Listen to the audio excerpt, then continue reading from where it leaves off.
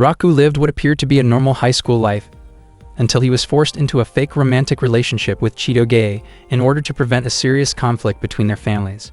While pretending to be in love, Raku became trapped in a complicated romantic situation as several girls connected to a forgotten childhood promise began to appear in his life, each of them holding a key tied to his past. Pulled between obligation, slowly growing feelings, and a promise he could barely remember, Raku struggled to discover who truly held the key to his heart. 10 years earlier, Raku had made a promise with a childhood friend.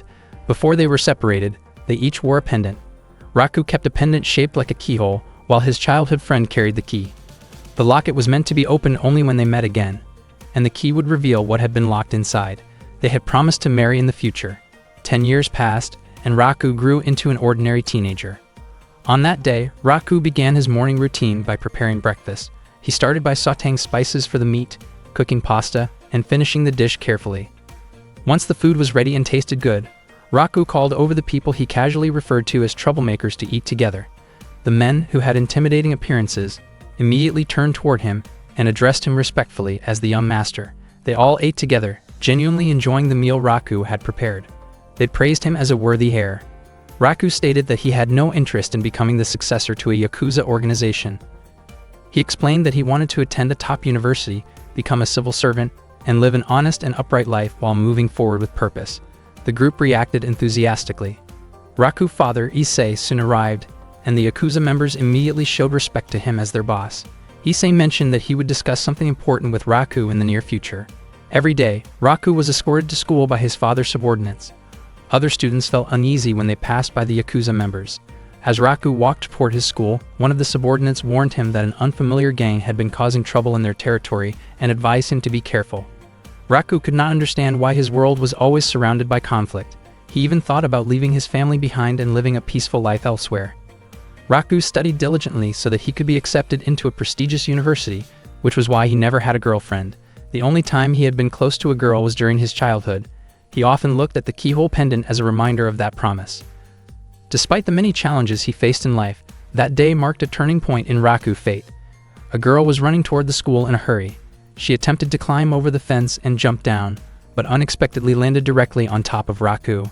The impact caused Raku's pendant to be thrown aside. The girl apologized and quickly left the scene. Raku was left confused by what had just happened. Raku then entered his classroom, where Shu and Onodera were surprised to see him. Onodera noticed that Raku's nose was bleeding and showed concern, but Raku reassured her that he was fine. He explained that a girl had accidentally landed on him earlier. Shu was confused, wondering what kind of person would climb a fence and cause such an incident. Raku asked Shu to believe him. Onodera gently handed Raku a bandage to stop the bleeding. Raku was surprised by how close he felt to Onodera at that moment. He even felt that enduring the mishap was worth it just to be near her. Raku felt relieved and happy that he could talk with Onodera, even though he had expected the day to continue going badly. That morning, their homeroom teacher, Hyoko, informed the class that they would be welcoming a transfer student. She then introduced the new student. The transfer student turned out to be the same girl who had collided with Raku earlier that morning. She introduced herself as Chitoge, a transfer student from America with Japanese and American heritage. She spoke Japanese fluently and quickly captured the attention of the class with her bright personality. Her appearance and confidence impressed many of the students, and the classroom atmosphere became lively. Hyoko instructed Chitoge to take a seat in the back row. When Chitoge and Raku locked eyes, both of them were visibly surprised. Raku internally labeled Chitoge as a fierce and troublesome girl, while Chitoge appeared equally displeased. Raku still felt unsettled by the earlier incident, while Chitoge believed she had already apologized sufficiently. The students were shocked by the obvious tension between them.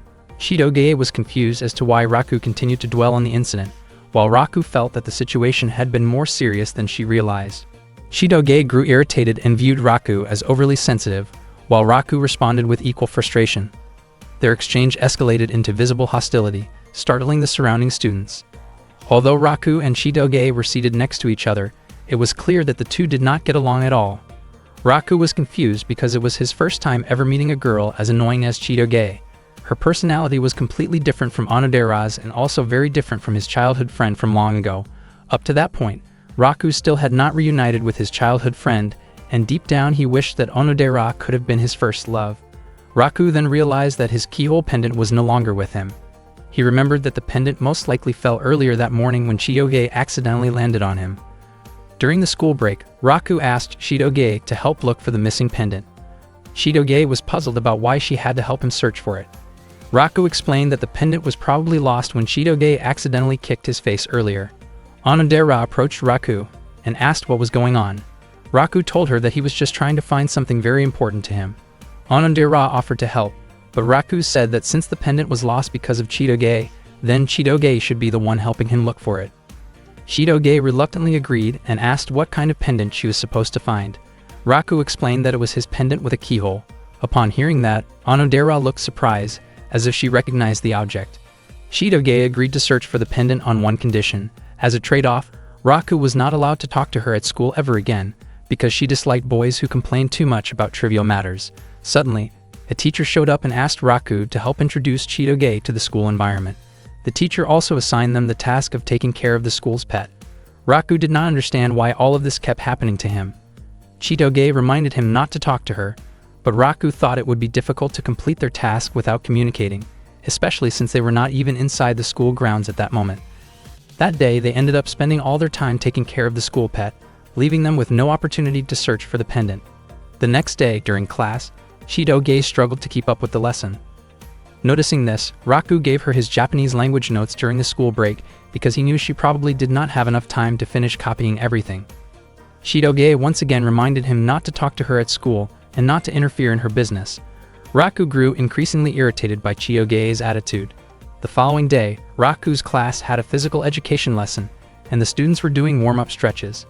At that time, Shu asked since when Raku had become close to Chitoge, because Raku was often seen together with her after school. Raku denied being close to her. Shu commented that Chitoge was very beautiful, and that many boys were curious about her. Raku completely disagreed with the idea of Chitoge being considered beautiful. During the class, Chitoge managed to perform an impressive move on the bar, and her classmates cheered and praised her. In Raku's mind, her beauty felt exaggerated and awkward. Chitoge noticed his reaction and responded by acting recklessly, causing a small commotion that the teachers quickly put under control. When Raku arrived home, he still could not believe Chitoge's wild behavior and wondered what kind of environment she had grown up in. Suddenly, one of the Yakuza members mentioned that there was trouble involving a rival group in Alley 3, and they rushed out to deal with the situation. It could be said that Raku lived in a rather rough neighborhood. The next day after school, Onodera gave Raku some bandages to treat his injuries. Raku mentioned that Chitoge was a very intense and intimidating girl. Even so, Onodera thought that Raku was still being kind to Chitoge, since she had seen him lending his notes to her. Raku felt genuinely happy hearing that. Onodera then asked where Raku had bought the missing pendant. Raku explained that the pendant was a gift from someone 10 years ago. Onodera was shocked to hear that. Raku admitted that he had made a promise, which was why he had to keep the pendant with him at all times. Over the next few days, Raku and Chitoge continued searching for the pendant every time they walked home from school. Chitoge complained because despite searching for several days, they had made no progress at all. Raku then asked why Chitoge had suddenly transferred to the school. Chitoge explained that the move was related to her parents' work, but she refused to go into detail when Raku tried to ask more. She clearly did not want to talk about her personal life with him. As Chitoge walked past Raku, he caught her scent, which strangely made him feel as though he had smelled it somewhere before. After growing tired from searching, Raku went to the riverbank and thought about where he might have encountered that familiar scent in the past. Suddenly, he noticed a disturbance caused by a mafia group nearby. He could not believe that the situation around that area seemed to be getting more and more chaotic. The next day, Chitoge arrived late to help Raku search for his missing locket. She admitted that she was irritated because her friends had been spreading rumors that she was dating Raku. In reality, Chitoge did not feel close to him at all, and every day after school, she still chose to help him look for the locket because she believed it was the right thing to do as a decent person. At the same time, Onodera was walking toward Raku because she wanted to help with the search as well. However, she ended up overhearing a heated argument between Raku and Chitoge. The two of them were caught in a tense exchange, blaming each other for the situation. Chitoge could not understand why Raku was panicking so much over a lost locket. In her view, Raku was the type of guy who overreacted to small things, almost like someone who could not sleep without a childhood comfort item. Chitoge acknowledged that it made sense if the locket had been given to Raku by a girl he cared about, but she still could not understand why he kept clinging to such a childish memory from the past. She believed that the girl who gave him the locket had probably already forgotten about it. Chitoge continued to speak harshly, which eventually made Raku lose his temper. He told her to leave if she truly did not want to help anymore. Heavy rain began to fall, and Chitoge immediately walked away after Raku raised his voice at her. Raku never expected that he would end up seriously scolding a girl, and the realization left him shaken. The following day, Raku continued searching for the missing locket on his own. From a distance, Chitoge quietly watched him. At that moment, Raku recalled Chitoge's words about how his childhood friend might have already forgotten him. Those words frustrated him deeply. Suddenly, Onodera approached and informed him that Chitoge had been looking for him. Raku waited, confused about why Chitoge wanted to meet him. Not long after, Chitoge threw the locket toward him. Raku was stunned that she had managed to find it. Onodera later explained that even after their argument, Chitoge had continued searching for the locket in secret. Chitoge did not want Raku to know that she had been doing so all along. Chitoge had also slipped a short note inside the locket, stating that her task was finished and that Raku should no longer speak to her while they were at school. Raku realized that although Chitoge was often irritating, she also had a genuinely kind side. He also understood that some of the things she had said to him were not entirely wrong. It truly might have been time for him to let go of his childhood promise. Suddenly, Onodera expressed that she did not agree with Raku's decision to forget the promise. She believed that if the other person still remembered making that promise, then that person would surely feel hurt if Raku abandoned it, even if it was a promise made by two children. The fact that it existed meant that the person who made it cared deeply about him. Onodera apologized for saying something that might have sounded strange, but Raku did not mind at all. Instead, he felt grateful because her words helped him feel better. Onodera's face turned red as she looked at Raku. Raku realized that whether or not he would ever meet that person again, he should never forget the promise and must continue to keep it close to his heart. He thanked Onodera and then left. Onodera remained standing there, her face still flushed as she watched him walk away. She felt nervous, and once again, she could not bring herself to say what she truly felt. In truth, Onodera was the girl who had made that promise with Raku in the past. She felt foolish for being unable to confess the truth to him. That evening, Raku returned home, where Issei was already waiting to speak with him, just as he had mentioned before. Issei explained that a long-standing conflict between powerful groups was about to reach a critical point. Raku was shocked and wondered whether it was really acceptable for the situation to continue escalating. Issei then revealed that the leader of the opposing group was actually an old friend of his, and that the man had a daughter around Raku's age. Because of this, Issei planned to pair Raku with that daughter. Raku was stunned by the idea, but it turned out to be a strategic arrangement. If the heirs of both families appeared to be a couple, their followers would hesitate to take drastic action. Raku insisted that he did not want to be involved in such an arrangement. Issei asked whether Raku already had a girlfriend, but regardless of the answer, Issei made it clear that lives were at stake and that his decision would not change. Raku could not refuse his father, especially since the relationship would only be an act and would likely last just a few days. Suddenly, Raku heard a familiar voice. Issei then asked the girl who would be Raku's partner to come forward. To Raku's complete surprise, the girl was Chitoge. In that moment, everything finally made sense to him. Why Chitoge had suddenly transferred schools, why she avoided talking about her family, and why the scent around her had always felt familiar. It was the same sharp scent he associated with gunpowder.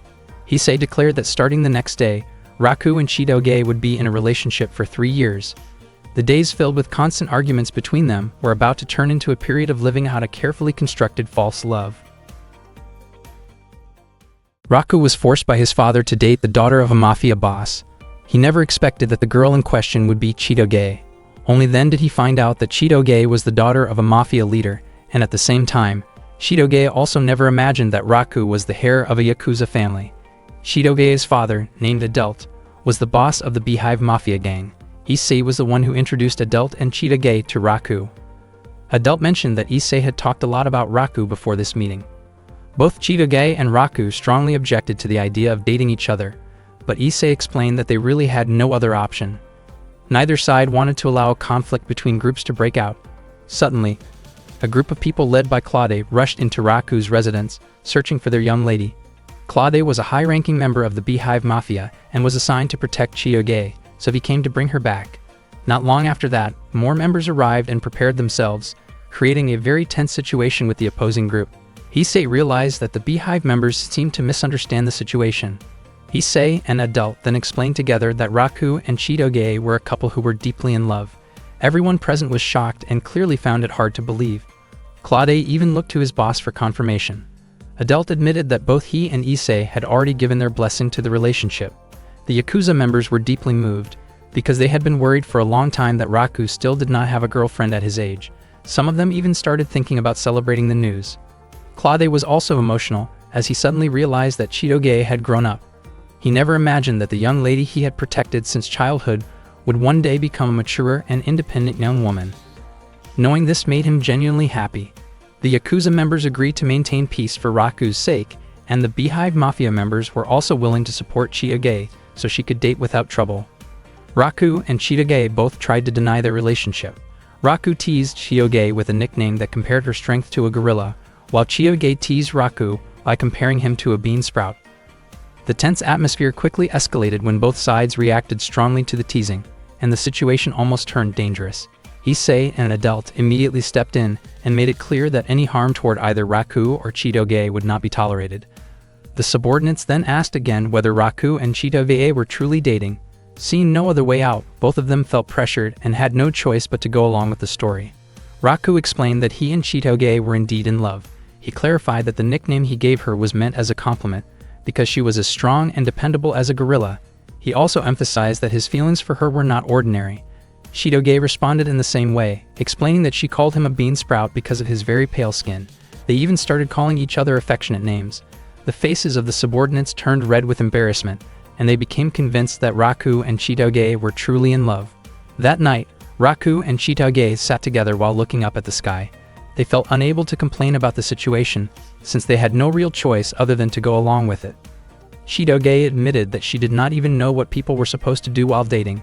Raku also confessed that he had no idea because he had never dated anyone before. Chitoge then admitted that she also had no dating experience, since she was not very good at romantic things. Raku thanked Chitoge for finding his locket. Chitoge explained that she felt bad hearing Raku constantly worrying about it. She became curious about why the locket was so precious to him and wondered if it was connected to someone important from his past. Raku then shared that the locket had been given to him by someone 10 years earlier. When his father once took him on a trip, he became close to a girl he met there. Before they parted ways, the girl gave him the locket as a symbol of their promise to meet again someday. Raku could no longer remember her name or face, but he still remembered the promise itself. He assumed that Chitoge might dislike something like that, because it involved holding on to the past. Chitoge explained that what she truly disliked were men who remained stuck in past mistakes and never tried to change themselves. As for a romantic promise like that, she actually found it sweet. Raku started thinking about ways to handle the situation, since dating Chitoge would definitely be exhausting for him. Chitoge, on the other hand, was also reluctant to date Raku. In the end, the two of them continued to tease each other, even though neither of them was happy about being in this relationship. The next morning, when Raku woke up from his sleep, one of his father's subordinates informed him that a guest had come to see him. Raku immediately went to meet the visitor and was surprised to find Chitoge there with her father. With a teasing grin on her face, Chitoge invited Raku to go on a date that very day.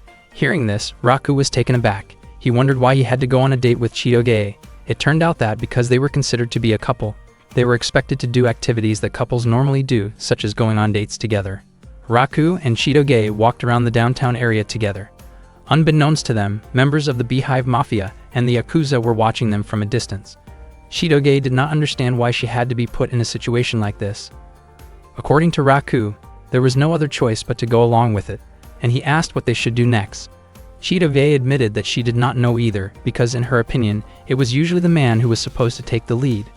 Raku had never dated anyone before, but he had often imagined his ideal date with Onodera.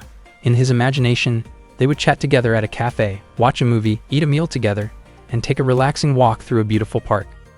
Raku suggested that they visit a cafe, but to his surprise, Chitoge kept criticizing the drinks and food that were served. After that, they went to a movie theater. Chitoge chose an action-packed movie, while Raku preferred an emotional film that was currently very popular. In the end, they decided on a romantic movie, since that was the kind of film people usually watched on dates. However, Chitoge ended up falling asleep before the movie was over. Raku never expected that a girl like Chitoge would look much cuter while sleeping than when she was being loud and restless. After the movie ended, Chitoge asked Raku to buy her some juice because she was thirsty. Raku felt irritated and realized once again that Chitoge really did not have a soft or gentle side at all. While Raku was buying the juice, Chitoge was approached by a group of rude men. She said that she was waiting for someone, but they kept bothering her. Even Claude and the others who were keeping watch from afar felt annoyed by the situation.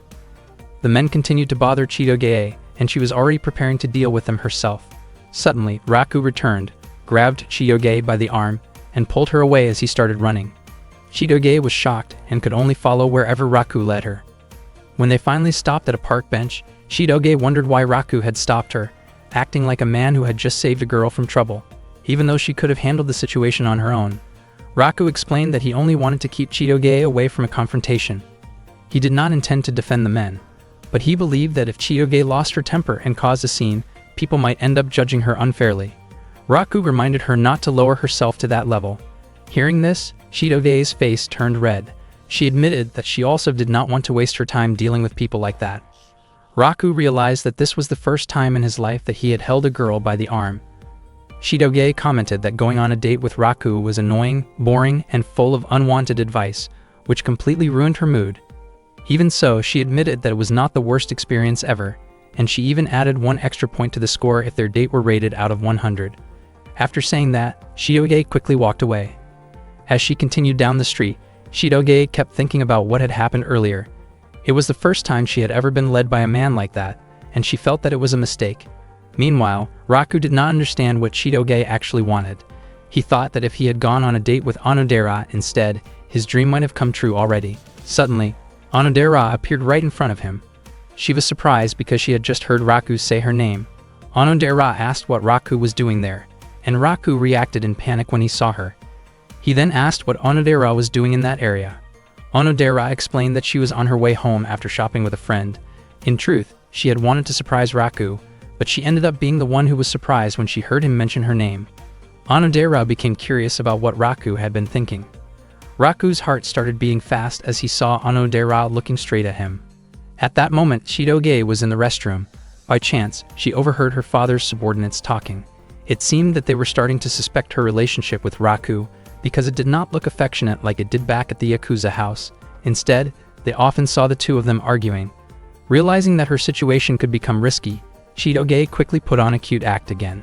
She approached Raku while calling him by an affectionate nickname, her face slightly flushed. However, the moment she reached him, her body froze when she saw that Onodera was standing there as well. Onodera did not expect what she had just heard. After hearing Chitoge call Raku by an affectionate nickname, she asked whether that meant Chitoge and Raku were dating. Raku and Chitoge immediately denied it, but they both realized that their father's subordinates were watching them closely. Raku had no idea what to do, especially because he did not want Onodera to think that he was in a relationship with Chitoge. Unexpectedly, Chitoge suddenly held onto Raku's arm and claimed that she and Raku really were a couple who had just started dating. Onodera was shocked by that statement. Raku froze, unsure how to react. Chitoge then urged Raku to go along with it. She understood that Raku would feel embarrassed if their classmates found out, but at that moment, their safety was what mattered most. Maybe if it were only their classmates, Raku would not care. But the real problem for him was that he did not want Onodera to believe he was dating Chitoge. Onodera admitted that the news surprised her because she had never known about it before. Raku tried to deny it again, but Chitoge kept insisting on the opposite. Feeling irritated, Chitoge lightly stepped on Raku's foot to get his attention, then excused herself and left. Onodera asked whether it was really okay to let Chitoge go home alone. Raku replied that it was fine because he would catch up with her later. Meanwhile, Claude felt that even though he could not follow Raku and Chitoge everywhere, something about their relationship seemed off to him. He decided that he would eventually confront Raku for getting too close to Princess Chitoge, though his intention was more about setting things straight than causing trouble.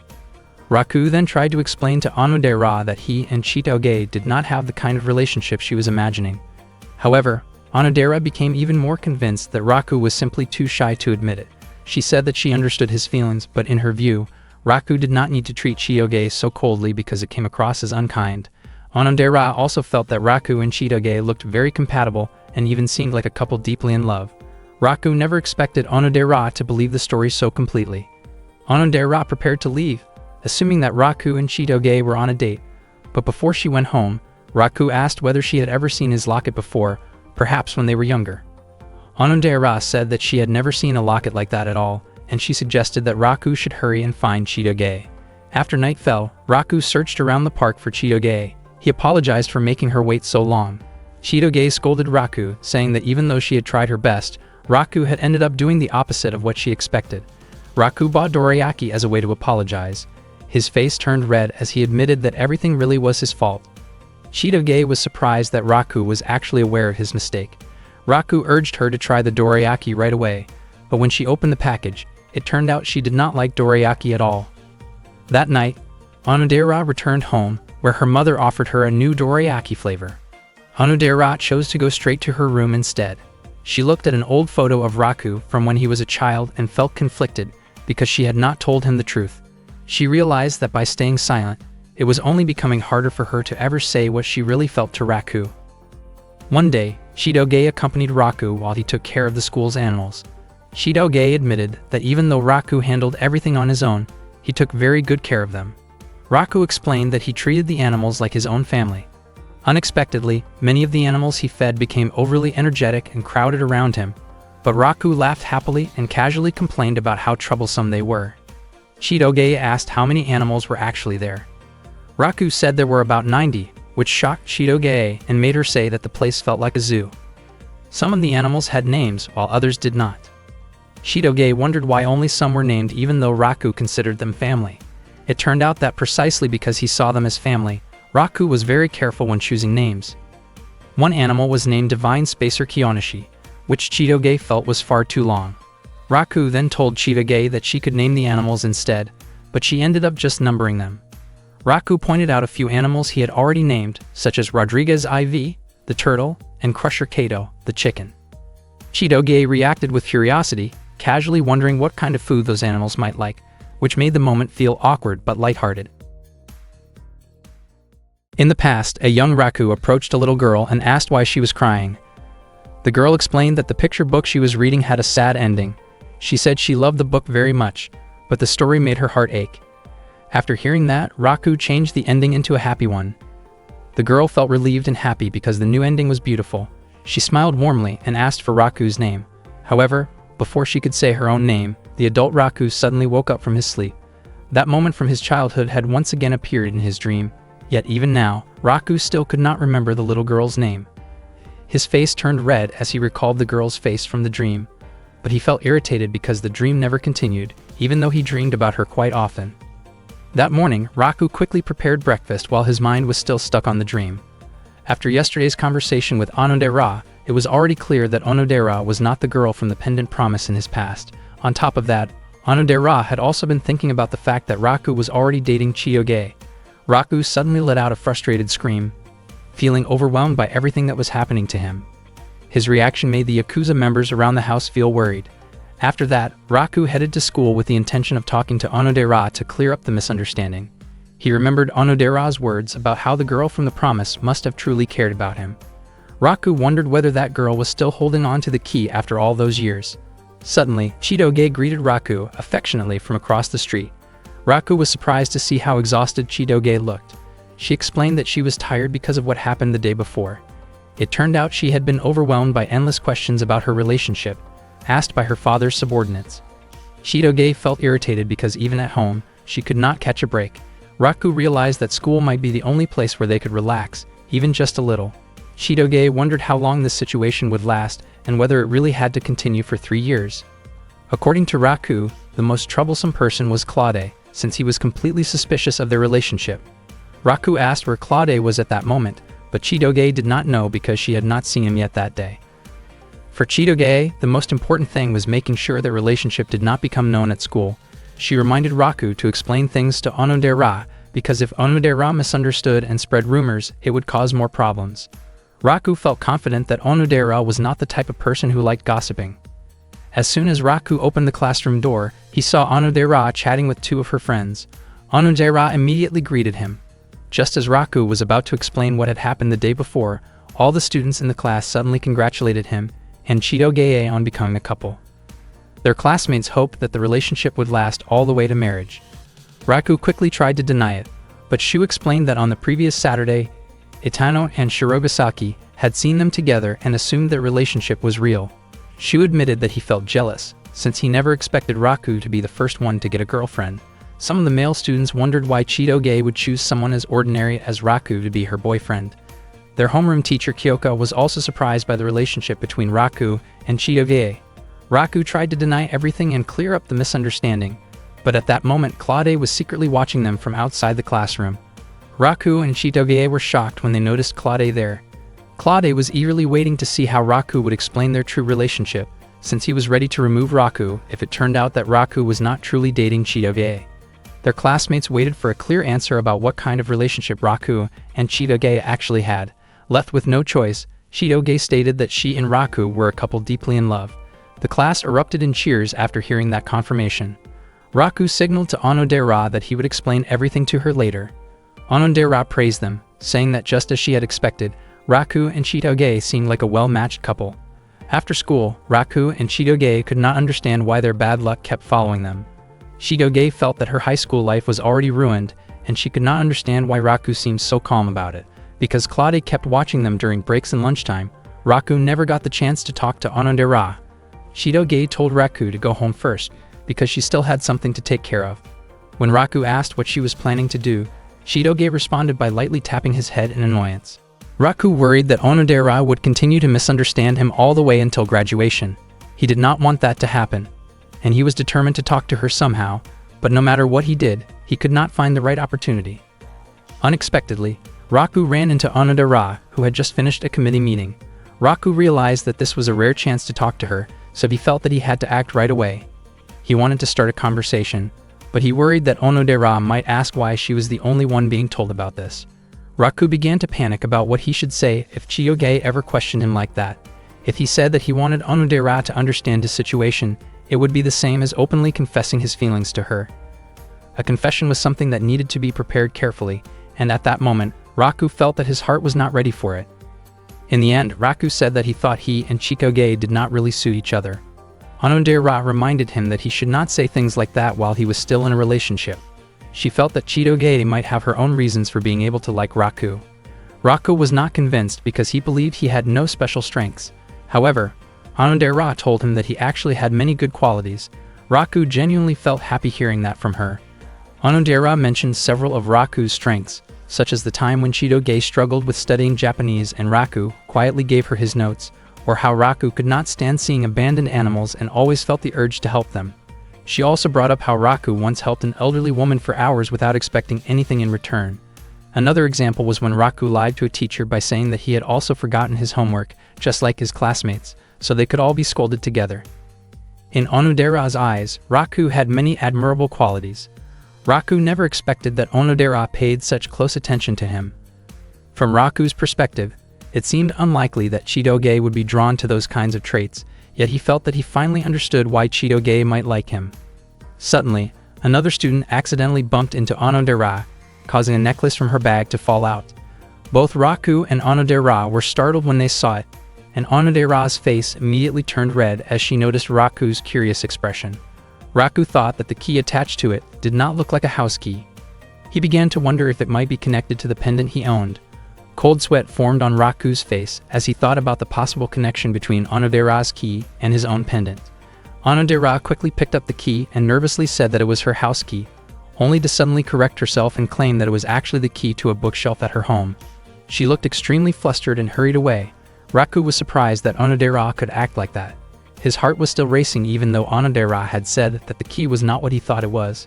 Despite that, Raku found himself hoping that Onodera might be the girl involved in that promise. He could not stop thinking about whether the key was really just for a bookshelf. Meanwhile, Onodera continued watching Raku from a distance, her face still red as she thought about him. Raku then realized that he had once again missed the chance to tell Onodera about the true nature of his relationship with Chitoge, but he believed there would still be another opportunity the next day. The next morning, Raku and Chitoge greeted each other warmly when they met in class. They were forced to act that way to avoid making Claude suspicious. Their classmates cheered happily when they saw how close the two of them looked. In reality, neither Raku nor Chitoge enjoyed keeping up the act, but they had to stay cheerful in front of everyone, especially since Claude continued to watch them from outside the classroom window. At that moment, Ruri, Onodera's close friend, admitted that she felt jealous of how close Raku and Chitoge seemed. During the lesson, Onodera kept staring at Raku again and again.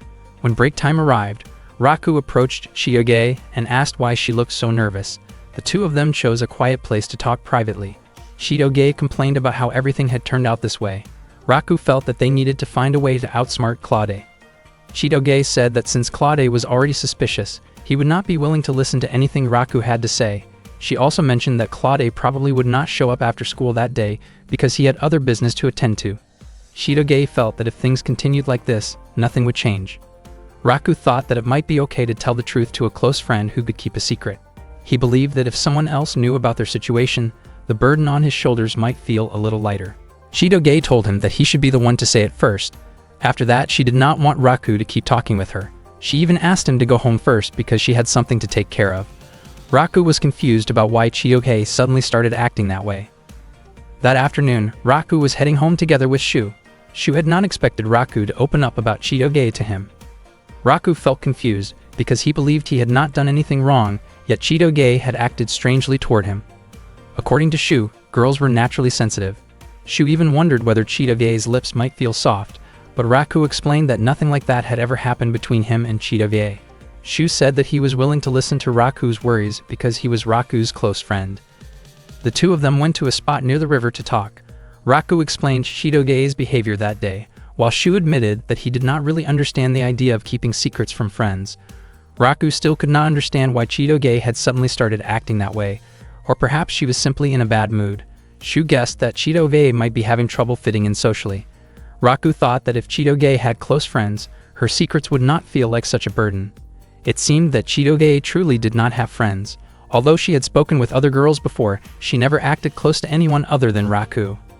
After school, when Raku turned in his assignment at the teacher's office, he asked about Onodera. Ms. Kyoko told him that Onodera had already gone home because there was no committee meeting that day. Raku felt disappointed, since that day had been a good chance for him to talk with Onodera. As he was about to leave, he suddenly remembered what Shu had said earlier, that Chitoge never acted close to anyone except him. Raku wondered why he was the one worrying about Chitoge. By chance, Raku overheard other students talking. They were discussing how Chitoge seemed distant whenever she talked with them. They admitted that it felt difficult to get close to a mixed heritage student like her, yet she looked friendly when she was with Raku. They felt as though Chitoge looked down on them. Raku immediately ran back toward the classroom. Only then did he realize that Chitoge really had been spending most of her time with him, ever since she transferred to the school. Especially when they were pretending to be a couple, Chitoge had pushed her own personal life aside.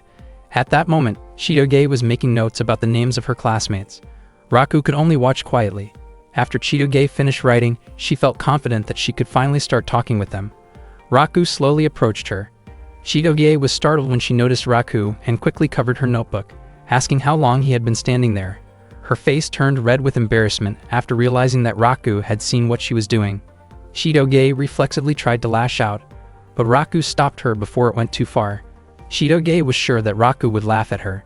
She admitted that she did not know any other way to get close to people and confessed that she had no idea how to approach classmates. Claude had been protecting her since she was little.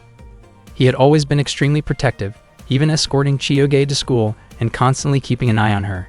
He also always tried to find out who she spent time with, which made it difficult for Chitoge to make friends. In truth, she wanted to live like a normal girl. She had thought that moving to Japan would mean no one would know that she was the daughter of a mafia boss, but the situation turned out to be no different. Chitoge herself wondered why she had ended up telling all of this to Raku. Raku felt that his own life was not that different from hers.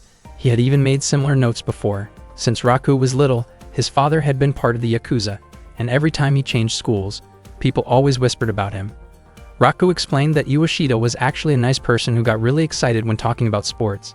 He suggested that Chitoge ask Suzuki about schoolwork because she was smart, and he hoped that Chitoge could get closer to Maria, who clearly wanted to talk with her.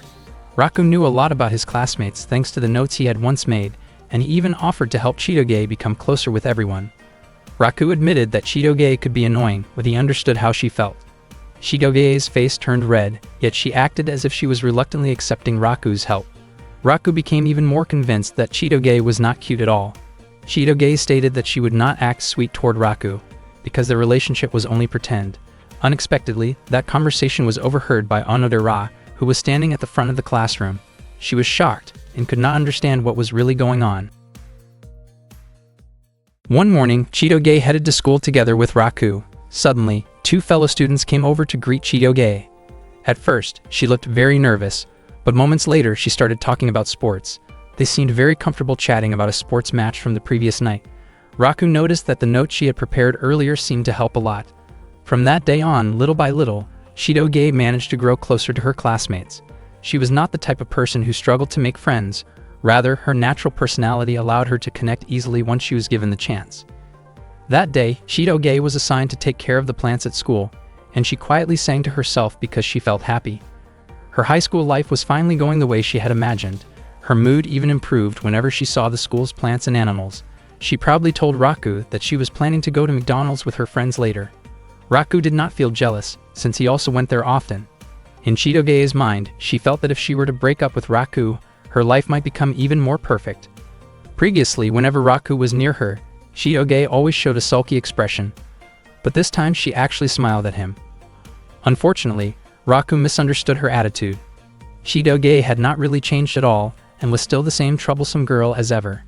At the same time, Ruri and Onodera were watching them from a distance. Ruri did not like how close Raku and Chitoge seemed to be. Instead, she was worried about Onodera's feelings, since she realized that her best friend had feelings for Raku. Hearing this, Onodera was surprised and tried to deny it, but Ruri was completely convinced that Onodera liked him. Onodera felt that she was nothing more than an obstacle, because Raku already had a girlfriend. Ruri confidently stated that she believed Raku also had feelings for Onodera. Onodera's face immediately turned red, and she could hardly believe what Ruri was saying. Ruri had been watching the two of them for a long time and even suggested that Onodera should try dating Raku. Onodera admitted that Ruri's words were painfully honest. Ruri gently patted Onodera's head and reminded her that there was no rule saying Onodera could not get close to someone just because that person liked someone else. Onodera realized that Ruri had a point. Ruri told her not to worry and promised to create an opportunity for her. She then walked straight toward Raku, making Onodera panic and worry about what Ruri might say to him. In the end, Ruri simply suggested having a group study session in Raku's room. Raku was surprised by the idea, but immediately agreed. After school, Raku invited Ruri, Onodera, Shu, and Chitoge to his house. They were greeted by members of the Yakuza. One of them, Ryunosuke, asked whether Raku was planning to hold a study session. Raku asked Ryunosuke to prepare some tea right away. He did not understand why Ruri had suddenly suggested studying at his place. He also never expected that Onodera, the girl he liked, would join them, which made him feel extremely grateful. Ruri then asked why Shu had come along as well. Shu explained that there was nothing wrong with him joining, especially since he and Ruri were both glasses-wearing classmates. Raku wondered if this had all been Onodera's idea and tried to get Ruri to admit it. At that moment, Raku and Onodera accidentally made eye contact, but Onodera quickly looked away. Her face turned red, and she could not bring herself to look at Raku. The group then headed toward Raku's room. Raku tried to calm his racing heart, but suddenly Chitoge started moving around excitedly in front of him, prompting Raku to wonder what was making her so nervous, or rather, so cheerful. Chitoge admitted that it was her first time ever studying in a group with friends, and wondered if it was wrong for her to feel that happy. When they arrived at Raku's room, Ruri was amazed by how spacious it was. Shu mentioned that it had been a long time since he had last been there. Chitoge, on the other hand, commented that the room felt small and had a strange smell. Raku felt irritated that Chitoge would say something like that in front of Onodera. Onodera's face turned red when she noticed the familiar scent of Raku's room, making her feel even more embarrassed. Once again, Onodera and Raku accidentally locked eyes, but she quickly turned her face away. She was truly too shy to look at him directly. Not long after, Ryunosuke arrived with tea for everyone. Raku picked up the tea tray, and Onodera hurried over to help him. However, when their hands accidentally touched, Onodera panicked and ended up tossing the tray into the air. Ryunosuke immediately became flustered and asked whether Raku was all right, while Onodera, overwhelmed with embarrassment, quickly apologized.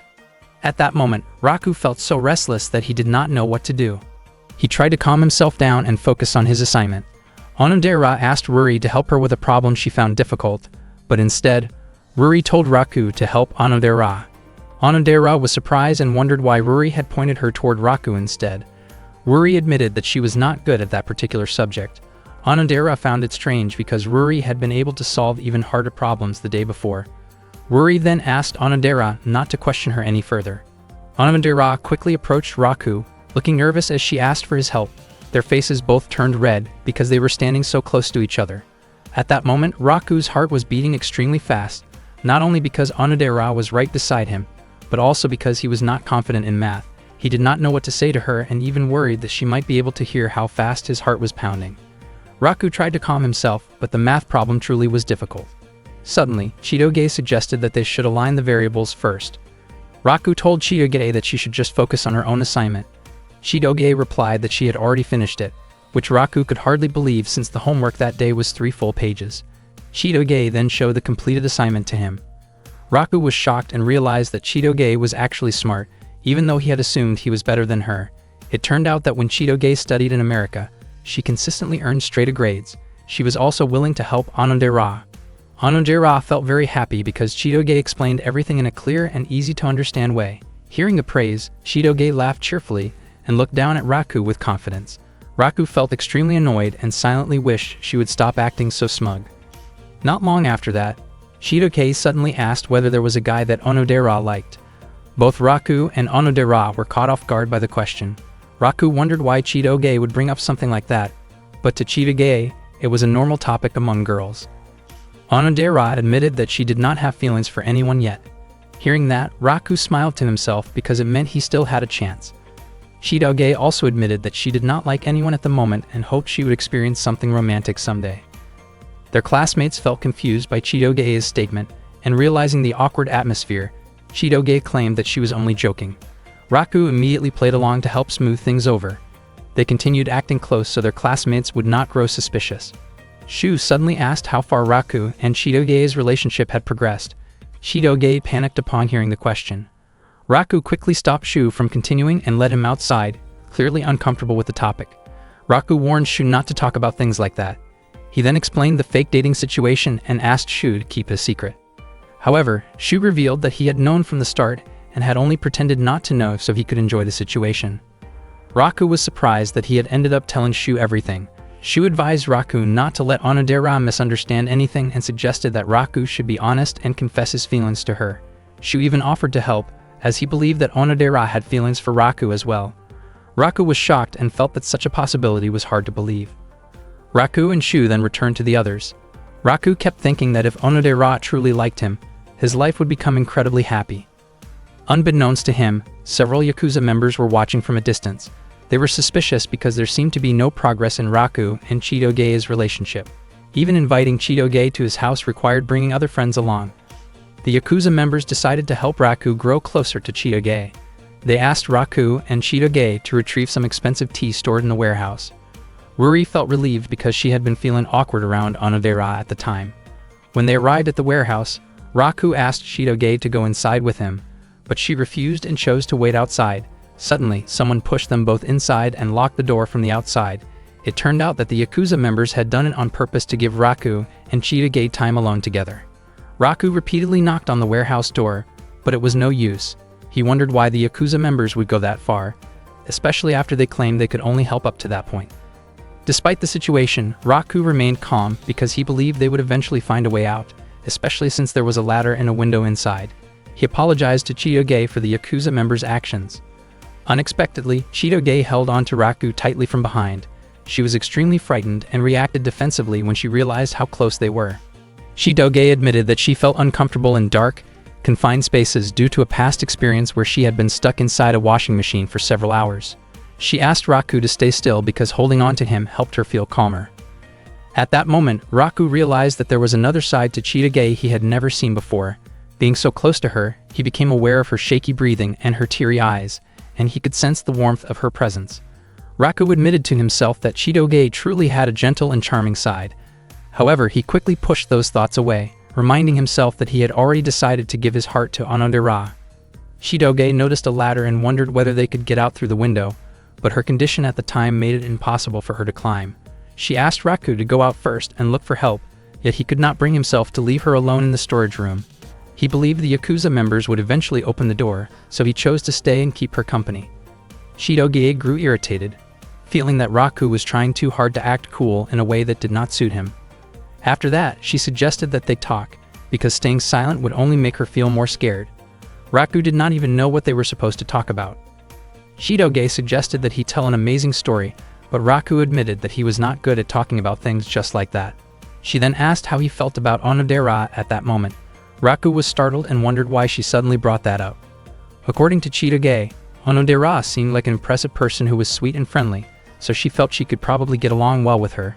Raku admitted that Onodera really was kind, warm, and thoughtful. He also thought that she was beautiful, neat, charming, and feminine, and he felt confident that Onodera was the kind of girl many people would admire.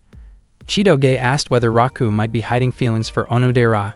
He panicked, realizing that she had noticed. Chitoge admitted that she agreed with his opinion about Onodera. She then suddenly wondered why everyone kept bringing up questions about kissing and whether it was really that important. Raku did not understand why people enjoyed talking about that topic so much. Chitoge commented that she would rather face something extreme than ever kiss Raku, though the remark came off as exaggerated and emotional rather than serious. Raku became convinced that she had never kissed anyone before. Chitoge, on the other hand, suspected that Raku was the inexperienced one, while she claimed to have kissed many people, explaining it as a form of greeting in other countries. Raku pointed out that they were talking about kissing on the lips, not a friendly greeting on the cheek. They kept arguing back and forth about the subject. As the debate went on and became more heated, Raku unexpectedly stopped feeling scared.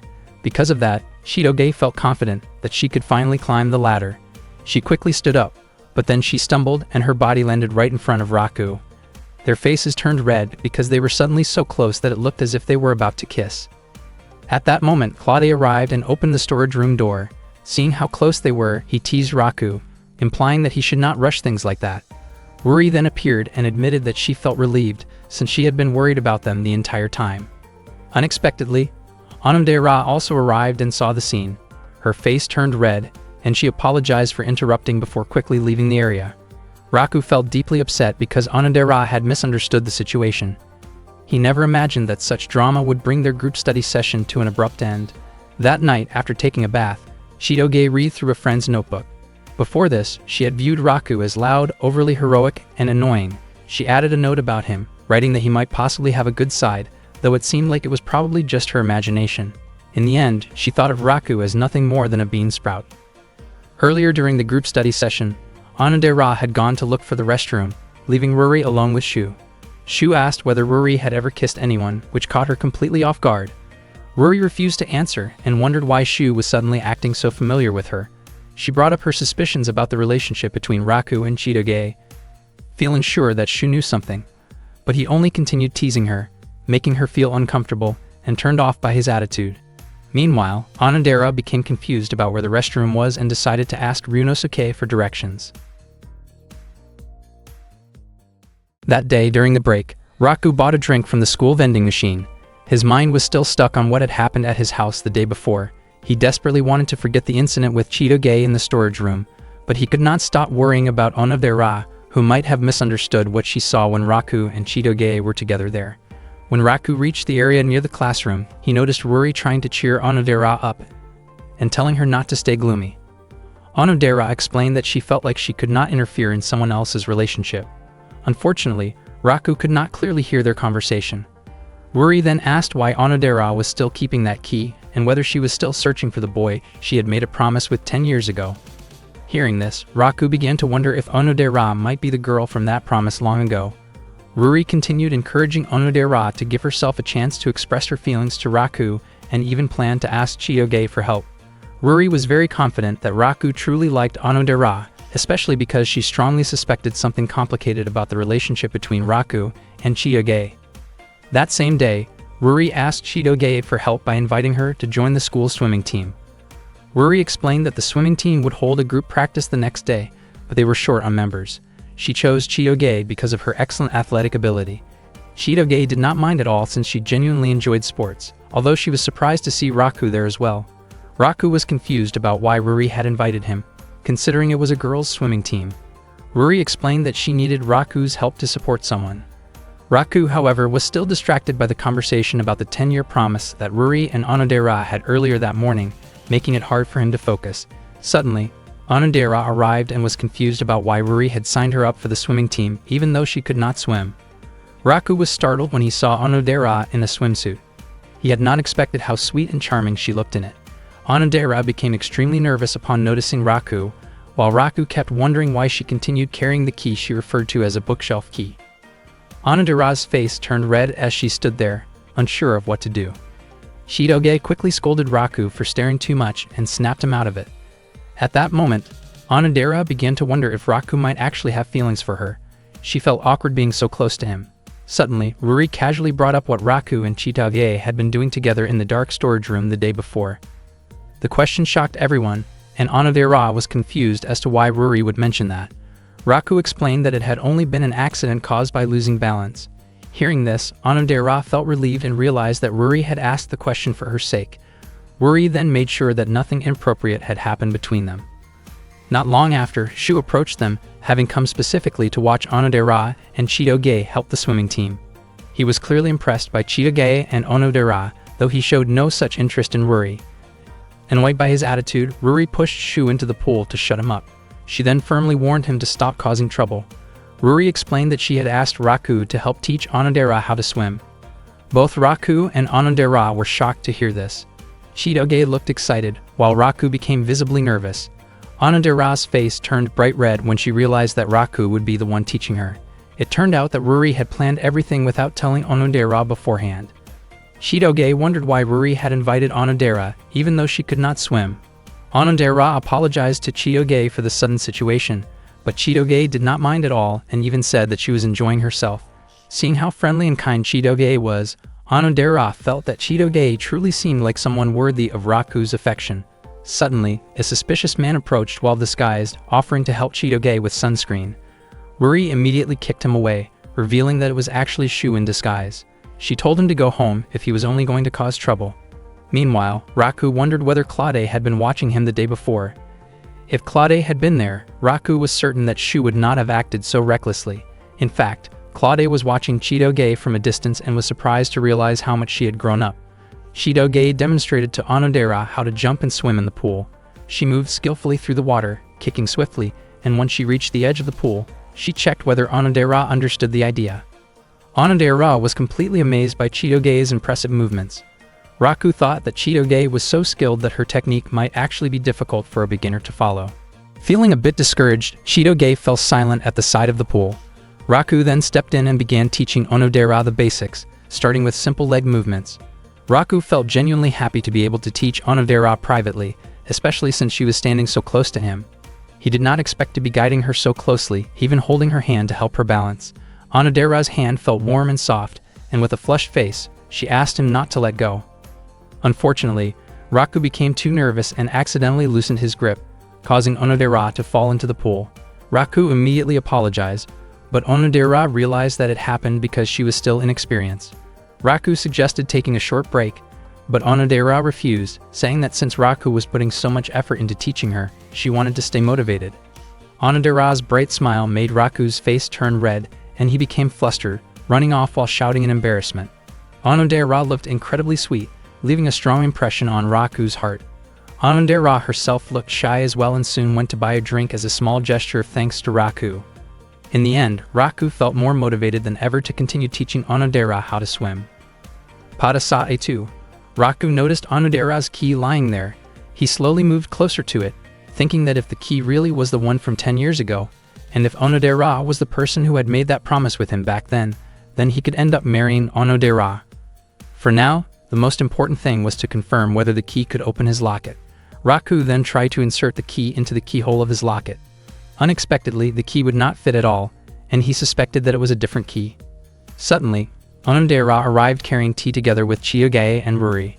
Raku was startled by their sudden appearance. Onodera looked confused and wondered why Raku was holding what appeared to be a key from the girls' changing room. The situation quickly escalated, and they restrained Raku, completely misunderstanding what was happening and assuming the worst about his intentions.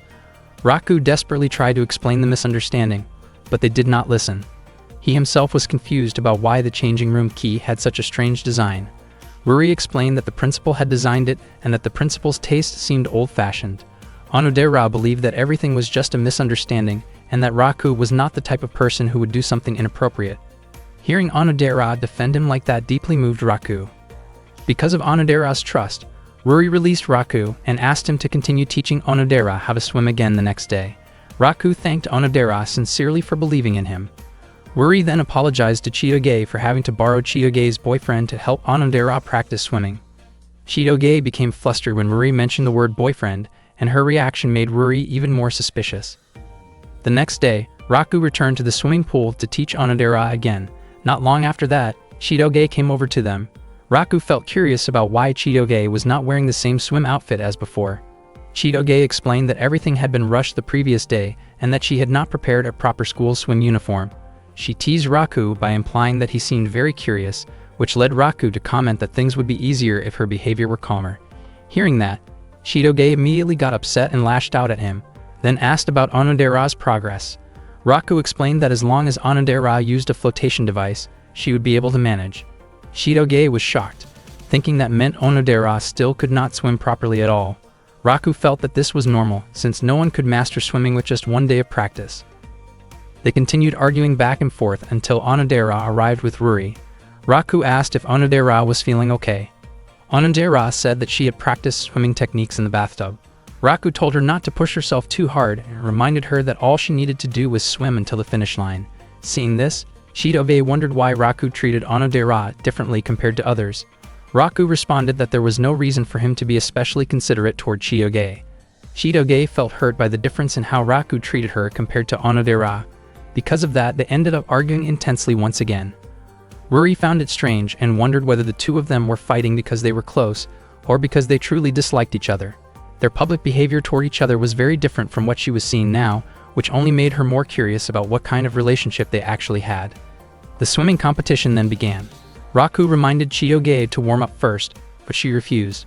Only Onodera wore a flotation device, since she was still unable to swim on her own. She encouraged herself to make it to the finish line. When the signal was given, all the participants jumped into the pool. Raku apologized to Ruri, feeling that just one day of practice was not enough to make Onodera skilled at swimming. Ruri was surprised that Raku took it so seriously, since she had only been joking. Still, Onodera was able to keep going and did not sink during the swim. Suddenly, Chitoge began to sink because both of her legs cramped up due to not warming up beforehand. Raku immediately jumped into the pool to save her. He managed to reach Chitoge and support her, and everyone there praised Raku for his quick action. He quickly brought Chitoge to the edge of the pool. Shu rushed over and asked about Chitoge's condition. Raku said that she had not swallowed much water, but after Shu checked her, he realized that Chitoge was not breathing. Everyone panicked. Shu told Raku that emergency breathing assistance was needed, which shocked Raku. He thought that this was not something he was prepared to do and wondered why it had to be him. Onodera's face turned red, and Ruri pointed out that Raku was the one who should do it, since he was Chitoge's boyfriend. Raku never expected that he would end up having to give emergency rescue breathing to Chitoge in front of so many people, especially with Onodera being there as well.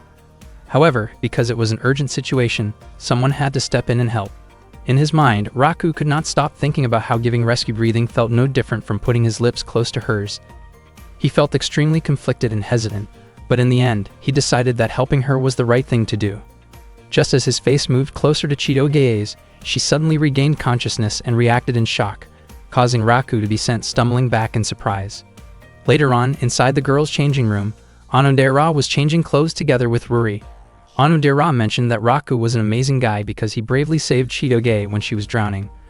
Ruri then wondered whether Onodera secretly wished that she herself had been the one in danger instead.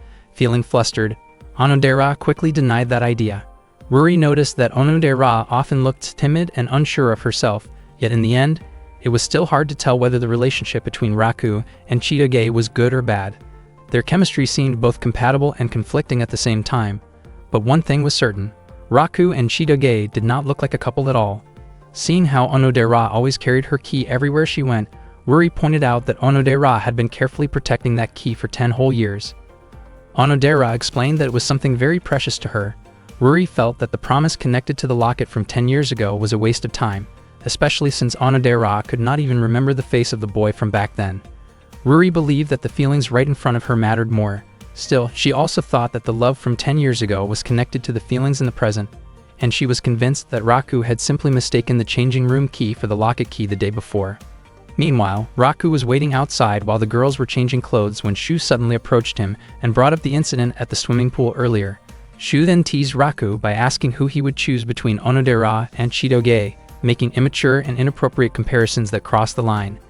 Hearing that careless conversation, Chitoge reacted immediately and, in her frustration, pushed both of them back into the pool to put a stop to it. Back when Chitoge was still in middle school, she once made chocolate for Valentine's Day. The subordinate members of her father's mafia group were asked to try it. The chocolate she made was actually quite bitter and tough to chew, but because they were intimidated by Claude, they forced themselves to praise it and said that Chitoge's chocolate was the best they had ever tasted. Later, on the way home from school, Shu asked Raku whether he had received any Valentine's chocolate. Raku said that he had received far too many, as it turned out that all the Yakuza members had given chocolate to him. Meanwhile, Onodera never found the courage to give her Valentine's chocolate to Raku, even though she had made it herself. Ruri noticed the chocolate and asked who it was meant for. Onodera said that it was not for anyone in particular, so Ruri asked if she could have it instead. Unexpectedly, after eating it, Ruri ended up feeling unwell because Onodera's homemade chocolate did not turn out right. During the New Year's celebration party, Chitoge was invited to Raku's residence. The Yakuza members asked Raku to show his talent and skills in front of everyone. Raku then sang a song beautifully, surprising everyone who listened. At that moment, Chitoge realized that Raku was actually very talented when it came to singing. One day during the lunch break, Chitoge had lunch together with Ruri and Onodera inside their classroom. She opened the lunchbox she had brought from home, and the moment the lid was lifted, Ruri and Onodera were stunned by what they saw. Inside were fish roe, foie gras, caviar, lobster, fried pork cutlets, shark fin spring rolls, and even a filet mignon steak. Onodera became curious about what kind of job Chitoge's parents actually had. Chitoge looked nervous and said that she came from a normal family. Ruri found it hard to believe and realized that Chitoge was actually from a wealthy background. Chitoge herself noticed that the lunch she brought did not look ordinary at all. The three of them were getting closer and agreed to call each other by their first names only. Nearby, several male students looked delighted while watching the friendly interaction between the three beautiful girls. Chitoge apologized because she had been disqualified from the swimming practice match, even though she was supposed to help Ruri's team. Ruri said it was not a problem, especially since she had been the one who pushed Chitoge too hard from the start, and she was just relieved that Chitoge was still okay. Even though Ruri had done it for Onodera's sake, she still felt deeply guilty. Chitoge explained that the reason she had sunk was because of Raku, since everything he had said before the practice match had annoyed her. She even felt that, while she was unconscious, Raku had still tried to startle her, and in her eyes, he was nothing more than someone beneath her. Onodera then told Chitoge that the person who saved her was actually Raku. Chitoge's face instantly turned red, as she could not believe that the soft and unreliable Raku had helped her. Onodera said that Raku's actions the day before had been impressive, especially when he suddenly dove in to save Chitoge. Onodera also felt uncomfortable hearing Chitoge describe Raku in such a demeaning way. Chitoge began to feel bad for having lashed out at Raku twice. Ruri said that it was not too late for Chitoge to apologize and thank him properly. Chitoge insisted that she could never do something like that, but Onodera encouraged her and even offered to help. Chitoge eventually went to see Raku. She looked nervous about bringing up what happened the day before, but Raku misunderstood and thought she was talking about Shu's comment about her stomach looking a bit round. He promised he would never tell anyone about it. Chitoge was shocked, since that was not what she meant at all. Raku was also confused about why Chitoge had been so rough with him the day before, even though he had not said anything offensive. He even suggested that she might feel better if she balanced her diet by eating more vegetables and less meat. Chitoge became irritated and reacted harshly toward him again. After that, she tried once more to apologize, this time asking about Raku's favorite food. Instead of understanding her intention, Raku suspected that she might be planning something unpleasant and wondered what she was actually trying to do. Earlier, Onodera had suggested that Chitoge give Raku something as an apology. Chitoge handed him a peanut butter bread as a way to thank him for what happened the day before, but Raku said that he preferred chunky red bean paste instead. Chitoge grew annoyed once again and responded sharply toward him. Chitoge still did not give up and tried to meet Raku again later. She brought up the incident from when she had sunk in the pool and said that she had only just learned that Raku was the one who saved her. She admitted that she never expected Raku to be someone who could act so bravely. Raku's face turned red after being described as brave by Chitoge, and it was a relief to him that she did not feel uncomfortable about his attempt to help her breathe. Raku admitted that he had panicked because Chitoge had stopped breathing. Chitoge was surprised and wondered if Raku had truly been worried about her. Raku then asked why she did not seem bothered by it, even though it had been a first-time experience for him. Chitoge misunderstood and thought he was talking about saving her from drowning. She said that it did not scare her at all and that she actually felt happy about it. Raku was confused about why Chitoge felt that way and did not see it as a serious issue. He became even more surprised and confused by what seemed like hidden feelings from her. The misunderstanding continued until Raku finally mentioned the attempt to help her breathe, which made Chitoge angry and caused her to react strongly once again. At that point, Chitoge seemed exhausted and decided that she would never properly thank someone as annoying and foolish as Raku. Onodera tried to calm her down. Ruri remained unsure whether Raku and Chitoge were actually a good match or not. She asked whether Raku and Chitoge were truly dating. Chitoge was startled by the question, but she remembered that Raku had once said that secrets could be shared with close friends. In the end, Chitoge chose to be honest with them. Ruri and Onodera were shocked to learn that Chitoge and Raku were not actually dating. Chitoge explained that their parents had a unique relationship, and because of that situation, she and Raku had been forced to pretend to be a couple. She added that if the circumstances were different, she would never choose to be with someone like Raku. Hearing that, Ruri asked what Chitoge would do if another girl developed feelings for Raku. Chitoge said that she would not mind at all. She asked Ruri and Onodera to promise to keep the secret, because if it ever leaked out, the consequences would be disastrous. Ruri became curious about what Chitoge's family was really like. But Chitoge once again insisted that she came from an ordinary family. After that, Chitoge excused herself, saying she had to go take care of the animals. After Chitoge left, Ruri suggested that Onodera should finally confess her feelings to Raku as soon as possible. However, Onodera felt that doing so would be too sudden. Ruri warned her that if she did not act soon, someone else might take Raku away. Onodera admitted that she had almost given up on expressing her feelings to him, but she realized that this was a rare and valuable opportunity. She did not want those emotions to keep weighing on her heart, so she decided that she would try her best to confess her feelings to Raku. Onodera had no idea how she should do it, and even imagining the moment already made her feel embarrassed. Ruri encouraged her to be brave, and reminded her that she needed to keep trying no matter how difficult it felt. Meanwhile, Raku still did not understand the way girls behaved, especially Chitoge, whose actions often came across as rough and unpredictable.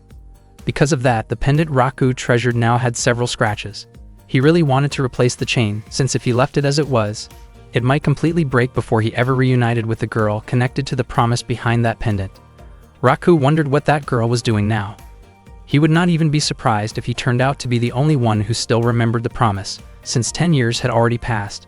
Suddenly, Raku accidentally bumped into someone carrying items, causing his pendant to fall and the chain to snap. Later, Raku arrived at the animal shed to help take care of the pets together with Chitoge. Because he arrived late, Chitoge scolded him for it.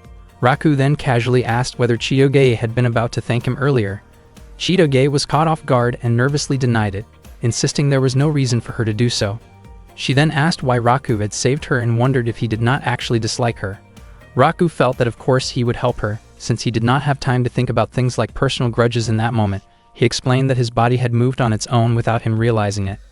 Raku believed there was some kind of hidden connection between the two of them. Even though their relationship was only an act, they were still technically a couple. Chitoge stayed silent, which made Raku think she had not heard him. Her face slowly turned red as she quietly expressed her gratitude for him saving her, and she also apologized for how harshly she had treated him before. After that, Chitoge said she was heading home. Raku stopped her because he had not heard her clearly, but her reaction once again came across as clumsy and defensive. Although Raku had not heard her words clearly, he was sure that Chitoge had thanked him. He wondered why she could not be a little gentler with him. As Chitoge walked away, she accidentally noticed Raku's pendant lying on the road. At the same time, Ruri asked Onodera what it was that she liked about Raku. Even though Ruri had been friends with both of them for a long time, she still did not fully understand that part. She admitted that Raku was not a bad person. Onodera found it difficult to put into words why she liked Raku so much. Suddenly, Raku entered the classroom and greeted them. Seeing that, Ruri quickly left so that Raku and Onodera could be alone together. Onodera's face turned bright red from nervousness. Raku was confused about why Ruri had run off so fast. Onodera truly wanted to confess her feelings to Raku, but not in such an abrupt situation. It turned out that Ruri was watching from a distance to make sure Onodera would not run away. Onodera's heart was pounding intensely, and she felt so nervous that she could not bring herself to say anything that day. Raku noticed how red her face was and wondered if she might have a fever. When he instinctively checked her temperature, it only made her feel even more flustered. Raku panicked and offered to take her to the hospital immediately. Onodera tried to calm him down, but Raku was still worried and believed she needed medical attention as soon as possible. Onodera smiled and admitted that this very side of Raku was the reason she had fallen for him. After checking the money in his wallet, Raku decided to buy some medicine, but Onodera gently stopped him by holding his hand. After that, Onodera began to explain that she still could not say it yet. Slowly, she started to express what she had been wanting to tell Raku, but suddenly a baseball flew toward them, startling them both. Raku scolded the students who were playing baseball nearby and immediately went to report the situation to a teacher. Before leaving, he asked what Onodera had been trying to say earlier. Onodera simply smiled and said that it was nothing. After Raku left, Onodera felt deeply disappointed. She had almost managed to confess, but once again, something had gotten in the way. Her heart was still racing as she tried to calm herself down. Meanwhile, Raku thought that Onodera might have been about to confess her feelings to him, since her words had sounded close to a love confession and her face had been so red. However, he quickly dismissed the idea, believing it was impossible for Onodera to like him, and that such a beautiful moment would never really happen. Onodera was walking home when she ran into Ruri, and the two of them decided to head back together. Onodera apologized because, in the end, she was unable to go through with it. Ruri commented that Onodera turned out to be weak, just as she had expected, but she also believed that Onodera had tried her very best.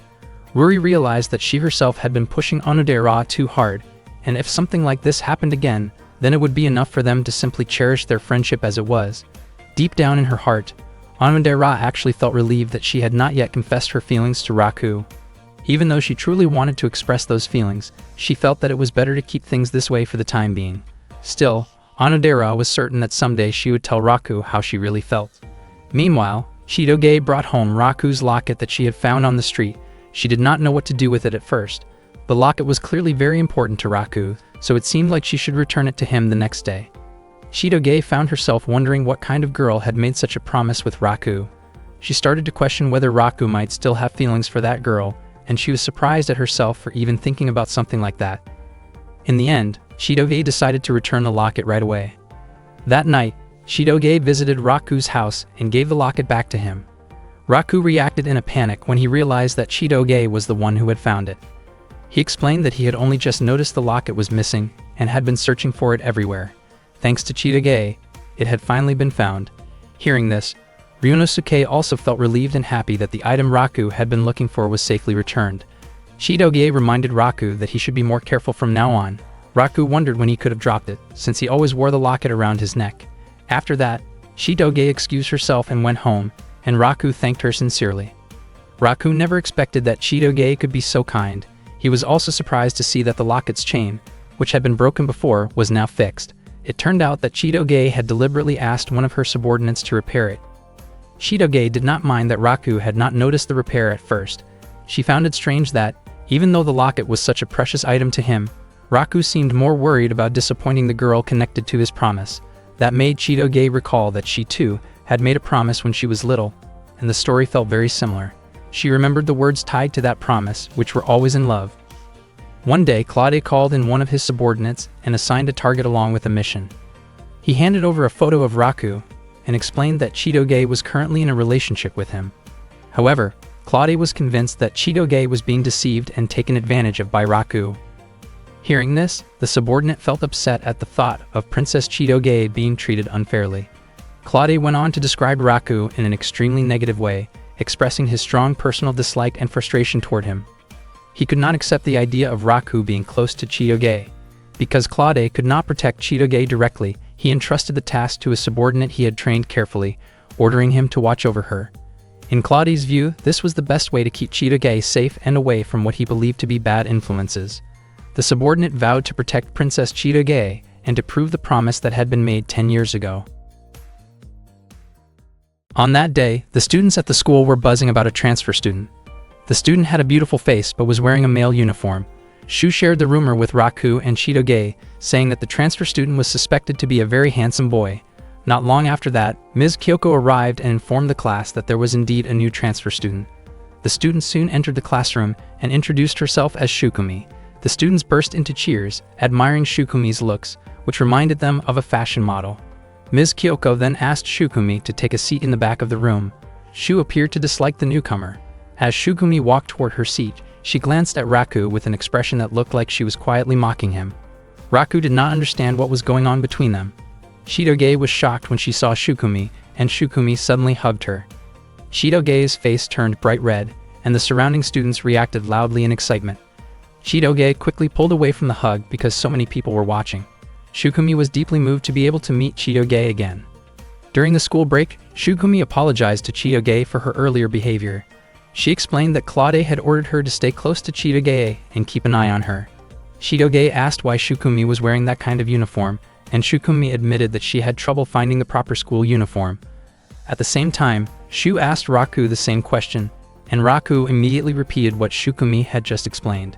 Shukumi revealed that she already knew about Chitoge having a new boyfriend and asked to be introduced to him. Chitoge then called Raku over and introduced him to Shukumi. Raku forced a smile and tried to act friendly. Shukumi said that she had heard many things about Raku and believed that he was someone reliable. Raku felt confused, since Shukumi was connected to the mafia yet looked completely ordinary and harmless. Shukumi formally introduced herself and mentioned that she and Chitoge had been friends since childhood. She also admitted that she had been thinking about Chitoge a lot lately. Without thinking, Raku accidentally referred to Chitoge using a teasing nickname. Chitoge quickly tried to cover his mouth and brushed it off as a joke. Raku felt puzzled, since Chitoge had previously claimed that she did not have any close friends. When lunchtime arrived, Shukumi tried to take care of Chitoge by offering her food, but Chitoge refused. Shukumi kept persuading her, recalling how they used to share meals when they were younger. Chitoge became irritated and asked Shukumi to behave more appropriately. Shukumi even brought Chitoge her favorite assam tea. She simply smiled and commented that Chitoge had become even more beautiful. Raku watched all of this in confusion, while Shu asked him if he was really okay, since his rival seemed quite strong. Chitoge finally snapped at Shukumi and told her to stop pampering her so much. Shukumi looked confused by Chitoge's reaction, as they used to be extremely close in the past and spent almost all of their time together. Frustrated, Chitoge walked off toward the restroom. Soon after that, Shukumi asked Raku to talk with her privately. Shukumi led Raku up to the rooftop so they could talk alone. She wanted to know whether Raku truly loved Chitoge sincerely. Raku was taken aback and nearly let the truth slip out. He insisted that he loved Chitoge very much, but Shukumi did not believe him and questioned how deep his feelings really were. Shukumi declared that she loved Chitoge deeply and was willing to give up everything for her. In a tense moment, Shukumi revealed just how serious she was by showing how far she would go to protect Chitoge, which left Raku completely confused and shaken. Shukumi felt disappointed, believing that Raku lacked the awareness and quick judgment needed to protect someone like Chitoge. She became convinced that someone like Raku would never be able to keep Chitoge safe. Shukumi suspected that Raku might be deceiving Chitoge and dragging her into a false relationship. She even questioned whether Raku had hidden motives related to territory or power. At that moment, Raku realized that Shukumi was far more dangerous than she appeared. Shukumi could not understand what made Chitoge fall for someone like Raku. And even if Chitoge was not being missiled, Shukumi did not want her to be drawn to someone she considered weak. She was simply too devoted to Chitoge to accept that. Shukumi believed that someone insignificant like Raku could never compare to her, and she was determined to take Chitoge away from him. She wanted to prove someday who truly deserved to be by Chitoge's side.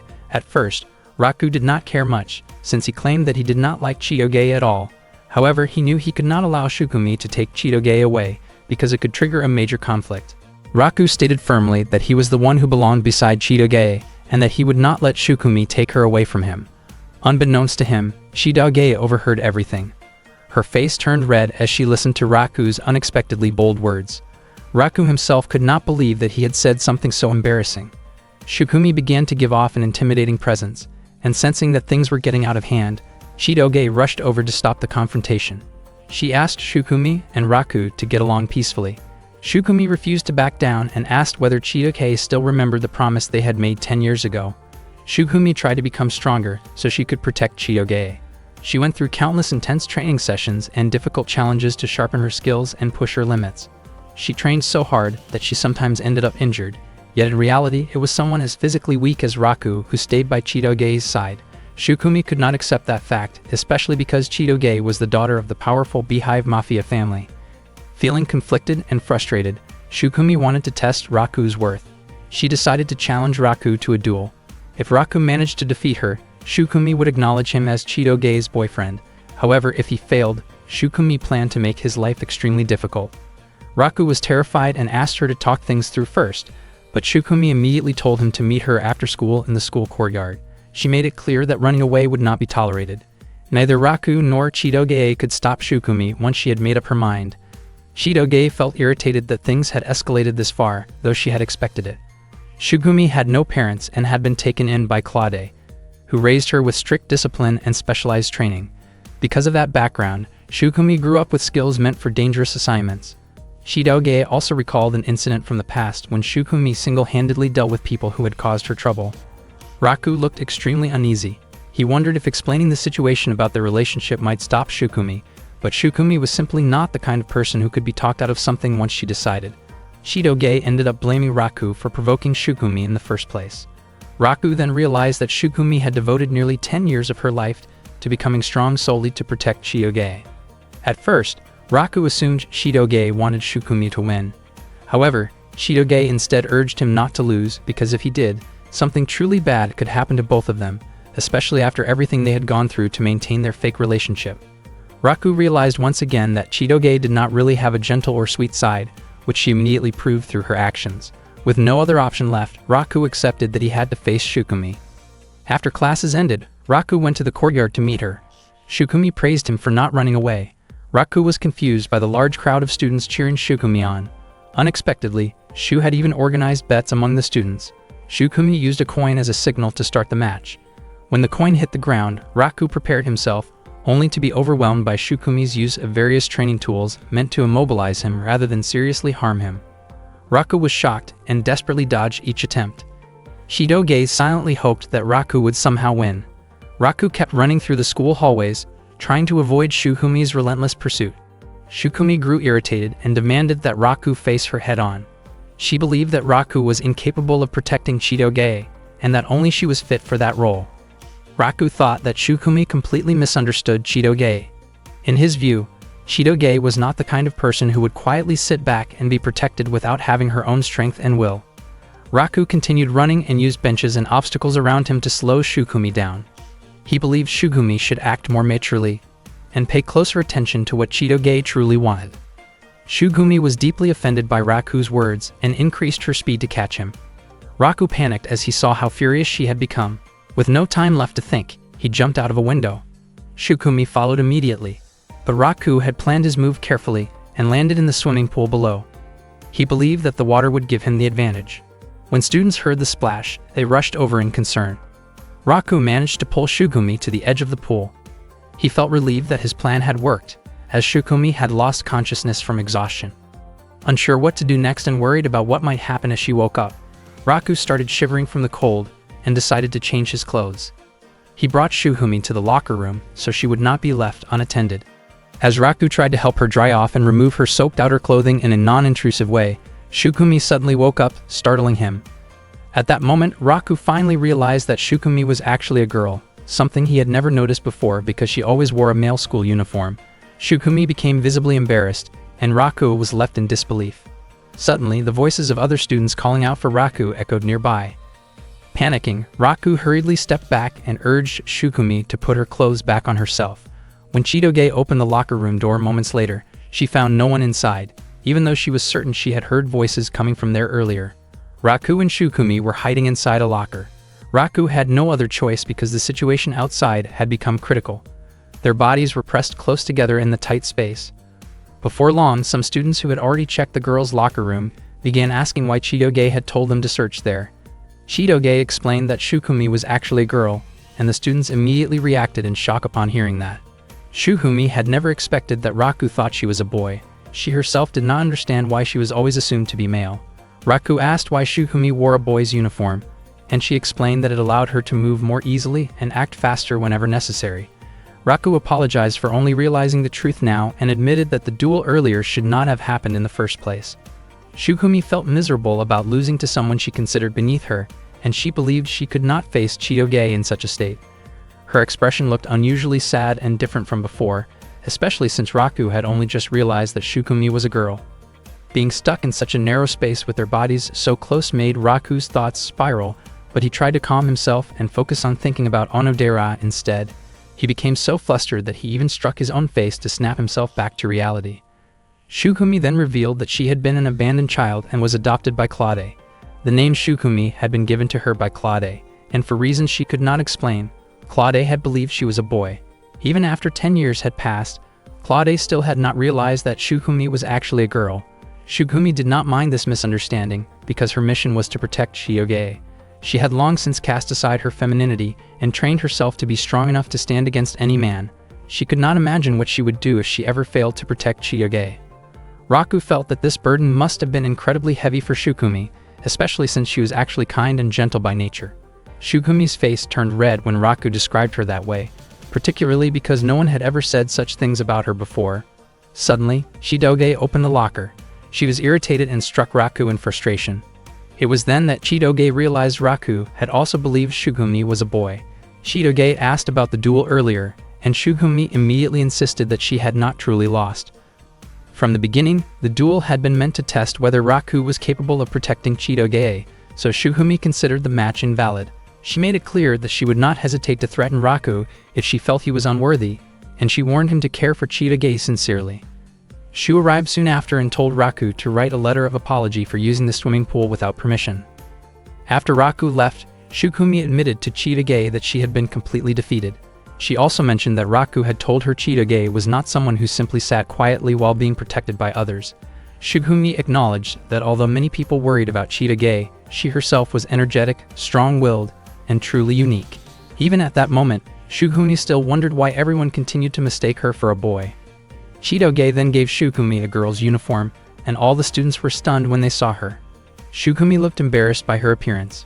Chitoge was confident that the outfit suited her and made her look cute, and she encouraged Shukumi to keep dressing that way since she was a girl.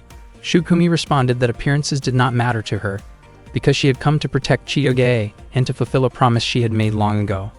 Chitoge had completely forgotten about that promise. She tried hard to remember, but nothing came to mind. Shukumi explained that the promise had been made when they first met as children, during a moment when they were spending time together at a bathing area with proper supervision. At that time, Shukumi had promised to become someone who would always protect Chitoge. Chitoge wondered why Shukumi still held on to that promise after all these years, but Shukumi considered it something incredibly precious. Chitoge praised Shukumi for being so dependable and cool for remembering a promise made 10 years earlier. Shukumi's face turned red again at the praise.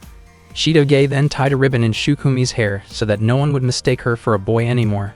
Shukumi thanked her, although she felt the ribbon was a little too feminine for her taste. When Raku later saw Shukumi, he complimented her and said she looked cute. Shukumi's face flushed red once more as she insisted that she was not cute. That evening, Shukumi quietly wondered whether it was possible that Chitoge had also forgotten the promise she made to her first love 10 years ago.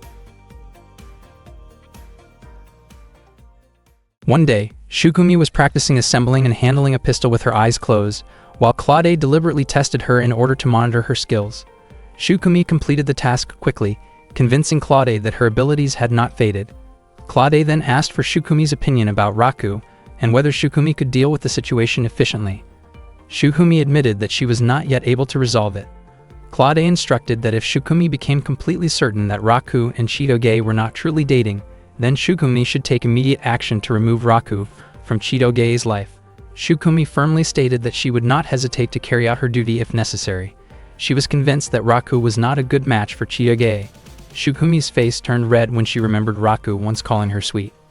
By that day, Shukumi had already been attending the same high school as Chitoge for 3 days. She introduced herself again to Ruri and Onodera, explaining that although her name sounded masculine, she was actually a girl. Shukumi apologized for not introducing herself earlier. Onodera admitted that she had been surprised because she initially thought Shukumi was a boy, while Ruri revealed that she had known the truth from the beginning. Not long after, Shu arrived and casually praised Chitoge's beauty. Shukumi immediately raised her guard because Shu was acting overly familiar with Chitoge. Chitoge reacted strongly and made it clear that Shu was also her friend. The male students felt relieved when they found out that Shukumi was female, and the female students in the class stopped cheering in admiration, although many of them continued to gather around Shukumi anyway. They clearly seemed to like her a lot. From Raku's point of view, Shukumi appeared capable of adapting to the environment.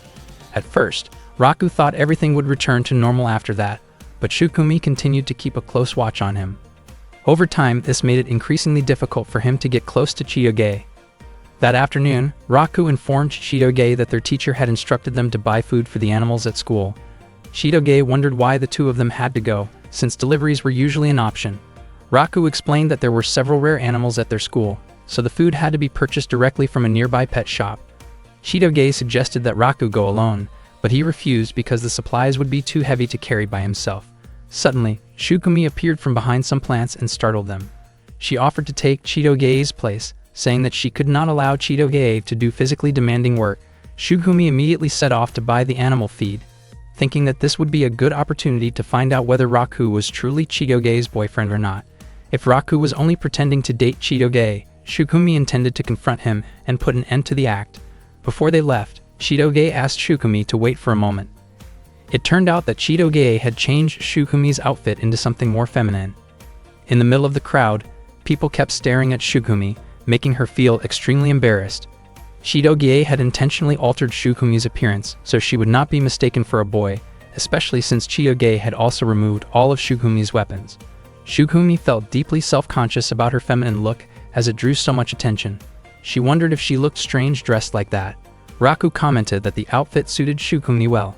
Hearing Raku praise her caused Shukumi's face to flush red, and she reacted sharply because she thought he was teasing her. When they arrived at the pet shop, Shukumi was captivated by a very cute white dog. Raku admitted that Shukumi's feminine appearance made her seem different. Shukumi became irritated when she noticed Raku staring at her, and she lost her balance while wearing high heels. Seeing this, Raku immediately caught her before she fell.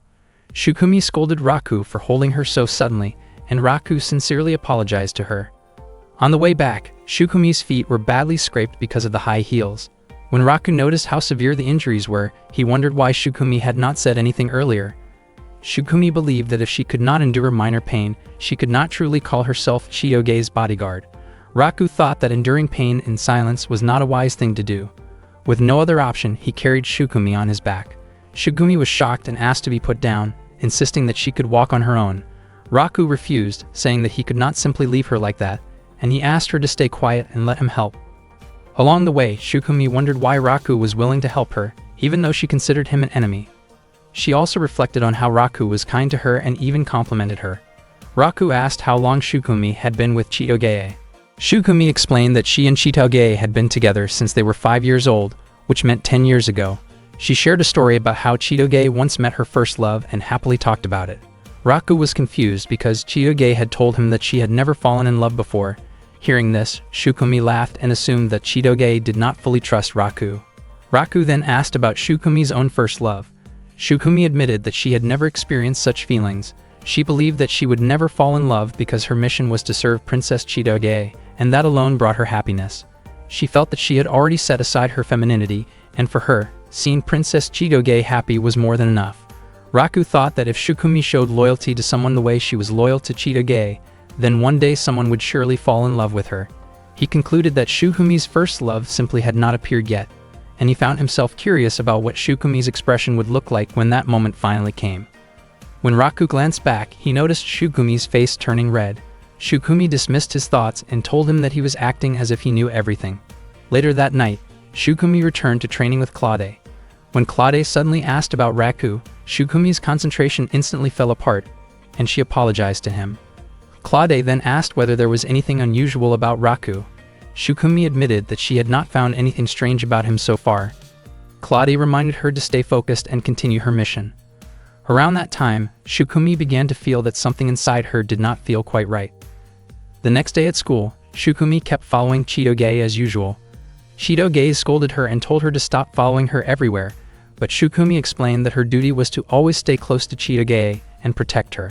Shukumi genuinely felt happy whenever she was with Chitoge. Not long after that, Raku arrived, and Chitoge immediately greeted him warmly. Unexpectedly, Shukumi became extremely nervous the moment she saw Raku. She asked him not to look in her direction, not to touch her, and not to talk to her. Raku was surprised and could not believe that Shukumi seemed to dislike him that much. Shukumi then urged Chitoge to leave right away. As Raku tried to help by brushing some dust off Shukumi's shoulder, Shukumi was startled and panicked, moving away in a flustered manner. Raku and Chitoge were both confused and had no idea what was going on with her.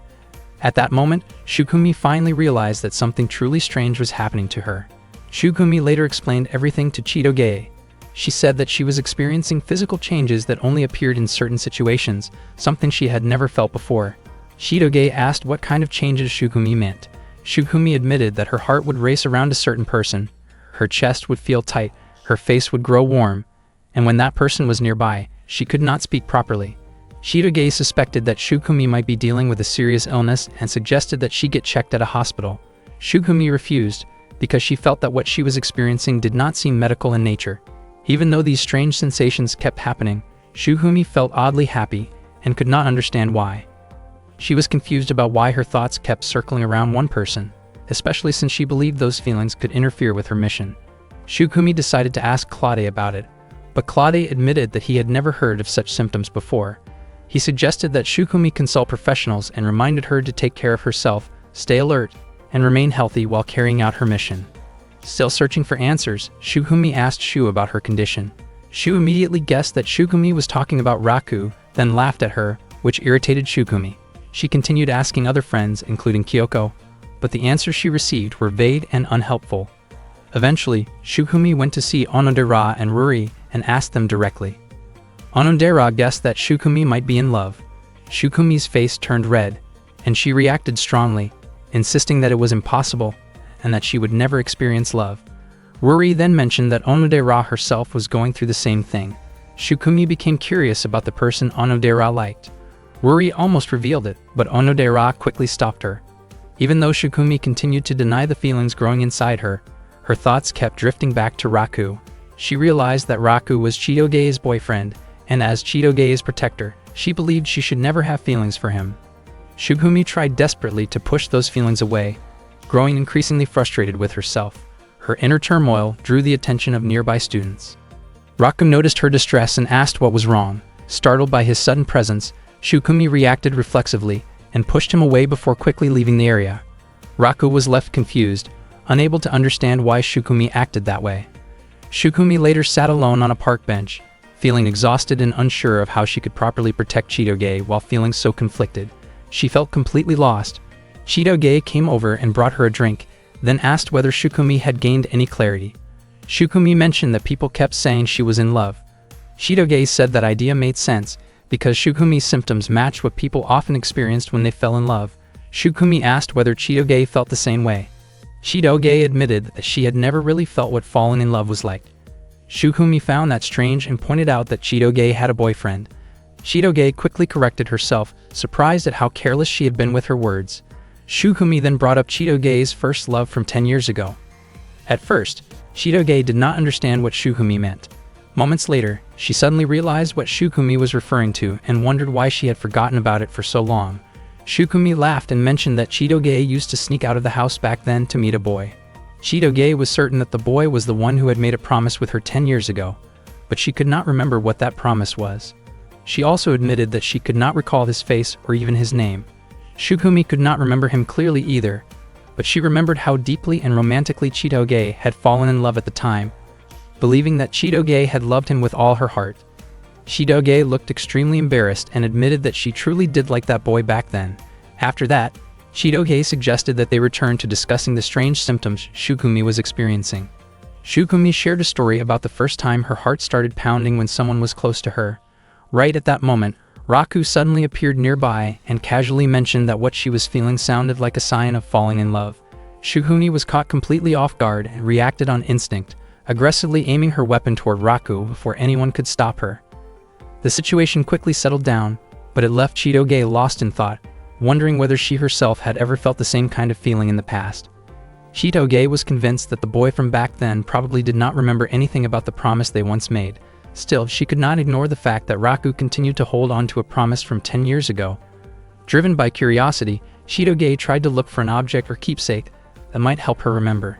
She opened her closet, which was filled with all kinds of belongings, and eventually came across an old diary. She found it strange that the diary was written in Japanese and began to wonder if she had once lived in Japan. She slowly flipped through the pages. An entry dated July 30 said that Chitoge could hardly wait for the next day so she could play again with the boy who was her first love. Another entry on August 2 described something frightening that happened while she was playing on a mountain slope. A large dog suddenly rushed toward her, and she twisted her ankle, leaving her unable to run. Fortunately, the boy came to her rescue, and she remembered feeling incredibly relieved and happy afterward. At that moment, Chitoge clearly recalled being attacked by a stray dog on the mountain and how the boy had ended up with a scrape on his forehead. Back then, she stayed by his side the entire time, waiting for him to recover. The entry from August 5 mentioned that the boy still had a scar, but his condition had improved, and they promised to go out and play together again. On August 9, Chitoge wrote about spending another joyful day playing with him, feeling truly happy. The August 12 entry described them playing by the river and catching a big fish together. Then, on August 15, Chitoge slipped between some rocks, but once again, the boy rushed over to help her. He always showed up whenever Chitoge cried. On August 18, she wrote about how happy she was simply because she got to spend the day playing with him. Reading all of this, Chitoge was surprised by just how happy she had been during that time. She had always believed she had never experienced love, yet it turned out she had felt it when she was still a child.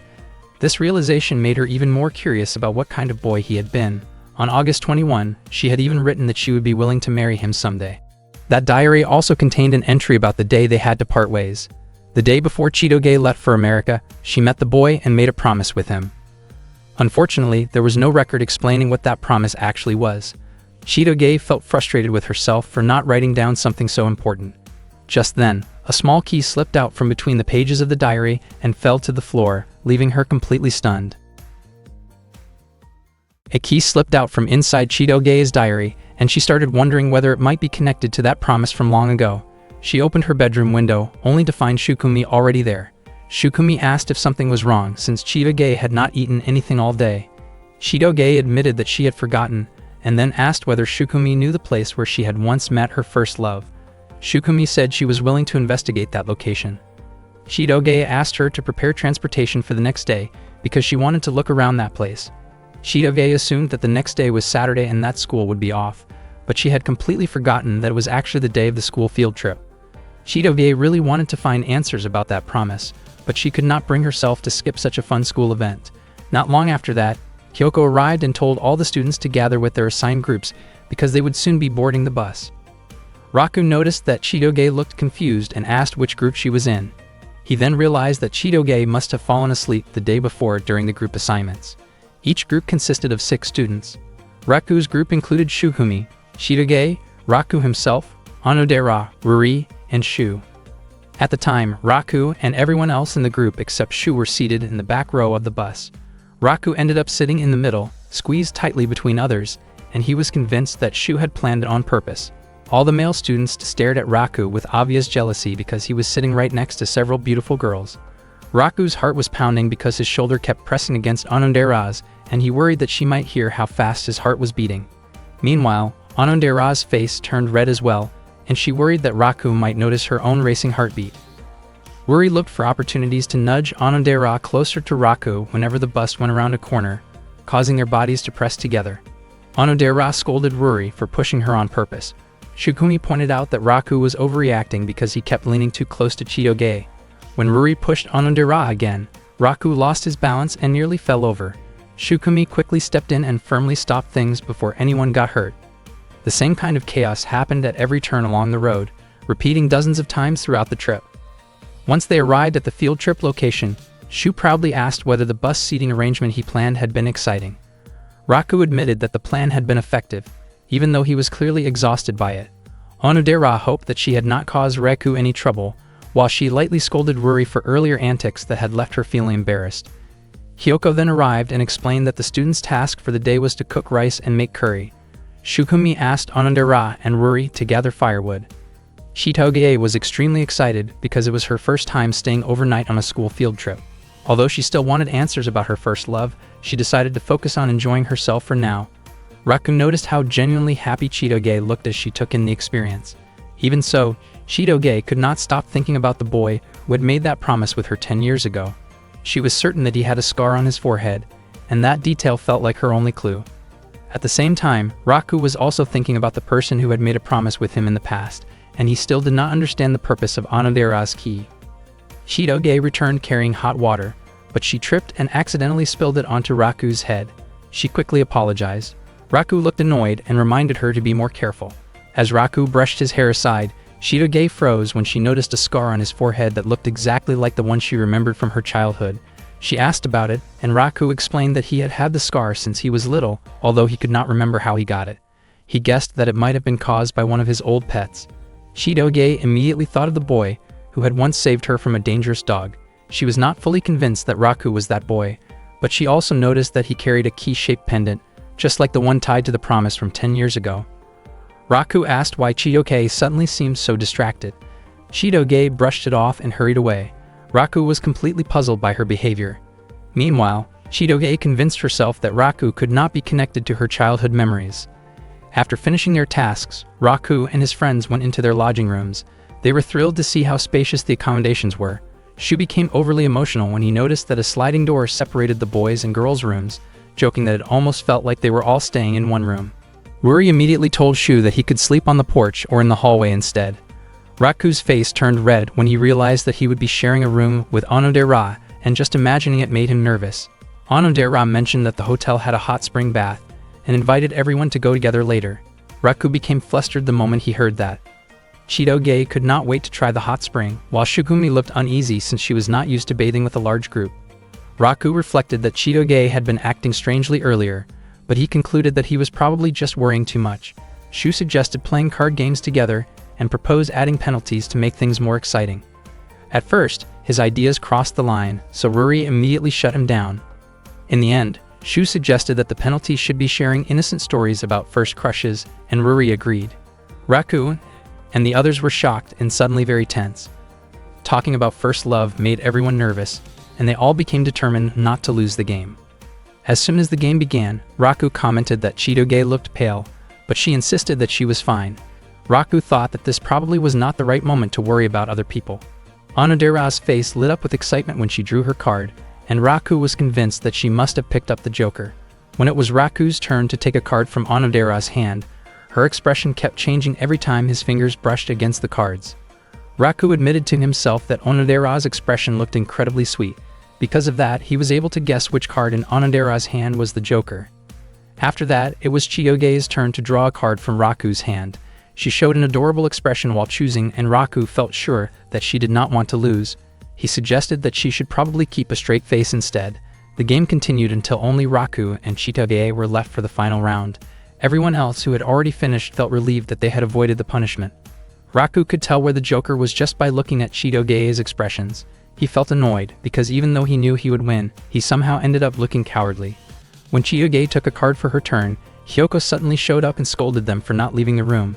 At that moment, Chiyoge ended up drawing the Joker and lost, but thankfully the punishment was ultimately not carried out. The students then enjoyed their meal together.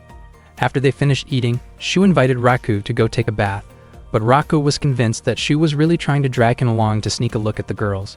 Shu denied it, explaining that the bathing times for boys and girls were different.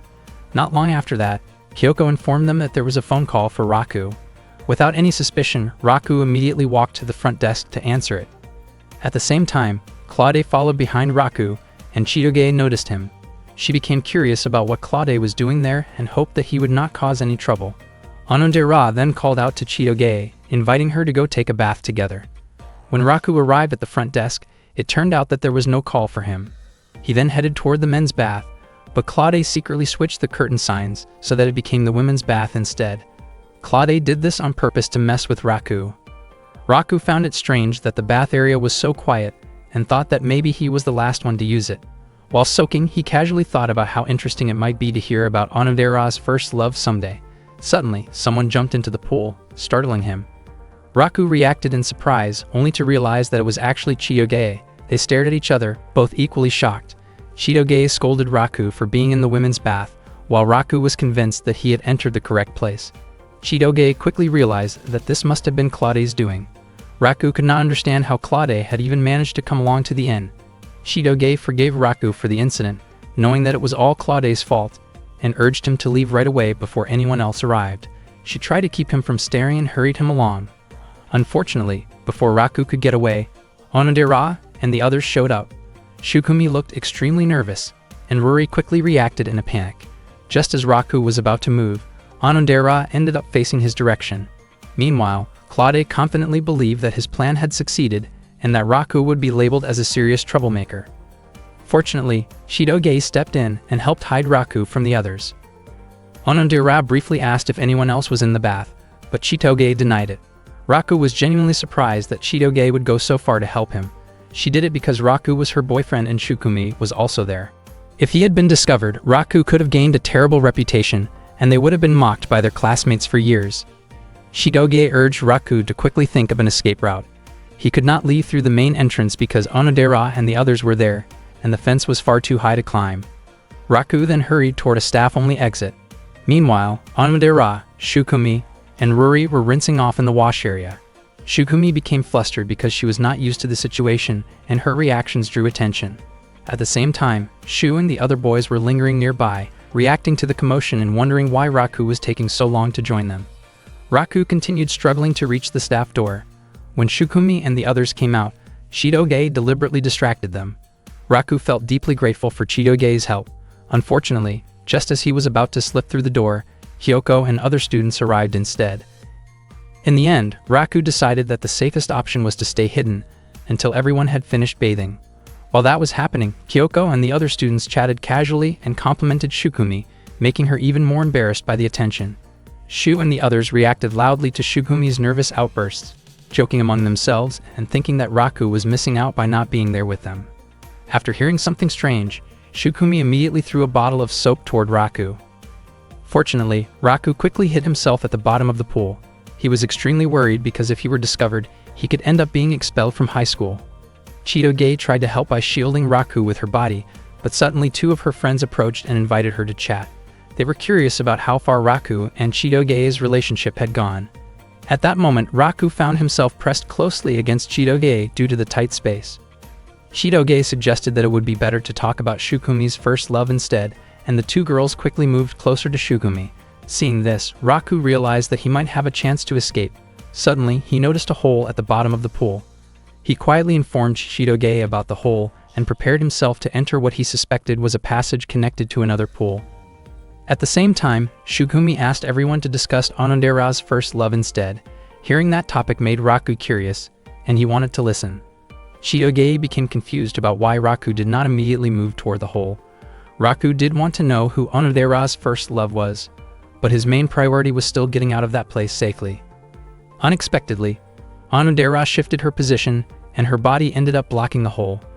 That moment had been Raku's last chance, but it was now completely obstructed. Seeing this, Shidoge quickly grabbed Onodera's hand to move her aside. However, she suddenly lost her balance and fell toward Raku. Onodera felt something soft in the water, but Shidoge believed it was only Onodera's imagination. Shidoge then pushed Raku forward so he could quickly enter the hole. Suddenly, Shidoge herself was pulled slightly underwater, and she accidentally caught a glimpse of Raku in an awkward situation. Both Shidoge and Raku were shocked, and Raku immediately swam into the hole to escape. Later, sounds could be heard from the girls' bathing area. Shu was caught trying to listen in, but everyone was suddenly startled when Raku unexpectedly emerged from the water. Shu asked what Raku was doing there, and Raku explained that he had just finished practicing holding his breath underwater. Shu invited Raku to join him, but Raku refused because he felt completely exhausted. After bathing, Raku immediately went to find Shidoge to apologize. Shidoge could not understand why Raku had acted so foolishly earlier. Raku asked her not to bring it up again, explaining that he was the one who had suffered the most from the situation. Shidoge then asked what Raku had seen. She was upset at the thought that Raku might have seen her without clothes, but Raku denied it, explaining that the steam had been too thick for him to see anything clearly. Shidoge then asked one last question that Raku did not understand. With her face turning red, Shidoge quickly walked away. That night, Kyoko instructed all the students to go to sleep early because they would be heading to the mountains the next morning. Before going to bed, Ruri warned Shu and Raku not to open the connecting door between their rooms. Shu promised that he would not do it. Once the lights were turned off, Shu tried to persuade Raku to open the connecting door, but Raku refused again because he was too tired. Shu decided to open the door by himself, only to find Ruri standing right on the other side. She immediately reacted and stopped him forcefully. As a result, that night both Shu and Raku were made to hang outside their room as punishment. The next morning after the incident at the women's bath, the students gathered together for breakfast. Raku accidentally ran into Chitoge while picking up his meal. As soon as he saw Chitoge's face, his mind involuntarily drifted back to inappropriate memories from the night before, which made him feel uncomfortable with himself. However, Chitoge acted as if everything was completely normal. Shu wondered whether Raku and Chitoge were having an argument. Raku felt confused about why Chitoge seemed so relaxed, as if nothing had happened the previous night, and he started to think that maybe he was the only one overthinking the situation. Meanwhile, Chitoge questioned why her heart was beating so fast, and she quickly finished her breakfast on her own. Shu then told Raku that the annual courage test would be held that night. Not only that, but the male and female students would be paired by lottery. The most important rule of the courage test was that each pair had to hold hands no matter what obstacles they faced. Shu was extremely excited about the event, and thought it would be great if Raku ended up paired with Onodera. Shu even claimed that he could get the same lottery number as Onodera and asked whether Raku was interested in buying the lottery so he could be paired with her. Raku admitted that he was willing to pay 2,000 yen for that chance. At the same time, Ruri encouraged Onodera to aim to be paired with Raku. Onodera felt confused since the pairs were supposed to be decided by lottery. Ruri urged her to strengthen her resolve, believing that nothing would change if Onodera did not take the first step. Ruri even offered to give her own lottery slip to Onodera if she happened to draw the same number as Raku. Ruri boldly suggested that if Onodera were paired with Raku, she should be more assertive and honest about her feelings in the darkness. Onodera was shocked by Ruri's words and did not even know what she should do if she really ended up paired with Raku. When Onodera saw Raku getting a drink, she gathered her courage and greeted him. Raku was startled when he heard Onodera's voice, and his face turned red as memories from the previous night crossed his mind again. Onodera wondered why Raku looked so nervous. Raku quickly moved away from her, unable to look her in the eye after what had happened the night before. Onodera never expected Raku to avoid her like that. That night, Hyoko announced that the annual courage test would begin. The students were filled with excitement as they looked forward to the event. The teachers planned to relax that evening so they would not interfere with the students' activities. The lottery drawing began soon after. Raku noticed that Chitoge was afraid of the dark and warned her not to cling to him no matter what happened. Chitoge believed she could overcome her fear. Raku felt sorry for whoever ended up paired with her, imagining how tight her grip might be when she got scared. The female students drew their lottery slips first, their hearts pounding as they unfolded the papers. After that, it was the male student's turn. Raku felt as if this moment would decide his fate, and he was desperate to know what number Onodera had drawn. Suddenly, Ruri announced that Onodera had drawn number 12, which made Onodera extremely embarrassed. Hearing that, Raku did everything he could to draw the same number. When it was his turn, he carefully shuffled through the slips, searching for number 12. Sure enough, Raku drew number 12. He was overjoyed, and Onodera could hardly believe that she would be paired with him. Meanwhile, Shukumi took on a male role due to a shortage of male participants and was paired with Ruri. Shu was paired with Chitoge and was more than willing to support her if she got scared.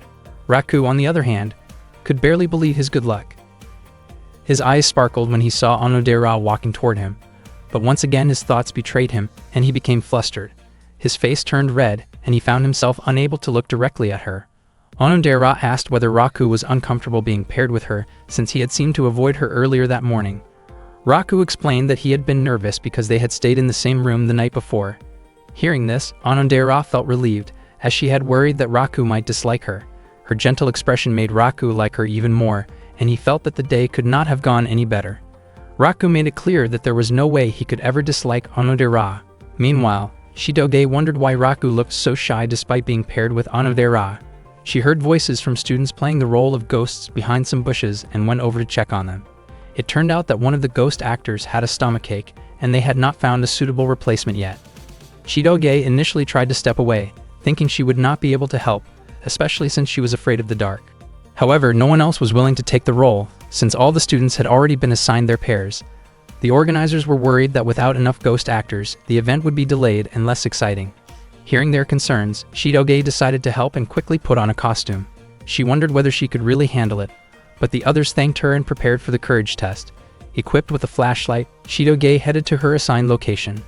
At the same time, Shu found himself confused as he searched for Chitoge. Chitoge walked toward the spot where she was supposed to scare other students, believing that nothing bad would happen as long as there was some light nearby. She never expected that she would end up handling the task alone, since the other ghost actors had scattered to different areas. Chitoge genuinely felt terrified, especially because the place was dark, silent, and filled with unsettling sounds. She was extremely frightened, yet she tried hard to calm herself down. To make things worse, her flashlight refused to turn on.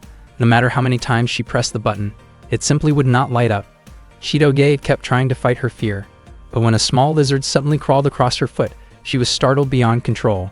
She panicked completely, overwhelmed by her bad luck, and wondered whether anyone would come to help her. At that moment, Raku's face unexpectedly crossed her mind. Chitoge felt completely helpless in her fear, unable to do anything but endure it. Unbeknownst to her, the teachers had deliberately asked Chitoge to cover their duties while they relaxed elsewhere, leaving her alone with the responsibility. Meanwhile, Shukumi and Ruri began walking through the forest, while Shu was still confused after being left behind by Chitoge. At the same time, Raku asked Onodera not to misunderstand his situation. Before long, it was time for pair number 12 to start their walk. Raku invited Onodera to go with him, and the two of them shyly held hands as they moved forward. Both of their hearts were pounding rapidly. Raku could feel how soft and warm Onodera's hand was, and he knew she was extremely nervous.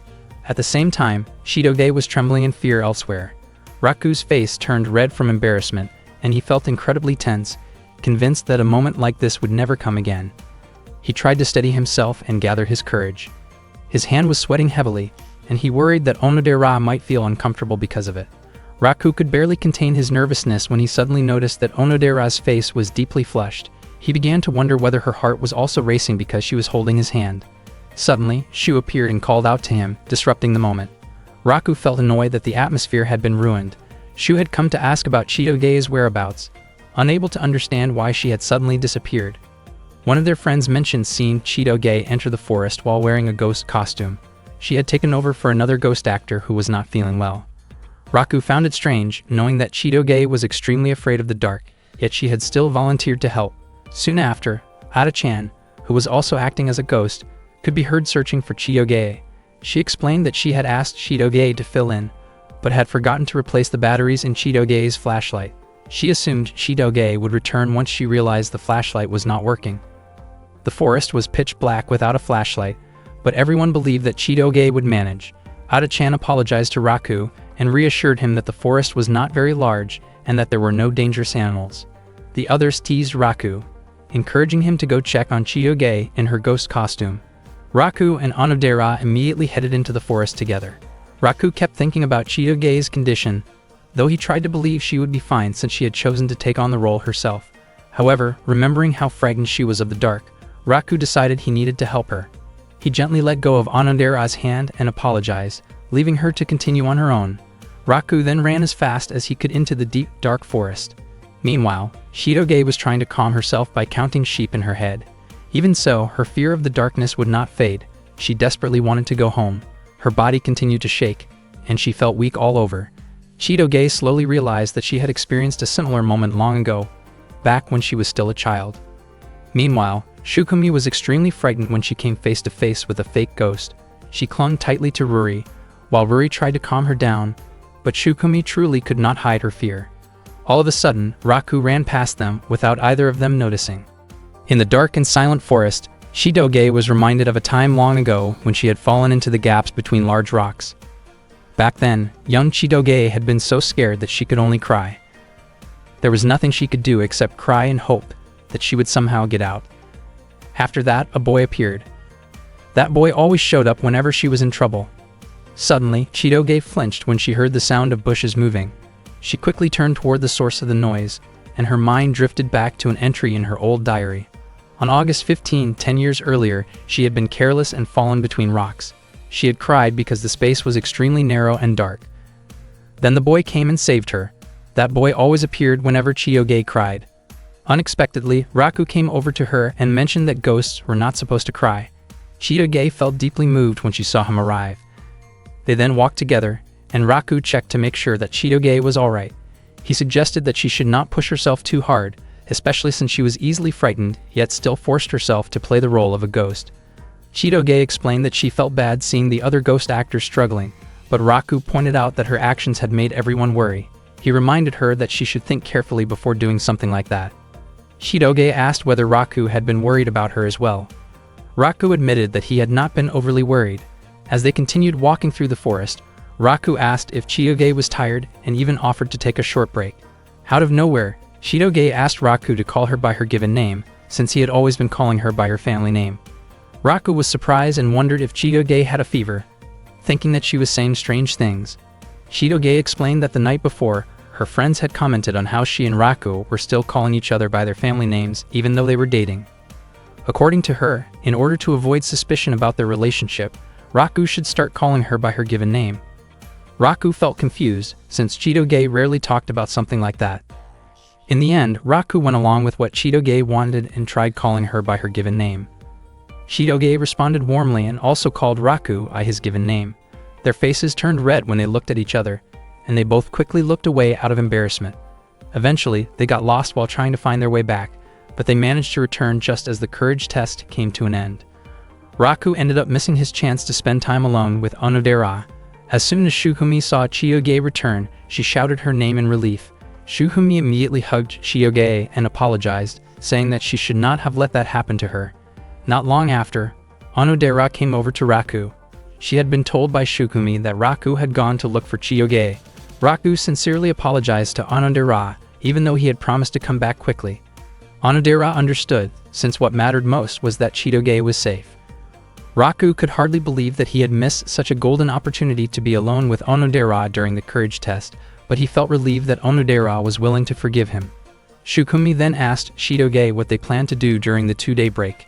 Shukumi suggested that they should prepare to visit the place where Chitoge had met her first love, especially since school would be closed for 2 days starting the next day. Meanwhile, Shu deliberately teased Raku for missing his perfect chance to spend time alone with Onodera. Chitoge did not seem very interested in going to the place where she had met her first love. She asked Shukumi not to rush her into going there, explaining that she did not really feel like visiting it at that moment. Instead, Chitoge looked happier as she gazed at the beauty of the night sky. One day at school, Raku felt incredibly excited when he saw Onodera standing in front of him. He immediately walked toward her, and just as Raku was about to touch Onodera's shoulder, Chitoge suddenly called out to him. Chitoge asked where she was supposed to put the journal. Raku looked annoyed because he felt that Chitoge had interrupted his chance to talk with Onodera. Raku explained that the journal needed to be placed in the science room, just like the teacher had said earlier. He also reminded Chitoge not to accidentally enter the wrong room again. Onodera was surprised to hear Raku calling Chitoge by her real name. Raku explained that he and Chitoge had agreed to call each other by their first names. He admitted that he was still not used to it, even though they had been dating for quite a while. Raku wondered why it was so difficult for him to act naturally as Chitoge's boyfriend in front of Onodera. Ruri immediately nudged Onodera in the stomach and commented that Chitoge was already one step ahead of her. Ruri suggested that Onodera should also start calling Raku by his first name, but Onodera felt hesitant about doing so. Not long after that, Shukumi came over and asked Raku about Chitoge. Raku mentioned that his girlfriend had gone to the science room. Shukumi explained that she wanted to talk about something with everyone without Chitoge knowing. Shukumi then revealed that it was Chitoge's birthday, and that she wanted to prepare a surprise birthday party for her. She invited Raku and the others to the surprise party, believing that Chitoge would be extremely happy if her friend showed up. Everyone was willing to attend, and Raku suggested that they buy a present. According to Shukumi, Raku was a special case since he was Chitoge's boyfriend, which meant she had no choice but to invite him. Shukumi looked nervous and admitted that inviting Raku was not because she wanted to see his face. Raku responded that he was willing not to come if Shukumi truly did not want him there, but Shukumi immediately shouted at him and told him to come anyway. Ruri then asked Raku and Onodera to go shopping for the gift together after school. Both Ruri and Raku were surprised, and Raku asked why Ruri was not joining them. Ruri claimed that she had a stomachache and could not go with them. She said it would be faster if only Raku and Onodera chose the gift. Raku begged Ruri to come along, but she refused. To make things even stranger, Ruri told them to meet at a cafe at 5 in the evening and asked them to wear casual clothes. Raku and Onodera were genuinely confused. especially since Ruri was not even coming, but was the one giving all the instructions. That afternoon, Raku arrived at the cafe first. He felt very nervous about meeting Onodera. He still could not believe how forceful Ruri had been and could not understand what she was thinking. Inside the cafe, there were many couples on dates. Raku felt that if he and Onodera met in a place like that, it would look exactly like they were on a date. He then realized that aside from the fake date in the past, that day might actually be his first real date with Onodera. He wondered whether buying a gift together could really be considered a date. Raku also found it strange that Onodera had not arrived yet. Soon after, he noticed Onodera outside the cafe. She looked confused as she searched for Raku, since he had not told her that he was already inside. While looking at the cafe window as if checking her reflection, she even smiled, but her face suddenly turned red when she realized that Raku was right behind the glass. Onodera quickly entered the cafe, unable to show her face to Raku. She then suggested that they discuss what kind of gift they should buy. Seeing how unusual her behavior was, Raku realized that Onodera was probably pretending that nothing had happened earlier. Raku found Onodera's face incredibly sweet. When the cafe staff came over, Onodera quickly ordered a coffee. She looked very cute in her casual outfit, but she was clearly nervous because she kept wondering whether Raku had seen her earlier. At that moment, Raku thought about whether people around them might see them as a couple on a date. Raku was actually curious about the boy who had made a promise with Onodera 10 years ago, as Ruri had mentioned, but he felt that it was not the right time to ask about it. Onodera asked what kind of gift might make Chitoge happy. At that moment, Raku instead found himself thinking about when Onodera's birthday was and how he might want to buy her a birthday present someday. Onodera then suggested that they check nearby shops so they could find something more quickly. Raku wanted to ask about Onodera's birthday, but he did not have the courage to bring it up yet. Before long, they found the gift they were looking for. Raku felt like a coward for not being able to ask what he truly wanted to know, and he realized that their time together was about to end. Seeing Raku fall silent, Onodera asked whether he was happy going shopping with her. She worried that Raku might not have enjoyed it, especially since he had come along because Ruri pushed him to do so. Raku denied that idea and explained that he truly enjoyed spending time with Onodera. Hearing that made Onodera feel relieved. She then asked Raku to take a short walk with her. They walked along the road together, passing through a narrow street, and before long they arrived at a spot where the entire city view could be seen clearly. Raku instantly fell in love with the place. He never imagined that there could be a roadside location with such a beautiful view. He was sure that no one else knew about it. As it turned out, the place was Onodera's secret spot, which she had discovered by accident. Raku wondered whether it was really okay for Onodera to show her secret place to him. He asked whether Ruri also knew about it. Unexpectedly, Onodera said that she had not told anyone else and asked that the place remain a secret shared only between the two of them. Raku was surprised to hear that. Onodera admitted that she felt incredibly happy that day, and she considered sharing that secret place her way of thanking Raku. Raku felt genuinely happy to be seen as someone special by Onodera, and he promised that he would not tell anyone about the place. Onodera smiled sweetly while calling Raku by his real name. Raku fell silent as he looked at her smile, which reminded him of someone from his past. Onodera felt embarrassed for calling him by his real name, and at that moment, Raku began to wonder whether Onodera might be the girl who had made a promise with him 10 years earlier. Raku stayed quiet, which made Onodera think that maybe he did not like being called by his real name. Raku then gathered his courage to ask Onodera something, since the atmosphere felt just right. He hesitated, unsure whether it was appropriate to ask about her birthday and invite her to celebrate it together. Unfortunately, the words that came out of his mouth were not what he intended. Instead, he asked whether the girl who had made a promise with him 10 years ago was Onodera. Raku was shocked at himself for suddenly being so straightforward and emotional. He felt confused about how to explain himself, but to his surprise, Onodera admitted it. Raku's face turned red in disbelief when he realized that Onodera was the girl he had been searching for all this time. Onodera then showed him a key and explained that she had also been looking for the person who made that promise with her 10 years ago. The memory was vague in her mind, but she recalled that 10 years earlier, when she was 5 years old, she had befriended a boy. When they parted ways, the boy gave her a key. She could not remember his name or face, but she clearly remembered that the boy wore a pendant identical to the one Raku had. Raku never imagined that Onodera was the girl connected to the pendant promise. Onodera apologized for denying it in the past, explaining that she had been too shocked when Raku first asked her about it. Onodera explained that she had played with the boy during the summer back then. She had been very shy, and the boy was the one who invited her to play outside. For some reason she trusted him deeply, and she admitted that he could be considered her first love. Raku's face turned even redder upon hearing that. Onodera said that she had been extremely surprised the first time she saw Raku's pendant, which made her suspect that he might be the boy who made the promise with her 10 years ago. Raku finally understood why Onodera once said that even though it was just a childhood promise, she was sure that the person who made it truly cared about her. Onodera admitted that she had always hoped that the boy was Raku. Both of their hearts raced as Onodera slowly leaned closer to him, leaving Raku flustered and overwhelmed. Suddenly, the moment was interrupted by the sound of a phone ringing. Shukumi called Raku and asked him to come to the party immediately. In the end, Raku and Onodera stopped their conversation and hurried away. They got on the bus together, and throughout the ride, neither of them spoke. Raku kept thinking about whether the girl he had been searching for all this time was truly Onodera. There was an easy way to confirm it, which was by opening the pendant. Soon they arrived at Shidoge's house. Shu, Ruri, and Shukumi were already waiting in front of the gate. Shidoge's house was enormous, leaving everyone in awe. Ruri even became curious about what kind of job Shidoge's father had. Ruri worried that their gifts might not be good enough for Shidoge, but Shukumi reassured her that Shidoge was not the type of person who judged others based on the gifts they gave. Shukumi was puzzled as to why Shu had come along even though she had not invited him. Not long after, Shidoge arrived and was shocked to see her friends standing in front of her house.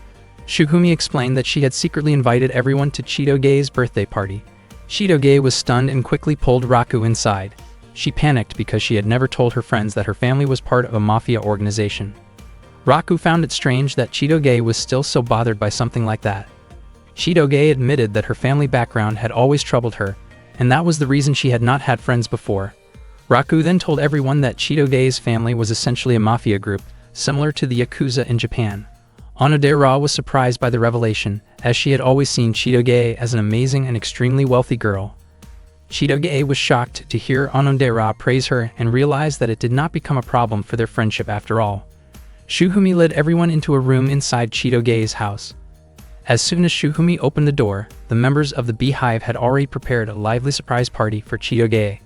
That day was Shidoge's 16th birthday, and it was the first time she had ever invited her friends over. The Mafia members greeted Shidoge's friends as well. They were surprised to see how happy Shidoge looked, since that kind of expression felt unusual for her. Not long after that, Claude arrived and greeted everyone. Claude then started teasing Raku, and was convinced that Raku must have prepared a special gift for Shidoge. Raku realized that Claude was becoming more open and straightforward when making fun of him. As the party went on, Onodera gave Shidoge a set of stationery, while Ruri gave her a novel. Shidoge felt genuinely happy with the gifts they gave her. After that, the Beehive Mafia members presented their gift, which was a 1-year supply of bananas and 1,000 Enka CDs. They chose that gift because they knew how much Shidoge loved those things. Meanwhile, Claude wanted to show off his own gift for Shidoge, but he deliberately acted humble by saying that his present could not compare to what Raku had prepared. It turned out that Claude had bought a luxury car with the newest and coolest model. However, Shidoge did not need it, since she did not have a driver's license yet. Next, the Beehive members pressured Raku to finally show his gift to Shidoge. Raku did not expect that giving a birthday present could feel this difficult. In the end, he revealed a gorilla plush doll that looked exactly like him. The Beehive members immediately protested, unable to accept why Raku would give such a gift. Raku admitted that the moment he saw the doll, he really liked it and thought it was a good plush. Unexpectedly, Shidoge ended up liking the gift very much. The Beehive members could not understand why Shidoge reacted that way. Raku was left staring in surprise at Shidoge's cute expression. While the party continued, Shidoge approached Raku on the balcony. She mentioned that Raku's taste in choosing gifts was terrible. Raku did not expect that her earlier reaction had only been an act, and he told her that she could just throw the gift away if she did not like it. Shidoge replied that since they were dating, she would not throw it away and said that she would keep the gift. Raku started to think that Shidoge actually liked his present, but she kept denying it. Raku was confused as Shidoge began to show a sweeter side of herself, making his heart race. Raku wondered why his heart was pounding just from looking at Shidoge, especially since he had only recently realized that he had found the girl who made a promise with him 10 years ago. Thinking about it all made his head spin. Shidoge then asked whether Raku still liked the girl who made that promise with him 10 years earlier. Raku was surprised by the question, but he also found himself wondering if Onodera was truly the girl from that promise long ago. Raku admitted that he still liked that girl. After hearing that, Shidoge asked whether Raku had ever heard of the term "zossing in love." That night, Chitoge asked whether Raku had ever heard the phrase "Zasen in love." Raku was startled and wondered where Chitoge had learned that phrase. He did not understand why his heart kept pounding so hard. Raku remembered that "Zasen in love" was a line he and a certain girl had once spoken as part of a promise. Chitoge explained that she had been reading her old diary, and it brought back many memories. She recalled meeting a boy 10 years ago while playing together during the summer. They became close friends, and when the time came for them to part ways, she and the boy made a kind of promise. Raku was shocked because the story matched the promise he remembered exactly. What made it even more unsettling was that he had just talked about this very thing with Onodera the day before. Chitoge admitted that she did not remember the boy's face or his name, but she clearly remembered the words of the promise. She also found a key tucked inside her old diary. Raku's heart started racing again. He had seen that key before. He had always believed that the girl from his memory was Onodera, but now it turned out that Chitoge also had a key and knew the same phrase. Raku explained that if he and that girl were ever to meet again, they were supposed to open a locket together. If the girl still remembered the promise, she would definitely have the key. Both of them looked nervous as they stared at each other. Even so, they soon felt that it was almost impossible for them to have made such a promise together, especially since Chitoge insisted that she did not remember ever meeting Raku back then. Raku also pointed out that Chitoge felt very different from the girl who had lived in his memories all this time. Chitoge was convinced it was just a coincidence, because Raku was nothing like the boy described in her diary. In her mind, that boy was kind, amazing and cool, nothing like Raku. Raku, in turn, said that the girl from his promise was gentle, sweet, and feminine. Chitoge grew annoyed at the idea that she might have been the one who made a promise with Raku. At the same time, Raku was not convinced at all that the girl was Chitoge. Raku then asked Chitoge to prove it by trying her key on his locket. If the locket did not open, it would clearly mean they had no connection in the past. Neither of them truly believed it would work. Chitoge was especially sure that Raku was not that boy, because to her, that boy was like a prince who could do anything and always came to her rescue. Raku wondered what Chitoge would do if he really were that boy. Chitoge went so far as to say that she would do anything if Raku truly turned out to be him, precisely because she was convinced that person could not possibly be Raku. Raku and Chitoge prepared themselves to find out the truth. Raku hoped the locket would not open, because it felt impossible for Chitoge to be the girl he had been searching for. Chitoge was just as certain that Raku was not the boy from her past. She was too nervous to start right away, and both of their hearts were pounding intensely. When the key actually slid into the keyhole of the locket, their faces grew even redder. Then, unexpectedly, the key snapped as Chitoge turned it. Raku was stunned when he saw the broken key and could not understand how Chitoge had managed to break it. Chitoge explained that it was an accident, and that her nerves had caused her to twist the key too forcefully. Raku became frustrated when the broken piece got stuck inside the locket. Chitoge was at a loss, unsure of what to do. Raku was upset because this meant he could no longer try opening the locket with Onodera's key. Chitoge asked Raku to forget about it, especially since they both felt they had never truly shared a promise together. She quickly ended the conversation. Raku tried to stop her, but Chitoge ignored him and walked away. Raku was confused by her behavior and could not stop wondering what might have happened if the locket had actually opened. Meanwhile, Chitoge continued watching Raku from a distance. Raku walked down the hallway, still lost in thought about Onodera and Chitoge, who both seemed to have made promises 10 years ago, and both possessed similar keys. He convinced himself that it had to be nothing more than a coincidence. Raku concluded that one of them had to be the girl who made that promise with him, which meant he had definitely met one of them back then. If he could solve that mystery, he would finally know who that girl was. Suddenly, a man called out to him and thanked him for coming to Chitoge's birthday party. Raku felt like he had seen the man before, and then he realized it was Adelt. Adelt asked whether Raku was close to Chitoge and apologized for forcing him into the difficult role of pretending to be her boyfriend. Adelt mentioned that Chitoge had seemed much more cheerful since coming to Japan, and he believed it was all thanks to Raku. Raku remembered Chitoge once saying that she did not have a single friend back in America. Adelt was confident that Raku and Chitoge got along very well and even thought they were a perfect match. Raku denied it and said that he and Chitoge argued all the time. Adelt laughed and revealed that Raku and Chitoge had actually been close friends when they were children. Raku was shocked to hear this, and Adelt had already guessed that Raku would not remember something like that. Adelt explained that 10 years earlier, he had held a series of meetings with Raku's father at a secret location in Japan for almost an entire month. At that time, Adelt had brought along Chitoge, who was still 5 years old. Back then, Chitoge had been very close to Raku. Raku never expected that he and Chitoge had actually met 10 years ago. He began to suspect that Chitoge might have been the girl connected to the promise, and that Onodera might have been mistaken in thinking that Raku was the boy she had been looking for. Adele also mentioned that Onodera had played together with them as well. Raku was shocked, and his heart raced as he listened to the story. He realized that he had not spent time with just one of them, but with both of them. At that time, Chitoge had approached Onodera, and Onodera had wondered why she did not see Raku around. Chitoge had pretended not to know where Raku was. Raku finally understood that 10 years ago, he had met both Onodera and a younger Chitoge at the same place, and that the two of them were connected to the same promise. He could not understand why things had turned out this way. The two keys carried different symbols, and Raku was certain that only one girl had made a promise with him. After Adele left, Raku began to think seriously about who that girl truly was. He wondered if it could have been Onodera. If that were true, then he believed it really was fate, because Raku truly wished for someone like Onodera to be his future wife. If it turned out that the girl was Chitoge, then Raku felt he would not be able to accept it so easily. Even if the girl from the past was Chitoge, everything had happened when they were still children, and the person Raku cared about now was Onodera, and that would not change. Raku's pendant was being repaired by Shu's uncle. The next day, Shu called his uncle to ask whether the pendant could be fixed. It turned out that Raku's pendant was quite complicated and rather rare, so it would take some time to repair. Raku felt relieved knowing that his pendant was being taken care of. Shu asked what had happened to the pendant and wanted Raku to explain it, but Raku said that he would talk about it another time. That morning, Raku met Chitoge at the shoe lockers, and they walked to class together. Raku told her that both his pendant and their keys were being repaired by Shu's uncle, who worked as a locksmith. Raku found it strange that Chitoge seemed to be acting so normal. When they arrived at the classroom, they noticed Claude watching them from outside. Raku immediately suggested that they act like a couple.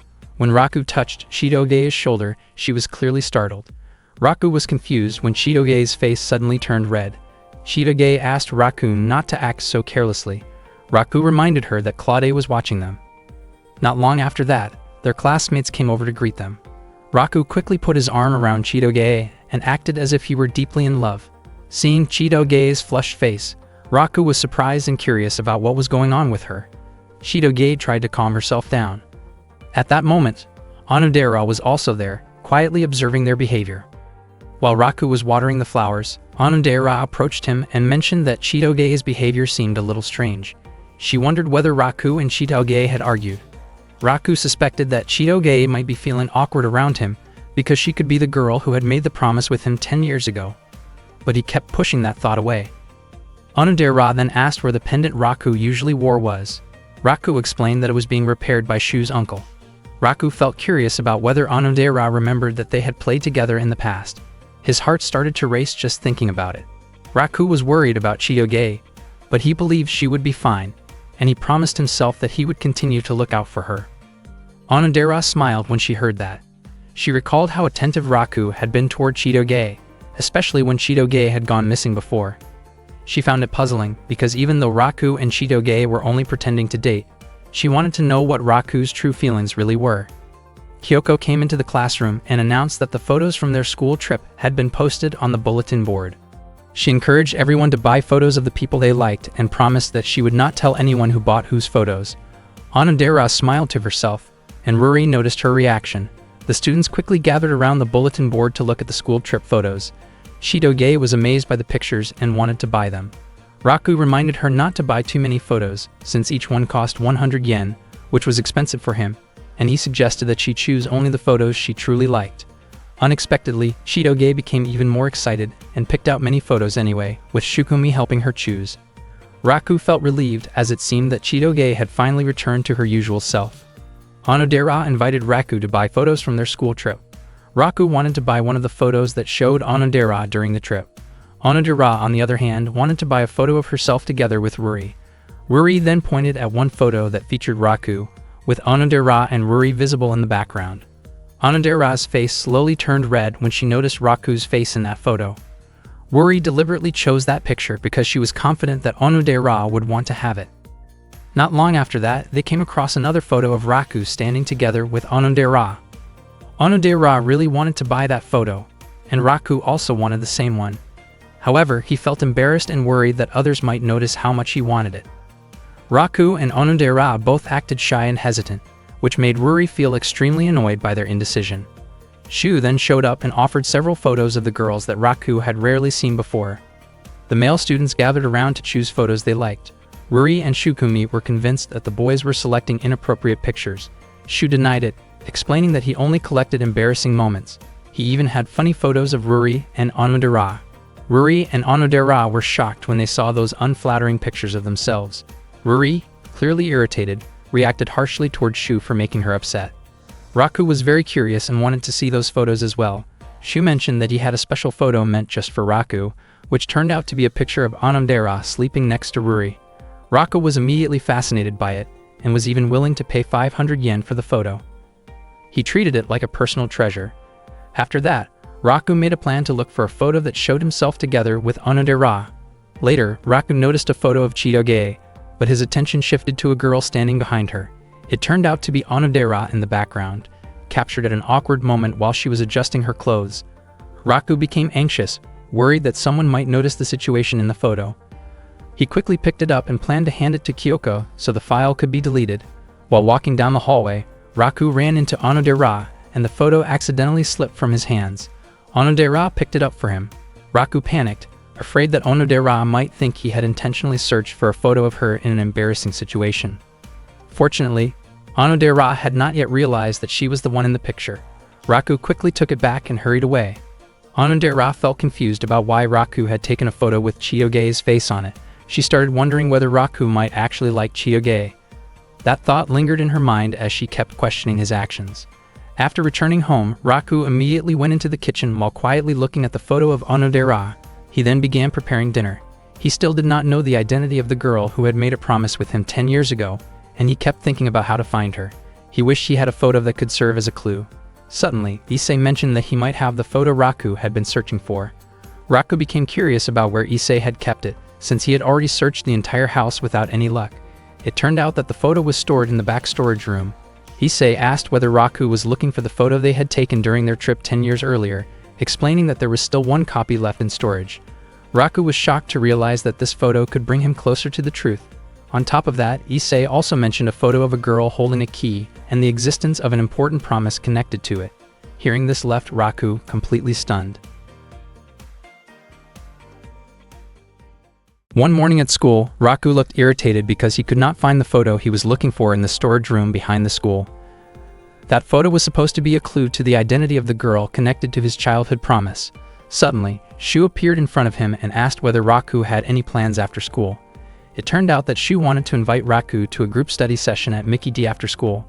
Raku felt confused about why Shu was suddenly organizing a study session like this. Shu explained that the final exams were coming up soon, so he believed Raku must already have a solid strategy to deal with them. Raku looked uncomfortable hearing Shu address him so casually. He replied that he had already been studying hard every day, and especially that day he needed to look for something important, so he refused the invitation. However, once Shu mentioned that Onodera would be joining, Raku immediately decided to take part in the study session. After school, Raku went together with his friends to study.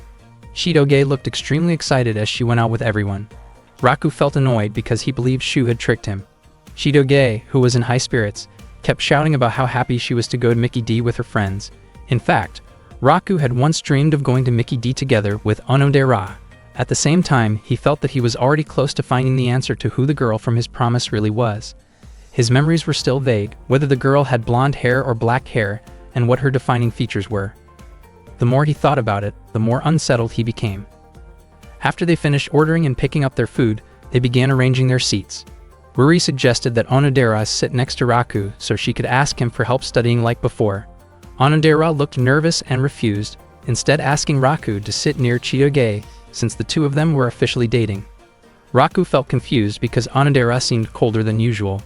Ruri glanced at Onodera and wondered if something had happened between them, but Onodera shook her head and smiled. Even so, Ruri was convinced that something must have happened. They soon started their second group study session. Shu asked whether Shukumi was the type of student who enjoyed studying. Shukumi described herself as just an average student, but Chitoge told everyone that Shukumi could get into almost any university she wanted. Onodera and Shu both praised her for that. Shukumi then questioned why Raku could not solve such an easy problem, especially since he was dating someone like a princess. Raku asked Shukumi not to worry about him, but Shukumi suddenly moved closer and explained how to solve the problem step by step. Raku was surprised by Shukumi's sudden behavior toward him. Shukumi's face turned red, and she looked unexpectedly sweet, leaving Raku momentarily stunned. Shukumi wondered why Raku was staring at her instead of listening to her explanation. Raku's heart raced as he sat close to Shukumi. He also praised the way she explained the problem, saying it was very easy to understand, and sincerely thanked her. Shukumi looked flustered and asked Raku to try solving the problem himself. After that, she returned to her seat.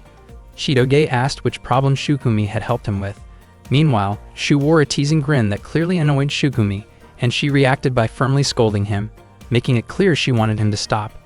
Chitoge and Raku were surprised to see that Shu and Shukumi seemed so familiar with each other. After that, Shu reminded everyone about their English homework and said he was counting heavily on Chitoge. He asked Chitoge to translate a dialogue from the textbook. The dialogue was about Anna asking George about a woman, only for George to say he did not recognize her. A jealous Anna then questioned which woman George chose, the other woman or herself. Raku could not understand what kind of dramatic story Kyoko had written. At that moment, Onodera could not hold back her laughter, and her expression looked adorable, which Raku found himself liking even more. Raku had a strong feeling that Onodera shared similar traits with the girl from his childhood promise. Onodera herself suspected that the boy she was searching for might be Raku.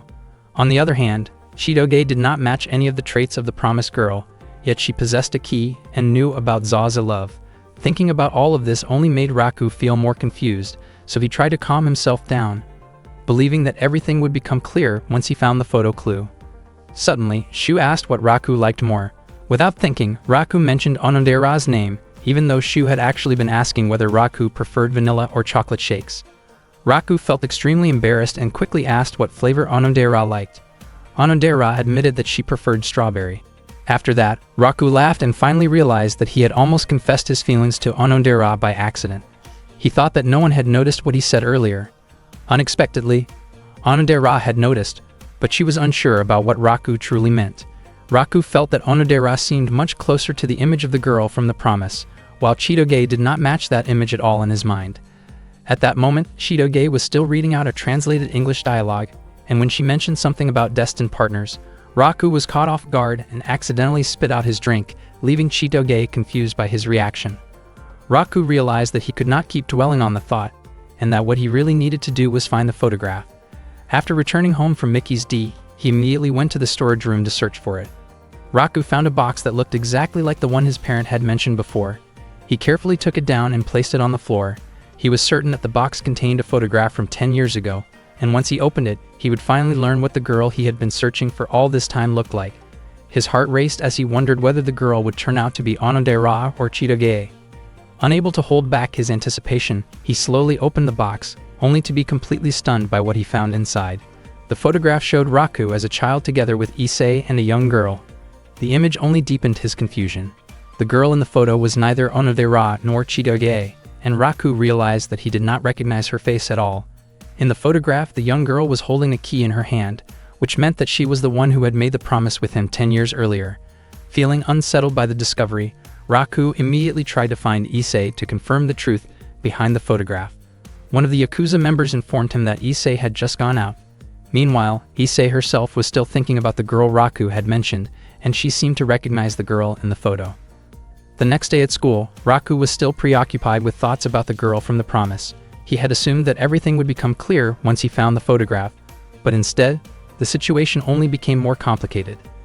Not long after, Kyoko arrived to distribute the school trip photos that the students had ordered. Raku remained lost in thought, realizing that the promise he made in the past was likely not with Onodera or Chitoge. He struggled to remember anything clearly about the girl. Curious, he wondered whether Onodera or Chitoge might recall something about her, but it seemed that neither of them remembered ever meeting Raku during their childhood. Without him noticing, Shu quietly placed a photograph on Raku's desk. That day, heavy rain poured down. Chitoge was still at school because she had forgotten to bring an umbrella. Before long, Raku approached her. Chitoge was eager to go home because she did not want to miss her favorite television show. Raku offered to share his umbrella with her. Chitoge immediately refused and chose to walk through the rain instead of standing under the same umbrella with him. She used her bag to shield her head and hurried off, pushing through the downpour without paying attention to Raku. After a short while, Raku caught up to her, worried that she might get sick from being soaked in the rain. Chitoge's face flushed when she noticed how concerned he was. As the rain grew even heavier, they eventually walked together under the umbrella. Both of them looked awkward and shy, especially when a few students noticed them and teased them playfully. When rain began to soak Chitoge's shoulder, she instinctively moved closer to Raku so they could both stay dry. She explained that staying close was the only practical choice in that situation.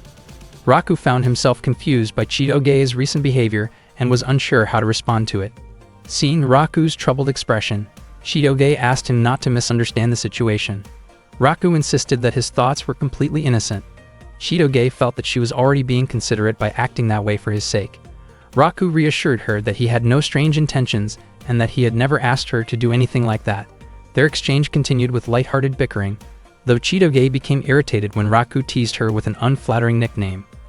Just as her frustration peaked, a loud clap of thunder echoed nearby, startling both of them. Raku was surprised by how close the thunder sounded. When he looked over, he saw Chitoge crouching down, clearly shaken by fear. He had never realized that she was so frightened of thunder. Raku remarked that she had more weaknesses than she let on. Chitoge warned him that she would not forgive him if anyone else found out about it. Raku promised to keep it a secret. Since the thunder continued and the rain showed no sign of stopping, they decided to stay sheltered there for a while. To help calm her nerves, Chitoge asked Raku to talk about something else so she would not feel so scared anymore. Raku invited Chitoge to look through the field trip photos they had bought. Chitoge suggested that they show each other the photos. She had purchased a total of 80 pictures. At that moment, Raku had already separated Onodera's photos from the rest beforehand.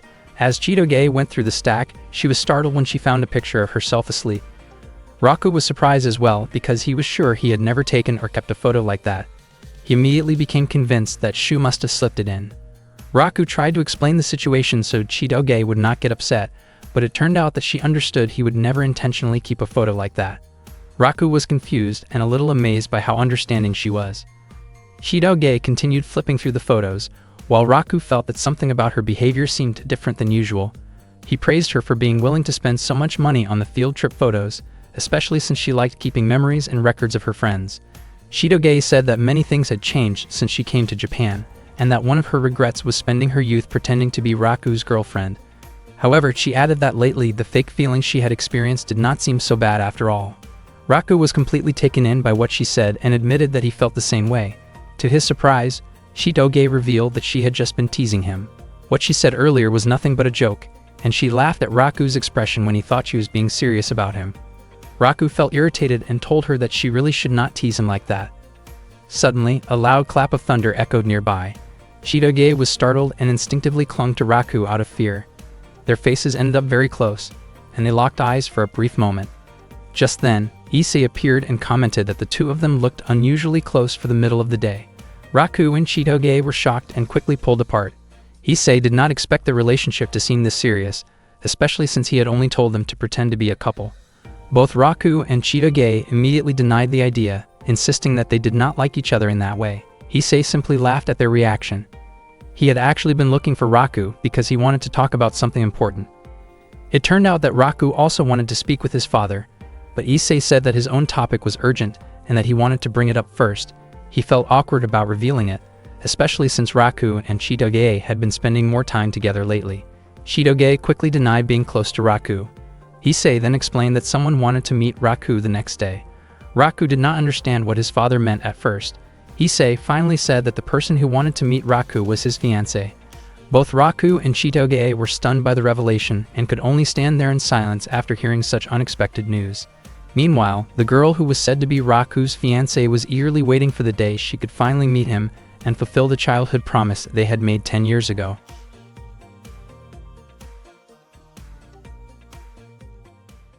Raku still could not believe that he had a fiancé who was going to visit the next day. He questioned his father about it. It turned out that when Issei had been drinking with an old friend, that young lady had repeatedly asked about Raku, who had been her fiancé since they were both children. The young lady planned to come the next day and did not want to face rejection. Issei asked Raku to keep her company and make her feel comfortable during the visit. Raku was shocked and asked his father to cancel the arrangement. Issei explained that it was not that simple, because canceling it could cause serious trouble if the young lady felt offended. Raku said that he had never even met the girl, so he did not see how he could possibly handle the situation. Issei then mentioned that Raku actually recognized her, because she was the girl in the photo Raku had been looking for the day before. Raku and Chitoge were both stunned to hear that. Issei still could not change his decision and made it clear that he was relying heavily on Raku. The next day at school, Raku was still thinking about the girl and felt unsure whether he could handle what was coming. Chitoge hoped that things would not get any worse. That day, Kyoko informed the students that a new transfer student would be joining their school. Raku did not expect that his class would receive so many transfer students at once. Kyoko soon called the new student to the front, and the moment the newcomer entered the classroom, everyone was captivated by her appearance. The girl introduced herself as Marika. The male students reacted with loud excitement, impressed by how beautiful she was. Onodera admitted to herself that Marika truly was very pretty, while Shukumi wondered whether she had looked like that on her own first day at school. The male students continued to act overly excited. Raku felt as though he might have met Marika before. Kyoko asked the class to calm down. Marika's face lit up when she saw Raku standing there. She quickly approached him and wrapped her arms around him in a tight embrace, expressing how much she had missed him. The entire class was shocked by the scene, and several of the male students looked visibly annoyed with Raku. Raku quickly stepped back, completely confused by Marika's actions. Marika apologized and explained that she had long dreamed of a moment like that. She wondered whether Marika knew Raku, and Marika responded with a smile, revealing that she was Raku's fiancée. The classroom erupted in chaos after that revelation. Raku himself had not known this, and he finally realized that Marika was the girl his father had been talking about. He also noticed that she looked exactly like the girl in the photo. Onodera was left speechless by what was happening. Shukumi told Marika to stay away from Raku, because he was Chitoge's boyfriend. Chitoge then pulled Raku closer and emphasized that Raku was her boyfriend at that moment. Raku apologized, explaining that he could not be with Marika. The tension in the classroom was thick. Marika insisted that she was more suitable to make Raku happy than Chitoge, making an unkind comparison that angered Chitoge deeply. Raku asked Chitoge to calm down. Shukumi became furious and stepped forward aggressively, creating an alarming situation. Unexpectedly, a group of police officers arrived to ensure Marika's safety and to de-escalate the conflict around Shukumi. Marika apologized for causing such a commotion. Marika then explained that her father was a police commissioner and extremely protective of her. Hearing this, Raku finally understood why his father had been too afraid to cancel the meeting, as doing so could have made the situation far more complicated. Marika then asked her personal attendant, Shinobu, to have the police stand down and leave the area. After everything settled, Marika suddenly looked weak and said she felt dizzy from overwhelming happiness. She had a very fragile constitution and asked Raku to escort her to the student infirmary. Marika took hold of Raku and led him there. Raku had no choice but to go along with her. At the same time, Shukumi was clearly irritated by Marika's behavior, and Chitoge also looked unhappy seeing Marika so close to Raku. Inside the student infirmary, Marika thanked Raku for bringing her there and said she felt much better thanks to him. She clung to his arm and began asking about their wedding date. Raku was completely shocked. He explained that until the day before he had not even known he had a fiancée, and he also admitted that he could not remember Marika. To him, someone he had not seen in 10 years felt like a stranger. He also thought that someone in Marika's position would usually resent being pushed into an arranged marriage by her father. Unexpectedly, Marika explained that she truly loved Raku, not because of the arrangement, but because she had fallen in love with him 10 years ago. Raku asked whether she remembered the promise they had made back then. Marika said she remembered everything clearly. Raku's face turned red as he realized that Marika was the girl from that promise long ago. Overcome with emotion, Marika hugged Raku again and urged him to marry her as soon as possible. Raku struggled to free himself and tried to put distance between them. Meanwhile, Chitoge and the others were listening from outside the student infirmary. From what they overheard, they misunderstood the situation and assumed something inappropriate was happening. Chitoge became furious and burst into the room. They saw Raku positioned awkwardly near Marika, which only worsened the misunderstanding. Raku tried desperately to explain what had really happened. Unfortunately, Chitoge, Shukumi, and Ruri looked deeply disappointed and lashed out at him with harsh words. Raku then tried to explain everything to Onodera, but she chose to walk away instead. Overcome with anger and frustration, Chitoge finally lost her temper and struck Raku in a moment of emotional outburst. The next day, Shinobu told Marika that she suspected Raku no longer remembered the promise from 10 years ago. Marika did not see that as a problem, because she believed she would be the one to make Raku remember it again. Marika truly wanted Raku to marry her. That morning, Chitoge arrived at school and headed straight to her classroom. She thought that Raku probably did not have the nerve to do anything inappropriate, yet she was confused about why she felt so frustrated about it. Chitoge realized that she might have gone too far when she hit Raku the day before, and she planned to apologize to him. As soon as she entered the classroom, she was shocked to see Raku being hugged by Marika. The other students could only stay silent as they witnessed Marika's behavior toward Raku. Chitoge wondered why she felt the need to hide because of something like that. Raku scolded Marika, explaining that her actions had caused him a lot of trouble. Earlier that morning, he had noticed the girls busily gossiping about him, and during physical education class, especially while playing dodgeball, the male students kept targeting him. Marika was surprised to learn that Raku was actually quite popular at school. She wanted to talk with him more, so she decided to invite Raku on a date. Raku immediately refused and said that he already had a girlfriend. Marika looked deeply saddened, especially because she had been waiting for Raku all this time, and she was sure her father would be disappointed to hear about the rejection. Raku did not want a group of police officers causing trouble for his family, so he finally decided to accept the date. Marika was overjoyed when she heard his answer. Chitoge, Shukumi, Onodera, and Ruri all found out about their date. The next day, Raku waited for Marika at the shopping mall. He thought this would be his chance to ask her about the promise from 10 years ago. He left without telling Chitoge. Raku looked around for Marika, since she had not specified where they were supposed to meet. Before long, he saw several patrol cars escorting Marika. Marika greeted the waiting Raku with a bright smile, and soon after, the police officers left. Raku thought that the girl who liked him really did bring him a lot of trouble. At the same time, Onodera and Ruri were watching the two of them from a distance. Shukumi also arrived to keep an eye on Raku. She was dressed in a very feminine way, making people around her think she was a model. Shukumi wanted to monitor Raku's actions so she could report them to Chitoge. She was not doing this out of curiosity, but for Chitoge's sake. Raku suddenly approached her and asked where the nearest restaurant was. After that, Raku and Marika headed straight to the restaurant. Raku complimented Shukumi on how beautiful she looked, without realizing that she was actually Shukumi. Shukumi became irritated because Raku did not recognize her at all. Meanwhile, Chitoge was wearing a mask and dark sunglasses. She thought that with such a disguise, no one would recognize her. But suddenly 2 police officers called out to her. Chitoge immediately ran away to avoid them. At the same time, Raku and Marika were enjoying their meal at the restaurant. Suddenly, Marika tried to feed Raku, which startled him. Marika explained that this was normal behavior for an engaged couple. She then asked whether Raku was still thinking about his girlfriend, but Raku denied it. Marika could not understand why Raku chose a partner who seemed rude like Chitoge. Raku said that Marika might not be entirely wrong, but to him, Chitoge still had a good side. He was even confident that Marika and Chitoge could become good friends. Marika immediately rejected the idea, saying that she did not like girls with long hair. Raku was confused, since Marika herself had long hair. Marika then said that she really wanted to talk to Raku in private, and she pulled him along to another place. At that moment, Ruri and Onodera realized that Raku and Marika were no longer at their table. They began trying to look for them as well.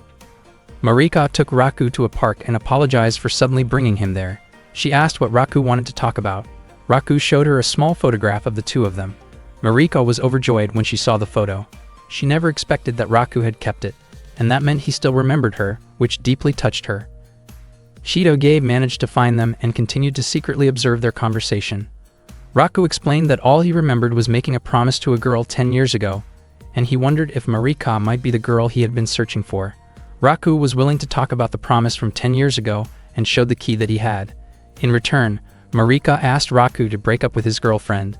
Chitoge became upset when she learned about the condition Marika demanded, and she was curious about what Raku would do.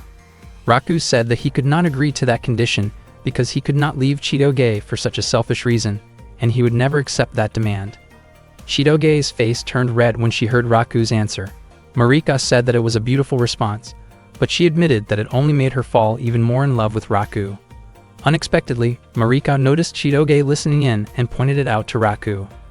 Chitoge showed herself and explained that what she had been doing was an investigation into possible infidelity. She brought up the promise from 10 years ago, but Marika suddenly hugged Raku and claimed that she and Raku had also made a promise 10 years earlier. Because of that, Marika insisted that Chitoge should break up with Raku, who was her fiancé. Chitoge firmly stated that she would never leave Raku. Marika argued that Chitoge was not the right woman for him, and Chitoge became so irritated that she could not say anything in response. Marika stayed close to Raku and asked him to continue what they had been doing before they were interrupted. Chitoge grew extremely upset with Raku. Raku tried to beg her to listen to his explanation, but Chitoge, overwhelmed by her emotions, reacted physically toward him. After that, Chitoge left the place. She felt relieved knowing that the girl who had made a promise with Raku long ago was not her, yet she was confused about why she felt so irritated by him. Raku was also confused and wondered why Chitoge seemed jealous of him. Afterward, Marika said goodbye and admitted that she had been very happy spending time with Raku. Raku did not understand Marika's attitude at all. Marika accidentally left her bag on a park bench, and Raku quickly picked it up and went after her to return it. Marika later met Shinobu. Shinobu said that Marika had been pushing herself too hard and believed that she must have been suffering because of the heat. She wondered why Marika had not worn a hat outside.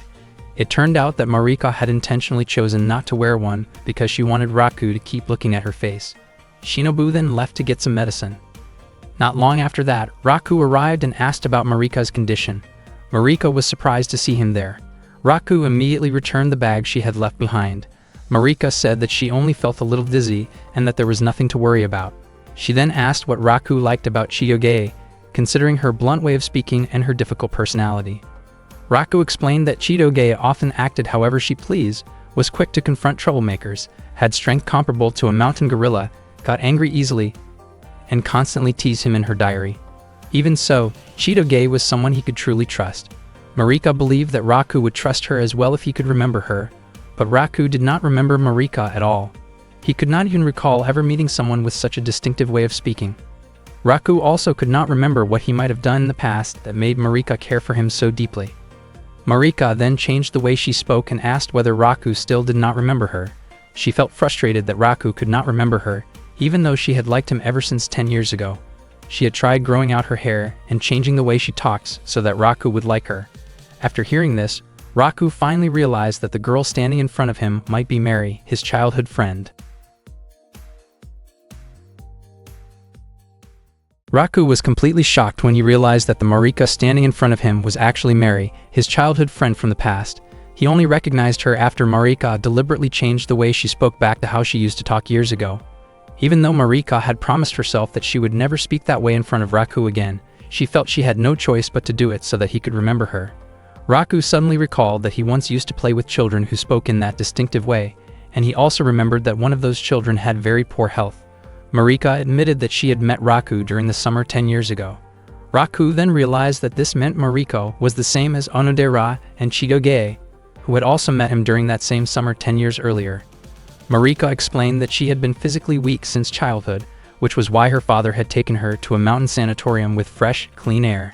At that time, Marika had been extremely bored from spending all her days inside a hospital room. One day, Raku suddenly appeared by the window of her room. Because of her illness, Marika rarely had the chance to play with other children outside. Raku came to see her and invited her to play. They introduced themselves to each other, and Raku called her Mary. Every day after that, Raku returned with small items he found in the mountains. Marika said that Raku's kindness always made her happy. One day, Marika's father asked whether she liked Raku, and if that was true, he intended to ask Raku to make a promise to marry her someday. The next day, Marika asked Raku what kind of girl he liked. Raku explained that he liked girls who were feminine and had long hair. From that moment on, Marika pushed herself with all her strength to learn and practice things she truly disliked. She worked tirelessly to master polite and refined manners of speaking. Marika did all of this so she could become the woman Raku dreamed of. Everything she went through was for the sake of meeting Raku again one day, and the promise she had made with him kept her moving forward. She apologized for changing so much, but explained that she only wanted Raku to understand her feelings. The photograph she kept was taken shortly before they were separated. Marika was happy that Raku still remembered the promise they made 10 years ago. Raku never imagined that Marika had gone that far for his sake, and he realized that the promise meant far more to her than he had ever expected. Marika admitted that she had acted selfishly just to make sure Raku remembered her, and she asked him not to force himself to remember if it was too painful. Raku felt guilty and immediately tried to concentrate harder to recall his memories of her. Marika looked genuinely happy seeing Raku make that effort, but deep down, she wanted him to remember the version of herself from that moment, someone who had grown into a charming young woman in his eyes. She wanted Raku to pay more attention to her and truly notice her presence. From that point on, Marika made up her mind that she would never allow Raku to forget her again. She casually pointed out that there was rice on Raku's face, causing him to panic and touch his own cheek in embarrassment. Unexpectedly, Marika gently kissed his cheek. She did it intentionally, hoping it would become a beautiful memory for both of them. Raku was left frozen and unable to react. Shortly after that, Marika quickly said her goodbyes and left. Raku's face turned bright red as he reacted in complete shock. Marika then walked toward Shinobu, feeling much better and believing she no longer needed her medication. The next day at school, Raku explained that he had met Marika 10 years ago, along with Chitoge and Onodera. He said that he learned this information from Chitoge's father. Even though they had been close back then, none of them could clearly remember it now. Chitoge wondered why Raku's face kept turning red, while Onodera admitted that she had felt a sense of closeness with Chitoge from the very beginning. Raku explained that he had simply been waiting for the right moment to tell them both. Chitoge was surprised to learn that Onodera also possessed a key like hers. Onodera admitted that she did not truly understand what the key meant. According to Chitoge, it seemed likely that both she and Onodera had met Raku 10 years ago and made some kind of promise with him, which explained why they each had a key. Raku still could not remember the details, but he was certain that he had only made a promise to one person. Both Chitoge and Onodera felt confused and curious about what kind of promise it could have been, since neither of them remembered anything at all. Marika later admitted that she clearly remembered the promise she had made with Raku before they were separated, which was a promise to marry in the future. Everyone was shocked to hear this. Chitoge asked Raku if Marika was truly the person he had been searching for all this time, but Raku still could not say for certain. Onodera began to wonder whether she might have made a similar promise with him long ago.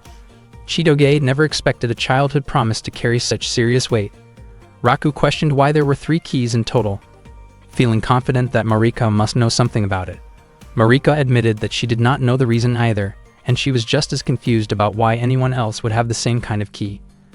She also recalled that Raku once told her he had played with other children besides her. Marika openly admitted how deep her feelings for Raku were, which was why she had made such a serious promise in the first place. In her view, only one of the 3 keys was real, while the others must be replicas. Onodera suggested that the only thing they could do for now was wait until Raku's pendant was fully repaired. No matter what happened, the most important thing for Marika was her belief that Raku would eventually marry her, especially since they had shared an intimate moment. Chitoge immediately doubted that claim and believed it was nothing more than an exaggeration. Raku fell silent, his face turning red once again. Seeing his reaction, both Chitoge and Onodera were stunned. Raku tried to explain that the situation was not what they were imagining, and that it had happened unexpectedly. Chitoge became extremely irritated and criticized Raku harshly for being careless with someone he had only recently reconnected with. Marika stated that it was already obvious that she was the one who suited Raku the most. Chitoge responded by calling Marika a shameless girl who was trying to steal someone else's boyfriend, but Marika confidently claimed that she was far sweeter compared to someone as rough as Chitoge. The two of them continued to argue, each insisting that she was the most suitable person to stand by Raku's side. They even brought the question to Onodera, who looked startled and unsure how to respond. Marika then asked how Raku appeared from Onodera's own perspective, adding that it seemed like Onodera had once made a promise to marry him as well. Onodera was reminded of the photo of Chitoge that Raku had bought before. She admitted that she had once shared such a promise, but for her, Raku was now someone she considered a close friend. Hearing that answer, Marika invited Onodera to become her friend, but Chitoge immediately objected, saying that Onodera was already her close friend. Raku felt slightly disappointed because he was seen as nothing more than a good friend. Onodera had indeed met Raku in the past, and he might have been her first love, but she understood that at the time, Raku likely had feelings for Chitoge. Chitoge found it strange, especially since Raku did not remember anything about Marika at all. Suddenly, Marika began speaking in the same refined manner she had used before, which surprised both Onodera and Chitoge. The next day, Marika approached Raku at his desk and urged him to meet her father so they could decide on an engagement date. Chitoge was clearly irritated by this. Raku pointed out that he had not even decided who his fiancé would be, but Marika confidently said that their engagement would not be cancelled. She also tried to act overly affectionate toward him, but Raku explained that he was still too young to even think about marriage.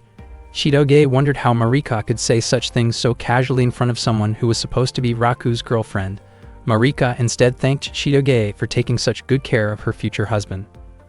From Chidoge's point of view, since Raku did not even know about the engagement, it could not be considered valid.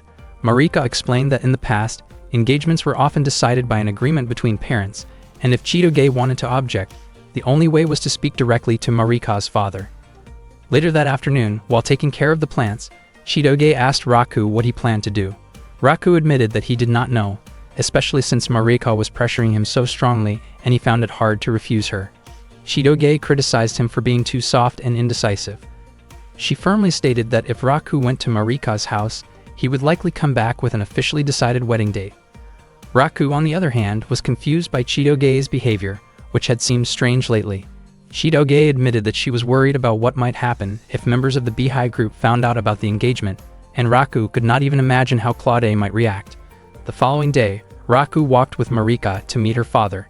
He remembered Chidoge's advice, hoping that Marika's father might be willing to cancel the engagement.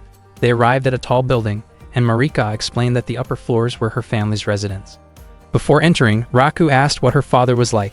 Marika described him as a very kind man who always worried about her, and she was confident that Raku would like him. They took the elevator to the top floor, and the moment Raku saw Marika's father, he was shocked. Her father had an intimidating presence, even more frightening than someone from an organized crime background.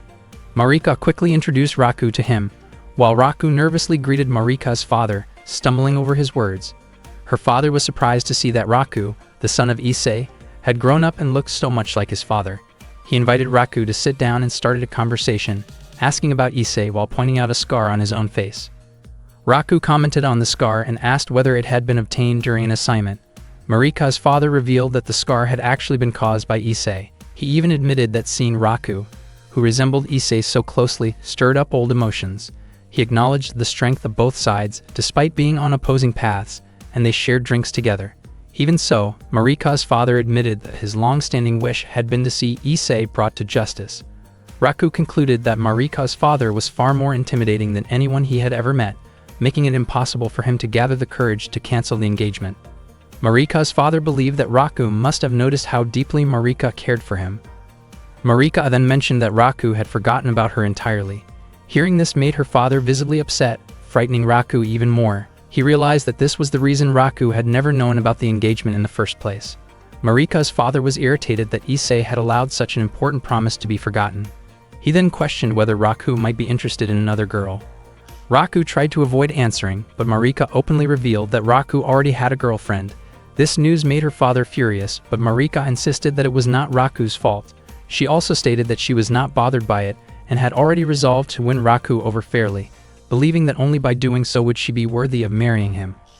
Marika's father asked whether Raku was truly that close to Marika. Overwhelmed by fear, Raku could not tell the full truth. He chose to say that he and Marika would maintain a respectful and careful relationship. However, Marika brought up their past closeness in a way that made her father even angrier, leaving Raku completely terrified.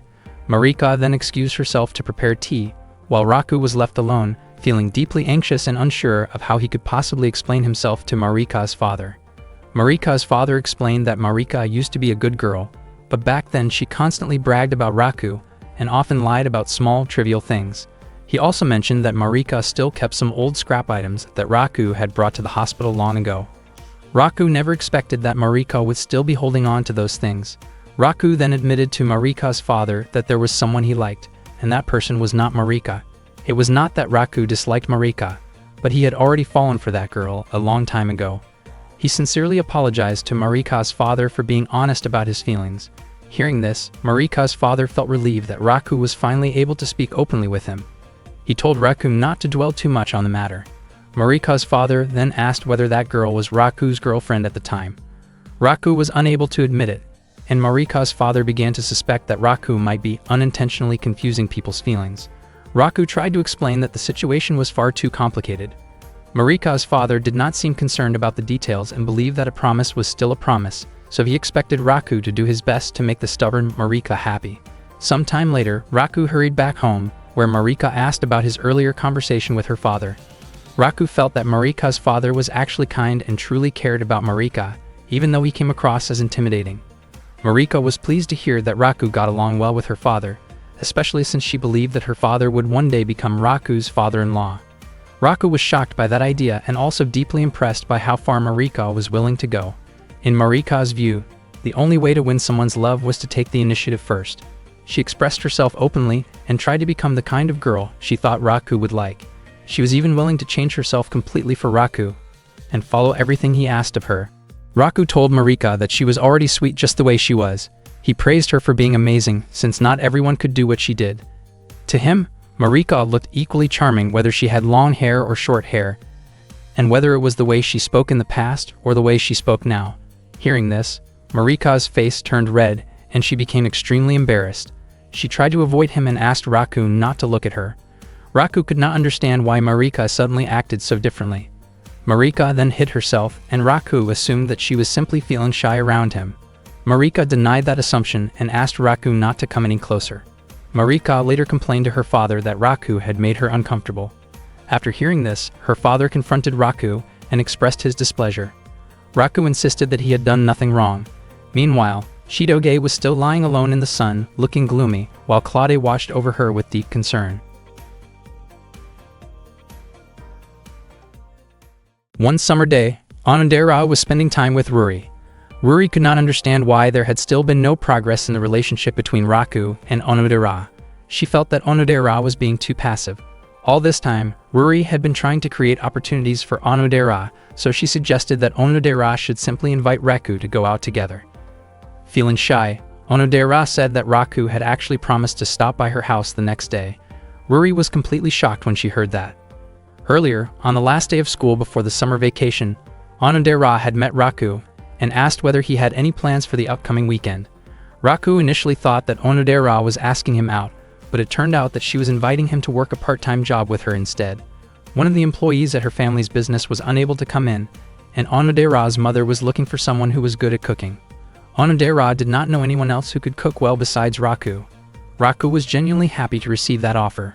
Raku never expected that he would be able to see Onodera during the summer vacation. He had never worked a part-time job before, but he wanted to show his abilities in front of her. He soon arrived at the traditional Japanese sweets shop owned by Onodera's family. As soon as he opened the door, he saw Onodera's mother speaking angrily on the phone. Raku felt intimidated by the atmosphere, especially when she sharply questioned why a student had come to her shop.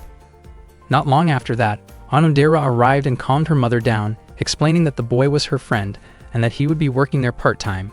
Raku was captivated by the sight of Onodera wearing the shop's employee uniform, which made her look especially sweet. Onodera's mother was surprised to learn that the person Onodera claimed was good at cooking was actually her classmate. She doubted Raku's abilities, believing that the kitchen was a serious place meant for skilled professionals, and that it was unlikely for a high school student to be truly proficient at cooking. Onodera explained that Raku cooked large meals for his family every day. Wanting to see proof, her mother asked Raku to make something for her. She implied that his skills would be judged by the taste of what he made. Raku had studied Japanese sweets before, but he had never practiced making them directly. He looked very nervous, but when he glanced at Onodera, she kept encouraging him and believed that he could do it. Raku immediately got to work. Onodera's mother watched as he carefully cleaned the water splashes from the bowl. She realized that Raku was probably not very familiar with making Japanese sweets, but she could tell that he was accustomed to cooking in general. Before long, Raku successfully completed a Japanese sweet. When Onodera's mother tasted it, she was very pleased and suddenly expressed strong approval of Raku, even suggesting that he would make a good future partner for her daughter. Raku was completely taken aback by that reaction. Onodera's mother smiled and remarked that Onodera had brought home a dependable young man. She felt that Raku had excellent skills and the potential to help manage the family business in the future. She accepted Raku as a part-time worker at the shop and asked Onodera to teach him how to make simple sweets. She decided to watch over the shop while they worked together. She also wondered why Onodera's face had turned red whenever she was near Raku, and she teased her for taking advantage of the opportunity to introduce him to her mother. Onodera felt extremely embarrassed by the teasing. Although she was flustered, Raku commented that Onodera's mother was an impressive person. Onodera asked Raku not to worry too much about her mother's remarks, and then she began explaining how to make the sweets. Onodera explained each step carefully on how to make delicious Japanese sweets. Raku continued stirring the mixture and was surprised that Onodera remembered every single step. He asked whether she often made sweets. Onodera denied it, saying that she never helped with cooking because she was not good at it. Since childhood, She had simply enjoyed watching the process. She once had the chance to make sweets herself, but the people who ate them ended up feeling unwell, and the shop had to close for 3 days afterward. Raku never imagined that Onodera had such an extreme story from her childhood. Onodera added that there was one thing she was praised for, which was the finishing touch. She was especially skilled at decorating sweets and making them look more beautiful. Raku praised the appearance of the sweets that Onodera shaped. At that moment, Raku had just finished preparing the mixture. Onodera suggested that Raku focus on adjusting the flavor while she handled the appearance. That way, they could create delicious Japanese sweets together. To Raku, her words sounded almost like a proposal meant for the future they might share. Just then, Onodera's mother mentioned that she needed to step out for a short while and reminded them to take good care of the shop while she was gone. Raku felt as if a powerful tremor had struck his heart, making him want to stay right where he was and imagine building a happy family someday. Not long after that thought crossed his mind, a customer arrived at the shop. The elderly man looked genuinely delighted to see Onodera taking care of the store. The customer was Yoshino, a man who had been a regular at Onodera's family candy shop for a very long time. Onodera prepared Yoshino's usual order, just like she always did. As usual, Yoshino lightly teased her by suggesting they spend time together sometime, but Onodera simply responded with a warm smile. Raku felt uncomfortable with Yoshino's behavior, so he stepped in, gently pulled Yoshino away from the counter, and handed him his change. After that, Yoshino left the shop without any trouble. Raku never expected that even an elderly customer could behave in such a playful way. Onodera smiled and calmly explained that some customers were just like that. She then asked whether Raku was still dating Chitoge. Raku almost denied it out of reflex, but he quickly caught himself and admitted that he was still in a relationship with her. Suddenly, Onodera revealed that she had actually known the truth about Raku and Chitoge's relationship for a long time. Raku was shocked and immediately wondered how she could have known. It turned out that Chitoge had told her everything a long time ago, and Onodera had assumed that Raku already knew she was aware of it. Raku could not understand why Chitoge had never told him about that. Onodera then realized why Raku had continued pretending to be Chitoge's boyfriend whenever he was alone with her. However, she still did not understand why Raku had been hiding Chitoge's photo, and she did not yet have the courage to ask him about it. Meanwhile, Raku began to wonder whether this meant he might finally be able to confess his feelings to Onodera. His heart started pounding intensely, but he knew that confessing was not something he could do so casually. He would need the right moment. Outside, the wind was blowing fiercely, and even the weather forecast had warned of a storm that day. Soon after, heavy rain began pouring down, and Raku started worrying about Onodera's mother. Not long after that, Onodera's mother called and explained that she could not make it home because the storm was too strong. She asked Onodera to take care of the shop and also suggested that Raku stay over for the night.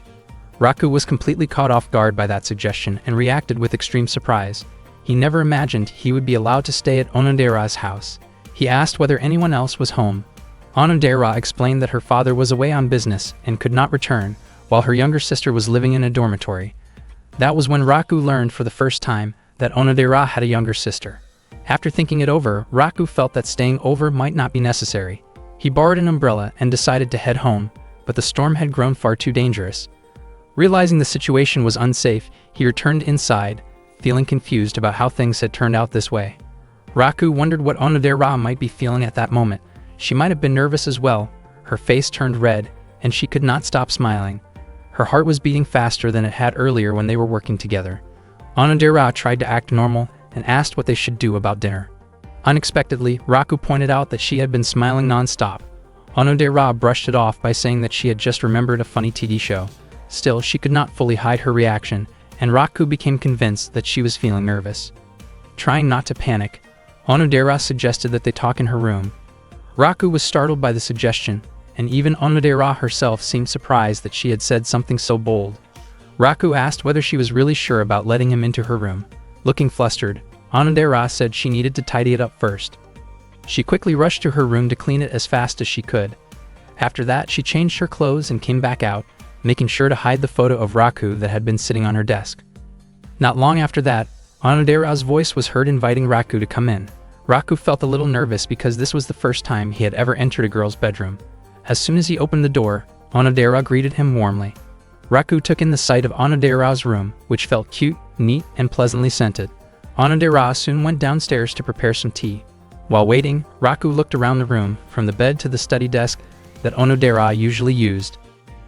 His thoughts briefly wandered to the idea that this was the space where Onodera spent her private daily routines, and he immediately shook his head, lightly scolding himself for letting his imagination go in an inappropriate direction. He then noticed a photo placed on Onodera's desk and guessed that it might be a picture of a boy she admired. Curious, he slowly leaned closer to take a look, but just as he did, Onodera returned with the drinks. Raku quickly stepped away from the desk. Onodera served the tea and invited Raku to chat with her. However, as time passed, neither of them managed to say a single word. The silence made the atmosphere awkward.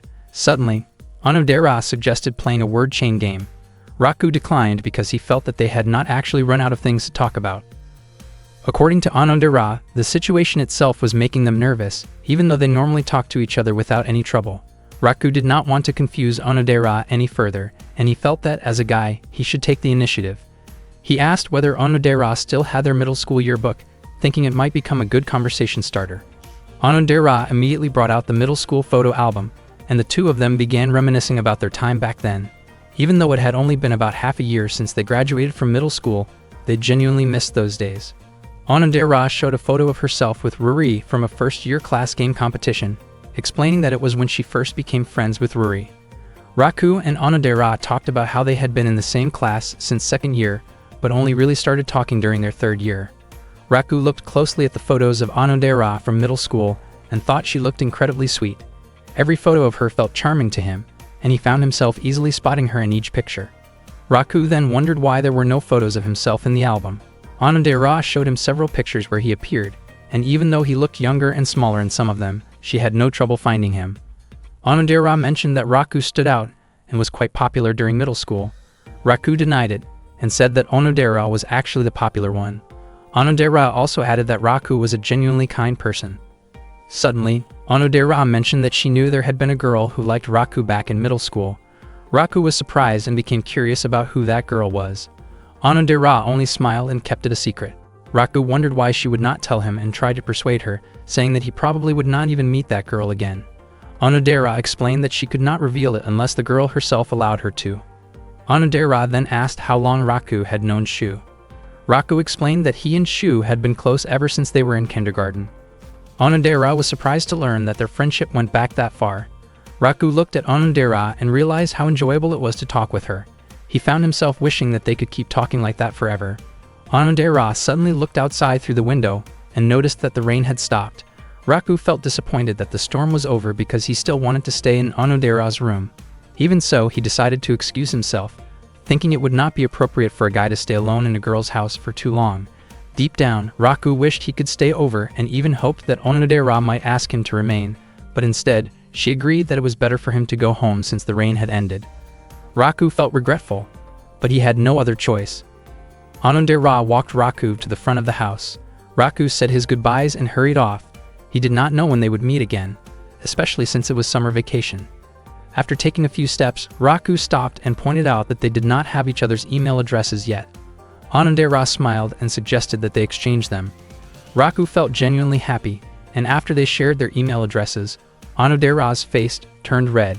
She had not expected Raku to ask for her email. That day made her truly happy, even though she had no idea when they would see each other again. Later, Onodera typed a message admitting that the girl who liked Raku during middle school was herself, but she deleted it because she was not ready to say it yet. After that, Raku finally left, his face looking bright and cheerful. He could not believe that after 2 years of friendship, he had finally gotten Onodera's email address. Raku immediately sent her a message, and Onodera replied right away, wishing him good night. Raku was surprised to see her quick response and realized that he was not the only one feeling excited. Meanwhile, Onodera got ready for bed, feeling sure that Ruri would praise her when she found out that Onodera had exchanged email addresses with Raku. That night was the night of the summer festival. A huge crowd gathered to enjoy the full lineup of festival events, and countless food stalls filled the area. At that time, Raku was busy cooking food to be distributed to Yakuza members at another stall. Raku truly was a kind-hearted guy. He did this so they would let him off for the night, since he had an important mission to carry out. That mission was to obtain a super-ultra matchmaking item, a love charm. According to rumors, the charm was incredibly effective at keeping romantic relationships strong and lasting. Because of that reputation, it was extremely popular and usually sold out right away. While walking through the festival, Raku suddenly ran into Chitoge. Chitoge mentioned that she only wanted to enjoy the festival, yet she wondered why she had to run into Raku there. Raku explained that he was helping out at his family's stall. Not long after that, one of the Yakuza members came over and asked Raku to deliver some beer. When he saw Raku together with Chitoge, he became deeply moved that Raku was still willing to help the stall, even though he was spending the festival night with her. He told Raku that there was no need to help anymore, since bringing a girlfriend to a festival was considered one of the 3 biggest dreams for a man. He hoped that Raku and Chitoge would enjoy the festival and have a great time together. Chitoge felt annoyed that she had to walk around with Raku, even though she had been excited to explore the summer festival on her own. She then asked Raku to treat her to some takoyaki. Raku took her to his family's takoyaki stall and requested the food directly, so he did not have to spend any money. He confidently guaranteed that the takoyaki tasted great. Chitoge was surprised to learn that so many people lived at Raku's place. Raku explained that the Yakuza members were running many of the festival stalls. Chitoge wondered if that meant she could eat as much as she wanted, and she even suggested going on a date with Raku so she could enjoy free food. Raku did not expect Chitoge to be that focused on material benefits. From Chitoge's point of view, Raku felt like a walking free pass during the festival. Raku found it strange, especially since Chitoge was the daughter of a very wealthy family yet acted like that. Chitoge ran off cheerfully toward the food stall she wanted to visit. At that moment, Raku felt as if he sensed Onodera's presence nearby. Onodera was wearing traditional clothing, but she was hiding because she still did not have the courage to show herself in front of Raku. She wondered if buying a love charm might be able to change her destiny. Suddenly, Marika noticed Onodera and called out to her. Marika asked whether Onodera had also come to buy a love charm, but Onodera denied it. Marika then spotted Raku walking together with Chitoge. She felt irritated seeing them, especially since Raku had turned her down the day before when she invited him to watch the festival together. Marika suggested bothering them, but Onodera stopped her. At that time, Chitoge looked extremely happy as she looked around at the various stalls. Raku often stayed close to Chitoge because from the beginning, they had been asked to pretend to be a couple. Raku felt that their relationship was very strange. Chitoge overheard some girls praising her sweetness, and her face even turned red from embarrassment. However, some boys were disappointed that Chitoge was dating someone they saw as weak like Raku. They assumed that Raku was just playing with her feelings. Raku felt very annoyed hearing those comments, while Chitoge laughed it off. Raku realized that anyone watching them would naturally assume they were a real couple. Before long, Chitoge also heard people wondering why she was not wearing a yukata. She became curious about whether a yukata would look good on her. According to Raku, a yukata always looked good depending on who wore it. Meanwhile, Marika and Onodera continued observing Raku and Chitoge from a distance. Marika thought they looked very happy together. Chitoge invited Raku to play a goldfish scooping game. She almost managed to catch a fish, but it fell back into the water because the paper net was extremely thin and easily torn when wet. Raku suggested that Chitoge stop playing, especially since she probably did not know how to take care of fish anyway. He then used the torn net himself and quickly caught many fish. Chitoge admitted that Raku was impressive. Raku explained that he had practiced that kind of thing often at home and confidently claimed that he was unbeatable at festival games. The fish stall belonged to one of the Yakuza members, and because Raku kept winning, the owner had prepared an unusually large fish. Even so, Raku managed to catch that big fish as well. Chitoge once again acknowledged how amazing Raku was. Raku only gave her 2 small fish, believing she would not be able to take care of more than that. Chitoge smiled and thanked him. At that moment, Mariko was about to cut open the plastic bag holding Chitoge's fish, but Onodera stopped her. Chitoge noticed a crowd gathering at one of the stalls and wondered what was happening. It turned out that it was time for the sale of the love charms. Marika got ready to buy one and asked Shinobu to help clear a path in front of her. Seeing that, Onodera admitted to herself that Mariko was impressive, especially in how straightforward she was about her feelings for the person she liked, and that realization made Onodera feel a little jealous. Onodera then encouraged herself to do whatever it took to obtain a love charm.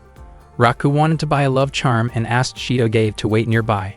Chitoge worried that they might get separated, so she held Raku's hand and stayed close to him.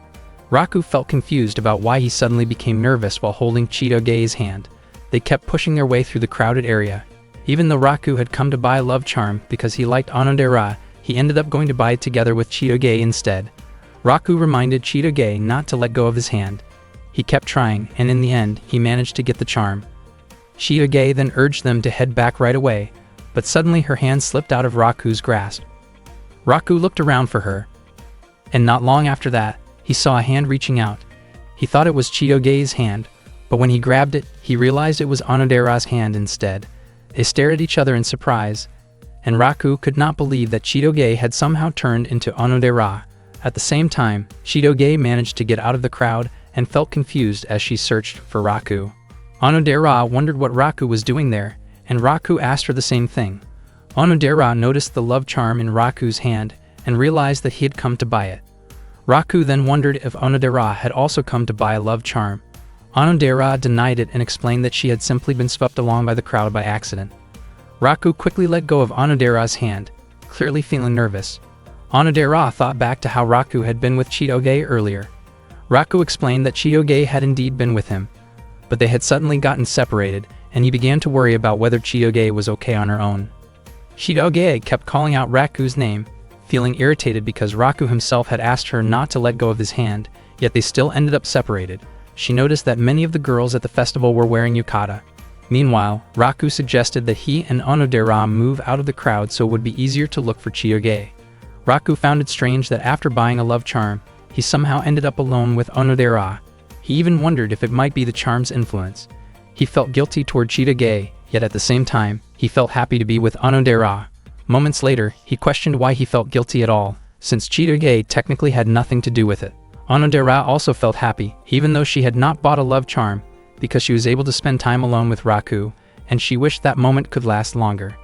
Suddenly, Raku bumped into someone, causing his love charm to fall to the ground. Onodera picked it up for him, but at that moment, the strap of her sandal snapped. Raku immediately lifted Onodera and carried her so she would not fall. Onodera could hardly believe what Raku was doing, and her face turned red as she became extremely flustered. Raku checked to make sure that Onodera was okay. She nodded and apologized, thinking that she must be heavy. Raku brushed it off and said it was not a problem. Onodera could not believe that her wish had come true, and although she felt happy, she was also very embarrassed. Raku then fixed Onodera's sandal, and afterward, he decided to look for Chitoge again. Onodera searched for Raku's love charm, which had been there just moments earlier, and realized that it had been taken by a cat. Raku immediately ran after the cat at full speed. The cat dashed away and stopped near Marika. Marika looked annoyed because she had failed to get a love charm after they had sold out. Suddenly, Raku called out to Marika. She smiled brightly as she greeted him. Raku asked Marika not to move. Marika's face lit up, thinking that Raku had chosen her over Chitoge. Raku reached toward Marika and told her again not to move. Marika's face turned red as she misunderstood his intention and thought he was about to kiss her. Raku moved even closer, and Marika closed her eyes, but instead of what she expected, Raku tried to grab the cat.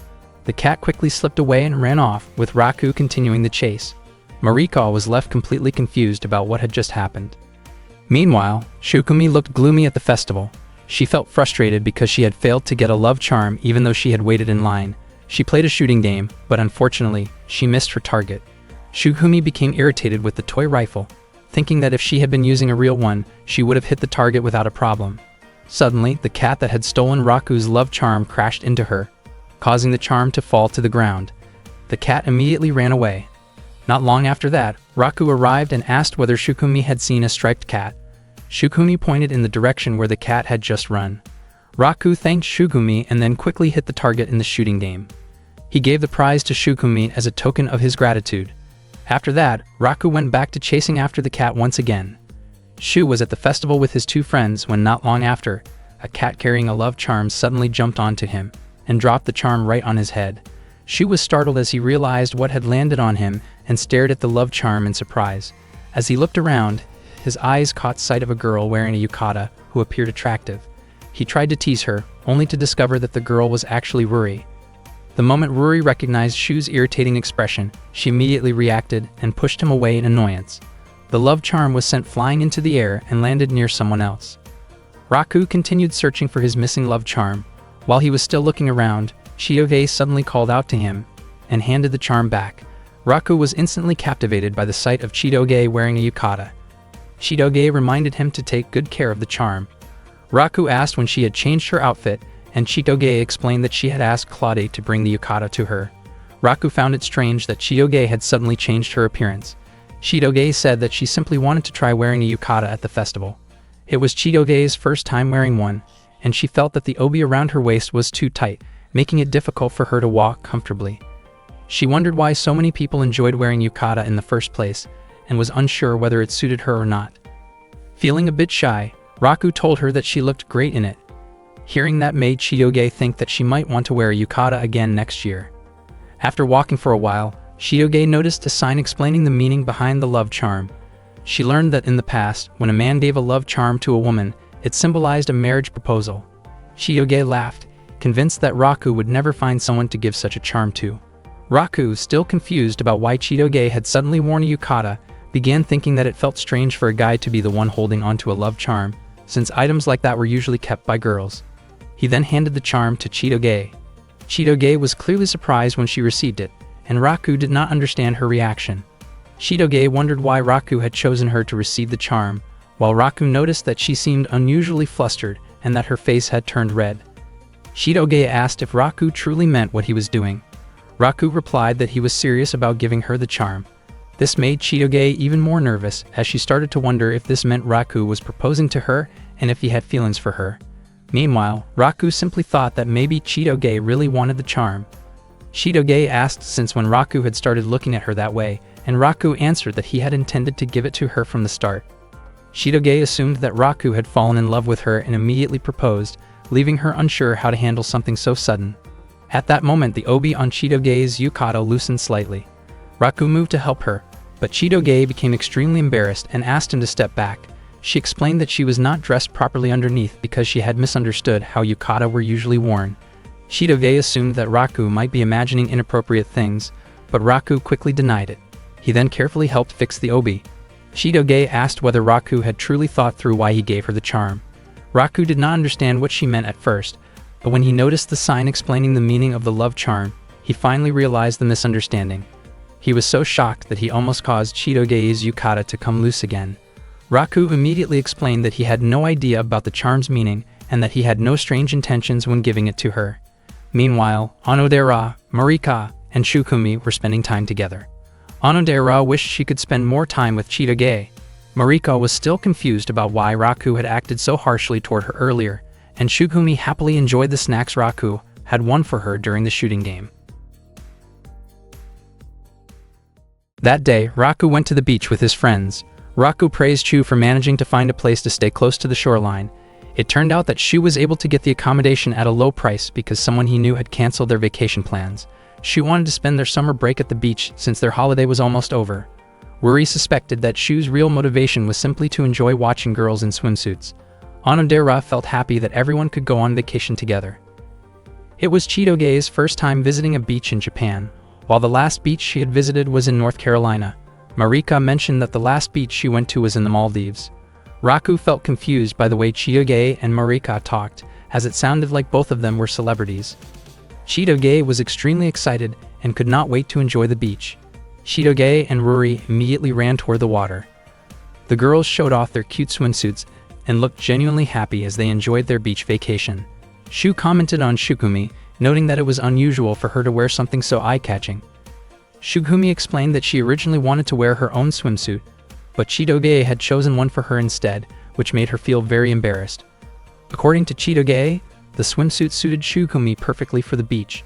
Shukumi felt shy about her appearance and tried to cover herself, while Chitoge insisted that Shukumi should feel confident about herself. Marika then playfully teased Shukumi by comparing their looks, making Shukumi flustered by the attention. Chitoge and Marika continued joking around, which made Shukumi feel overwhelmed and ticklish from all the teasing. Shu seemed to enjoy watching the scene, while Raku thought that they had forgotten there were boys around. Raku then noticed that Shu had been busy using his binoculars for quite some time. It turned out that Shu was openly staring at the girls around the beach, paying far too much attention to their appearances. Ruri did not hesitate to hit Shu with her stick to stop his behavior. Shortly after that, Marika called Raku and asked him to apply sunscreen for her so her skin would not get sunburned. Raku wondered why he had to do it, and why she did not ask Shinobu instead. Marika explained that Shinobu had suddenly developed an allergy to sunscreen. Chitoge became irritated because Marika kept teasing her boyfriend. Chitoge even offered to apply the sunscreen herself. Marika accepted Chitoge's offer, but confidently claimed that Chitoge would not be able to do it, as well as Raku. Marika then stood very close to Raku and continued asking him for help. Chitoge became furious upon seeing this and ended up hitting Raku out of frustration. Chitoge walked toward her belongings, still annoyed after seeing Raku blush so much. When she opened her suitcase, she found the love charm that Raku had once given her. Chitoge felt confused by Raku's actions, since he did not even understand the meaning of a love charm but still wanted to buy one. She felt foolish because of it. Chitoge did not know what she would do if giving a love charm truly meant a marriage proposal. She laughed to herself and thought that it was impossible anyway, since their relationship was just pretend. She wondered why she had not given Raku an answer back when he handed her the charm.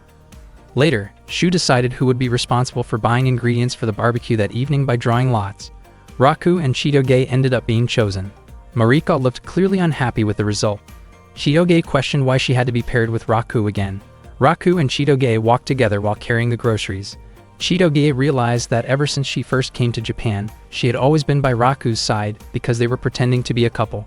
Raku asked Chitoge to help with the preparations, and she said she could handle it. Raku peeled the potatoes and asked Chitoge to cut them into bite-sized pieces. As they worked, their hands accidentally touched while reaching for the potatoes. Chitoge immediately scolded Raku, accusing him of touching her on purpose, while Raku insisted that it was actually her hand that touched his.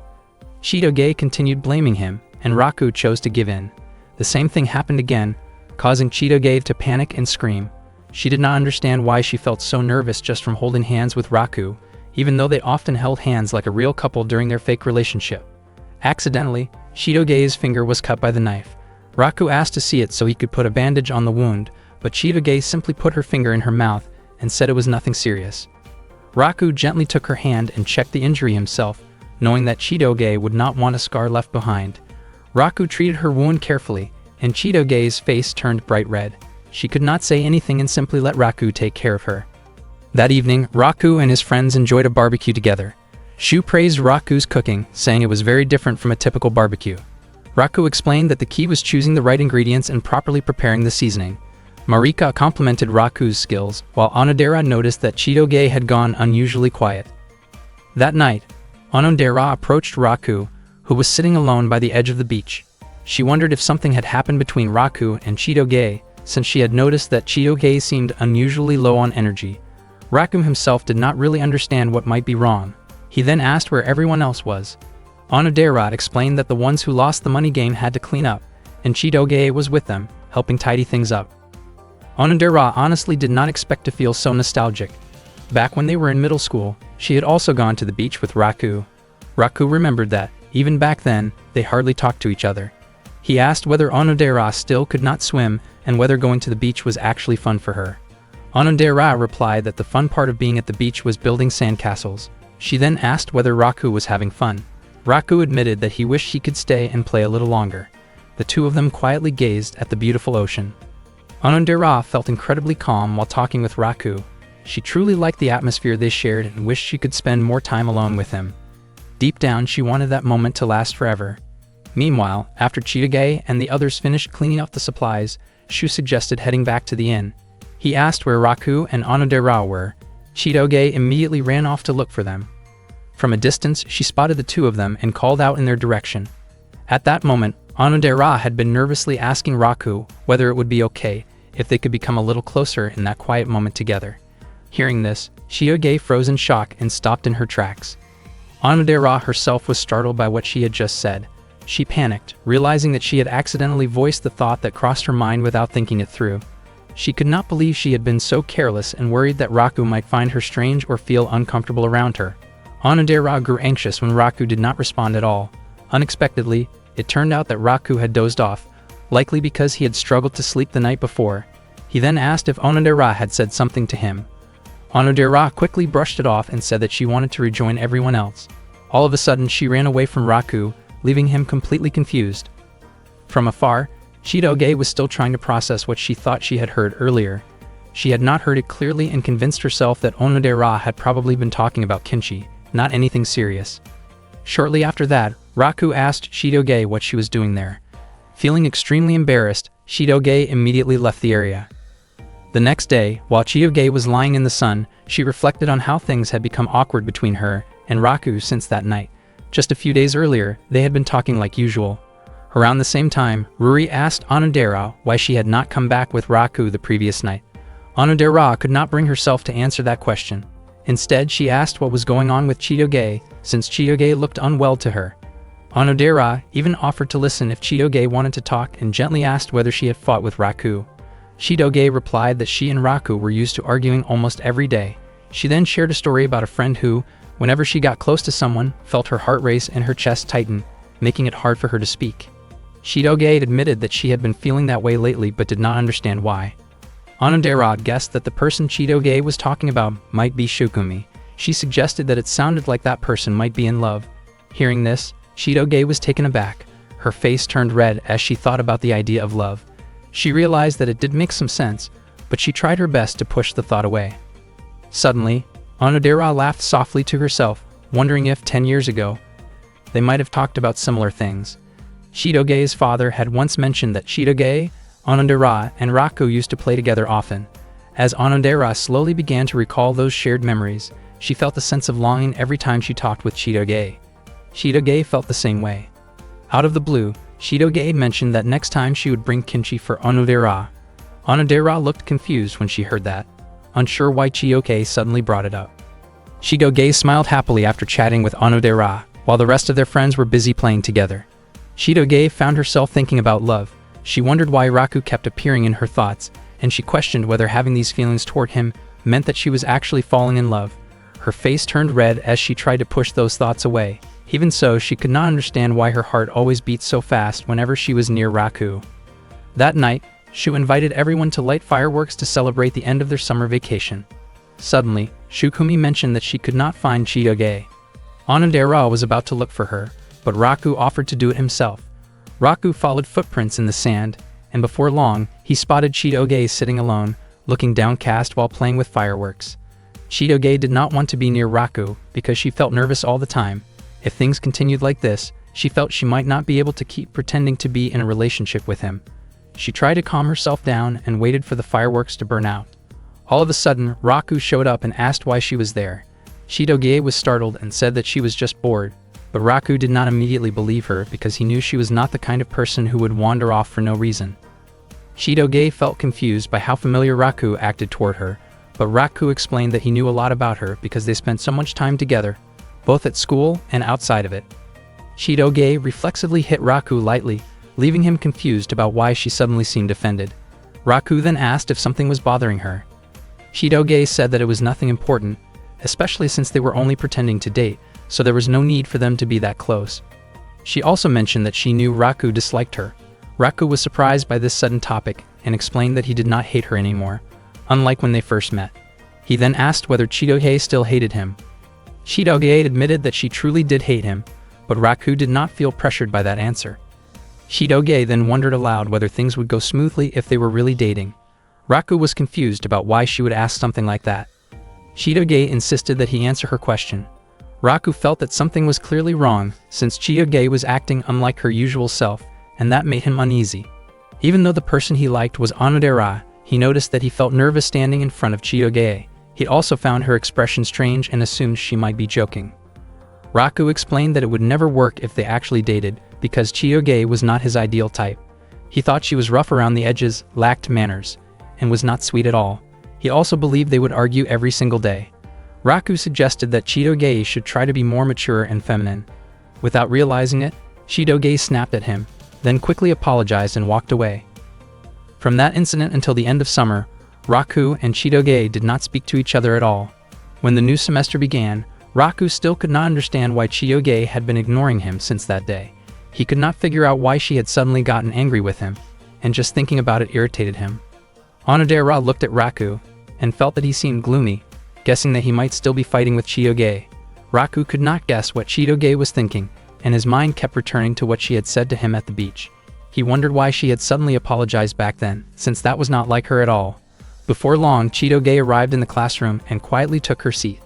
Raku asked why she was ignoring him. Chitoge apologized and said that she had been dealing with a lot of personal issues. Raku did not understand why she had become so distant and asked why she had suddenly been upset with him. Chitoge said that she was not angry and told him not to make a big deal out of it because class was about to start. Raku was left feeling confused by her behavior. Day after day, Chitoge remained cold toward him and acted as if their previous issue had never happened. One day, Shu gathered everyone to discuss preparations for the school cultural festival. As a member of the festival committee, Shu explained that their class would be putting on a stage play for the event. The play they would perform was Romeo and Juliet. Shu immediately chose Raku and Chitoge for the lead roles, and the class agreed, but Chitoge stated that she would not participate in the play. Shu decided that Raku and Onodera would be cast as the main leads in the Romeo and Juliet drama that would be performed during the school cultural festival. Suddenly, Marika asked Onodera to give that role to her, believing that Onodera would not mind handing it over. Marika was extremely eager to play the leading role alongside Raku. She kept pleading with Onodera, hoping she would be willing to give up the part. Raku had already expected that things would turn out this way. Onodera apologized to Marika and explained that she could not give the role to her, because she also wanted to play it herself. Marika smiled and said that she would be ready to step in and replace Onodera if Onodera was unable to perform during the show. Raku asked whether Onodera had started to become interested in acting.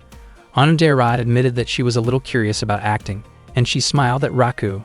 Raku truly never expected to end up acting as a romantic partner with Onodera. Even though it was just acting, he still felt a bit nervous. At the same time, he could not stop wondering why Chitoge had turned down the role. At that moment, Chitoge was sitting alone, quietly lost in thought. After school, Raku and his friends were scheduled to practice for the play. As soon as classes ended, Chitoge quickly hurried away. Raku immediately chased after her and asked why she was in such a rush to go home. Chitoge explained that she was not participating in the drama, so she had no reason to stay at school. Raku said that they should go home together so that other people would not become suspicious about their relationship. Chitoge responded that acting that way differently for just one day should not be a problem. Raku then asked why she had refused the role of Juliet, even though they were supposed to be a couple. Chitoge said that she simply did not want to play the role, and after that, she quickly walked away. Raku wondered why Chitoge's attitude had suddenly become so strange. He questioned what had made her upset, but he could not understand what she was feeling when she chose to ignore him. Raku knew that he could not solve all of Chitoge's problems, but he still asked her to tell him what was going on. Chitoge said that it was nothing important and that she was not angry about anything. She asked Raku not to act overly familiar with her, since they were not a real couple. Because of that, she thought it would be better if they did not act close to each other when no one else was around. Chitoge then walked away, leaving Raku unable to understand why she was behaving that way, even though he was constantly worried about her. Raku returned to school afterward. Onodera invited him to start practicing, but Raku acted distant toward her. Onodera guessed that Raku might still be arguing with Chitoge. She was also still curious about the photo of Chitoge that Raku kept, and she wondered what Raku truly felt toward Chitoge. Onodera delivered a printed copy of the script to Kyoko in the teacher's office. Kyoko was surprised to learn that Onodera had been cast as Juliet and felt confident that the role suited her well. She said that she was looking forward to watching a great performance. When Kyoko opened a drawer, Onodera was shocked to see a photo of Chitoge inside. She asked what the photo was about. Kyoko explained that it was from a class trip during the previous semester. The photo had accidentally captured an awkward moment of Onodera in the background while she was changing outfits for an activity. Kyoko admitted that she had been careless and had not noticed it at first, but fortunately Raku had realized it and returned the photo to her. Kyoko was sure that no one else had seen it, so Onodera did not need to worry. Kyoko jokingly assumed that Raku had shown unexpected maturity in how he handled the situation, even though she had promised Raku that she would not tell Onodera about it. Kyoko then asked Onodera to keep the matter a secret from Raku as well. Only then did Onodera fully understand what had happened. It turned out that Raku had met her that day when he brought the photo back to Kyoko. At that time, Raku had still been thinking about Chitoge, but he tried not to dwell on it because he was with Onodera. Raku began practicing his scene, but Onodera became nervous, her face turning red when she heard Raku, as Romeo, expressing his love. Her thoughts drifted back to the photo, and she felt deeply embarrassed in front of Raku. Meanwhile, the students worked together to prepare various props for their drama performance. Raku practiced his lines as Romeo, declaring his love for Juliet, but Marika interrupted by reciting the lines along with him, which annoyed Raku. Marika did not mean to interfere and explained that she simply wanted to play Juliet. Raku was confused about why Marika kept interrupting, especially since many of her lines were incorrect. After all, Romeo and Juliet was a story about the heirs of two feuding families who fell in love, but were not allowed to be together by their families. Marika said that the story was similar to her own situation with Raku, which made her confident that she could play the role well. Raku asked Marika not to speak carelessly in public. Shugumi became irritated and scolded Marika, firmly stating that Raku was Chitoge's boyfriend. Marika smiled and said that it did not matter, since Chitoge was not playing Juliet anyway. Shugumi grew even more upset by Marika's words. Raku noticed Chitoge standing outside the classroom, but he tried not to think about it and focused on the drama practice instead. Unbeknownst to him, Claude was watching the situation from afar at that very moment. The practice session for that day had finally come to an end, and Shu asked all the cast members to gather together. Raku wondered if they were about to hold a meeting, but it turned out that Shu was organizing a costume fitting for the performers instead. Raku was immediately impressed by the outfits. He never expected that they were completely hand-sewn. The costumes had been carefully made by members of the sewing club. Meanwhile, Marika loudly questioned why she had not received a costume. Since she was only a standby performer, she did not get one. Raku, on the other hand, could not wait to see what kind of costume Onodera would be wearing. When he finally saw her, he was completely captivated. She looked incredibly sweet in her outfit, and Raku found himself nearly speechless because of how charming she appeared. Onodera smiled and wondered if the costume suited her well. Raku felt that it fit her perfectly. Onodera then returned the compliment, saying that Raku also looked good and that his appearance suited the role nicely. Raku smiled and thanked her. The Juliet costume had truly been crafted with great care and quality, and for a brief moment, Raku imagined how it might look if Chitoge were the one wearing it. He immediately pushed that thought away. Raku ended up hiding when Chitoge passed by the classroom. He did not understand why he was avoiding her, but he knew he struggled to deal with Chitoge's distant and indifferent attitude. At the same time, he felt nervous because Claude was constantly keeping an eye on him. Unable to take it any longer, Raku ran after Chitoge. He admitted to himself that the situation had become overwhelming, especially with Claude watching their every move.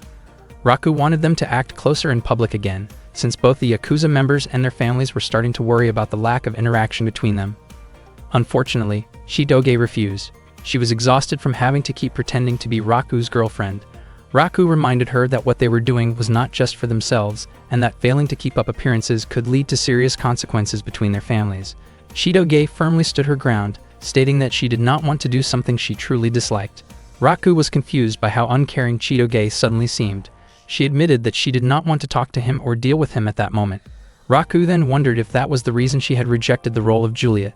Chitoge made it clear that she did not want to play Juliet if Raku was Romeo, especially since their families did not truly share any real bond. Raku could not understand why she was acting this way or why he had to go through such an experience. He never imagined that Chitoge felt so strongly toward him. Raku reflected on the past, realizing that he still needed to uncover the truth about how they first met, as he felt there must have been some kind of connection. Eventually, Raku came to terms with the situation. He acknowledged that they did not truly know each other, had no real relationship, did not understand one another, and that all the memories they shared were nothing more than an act. He also convinced himself that the promise from 10 years ago was likely a misunderstanding caused by Chitoge's father, and that Chitoge was not the girl who had once promised him anything. If they could not get along now, then it seemed impossible that they had been close back then. Raku decided that it would be better for Chitoge to forget about the fake relationship entirely and to act as if they had never carried out those obligations. He even hoped she would explain everything to their parents. At that moment, the tension between them reached its peak. The sudden emotional outburst drew the attention of nearby students, who were startled by the situation. Chitoge quickly walked away, leaving Raku behind. Onodera called out to him, but Raku apologized and said that he needed some time to rest.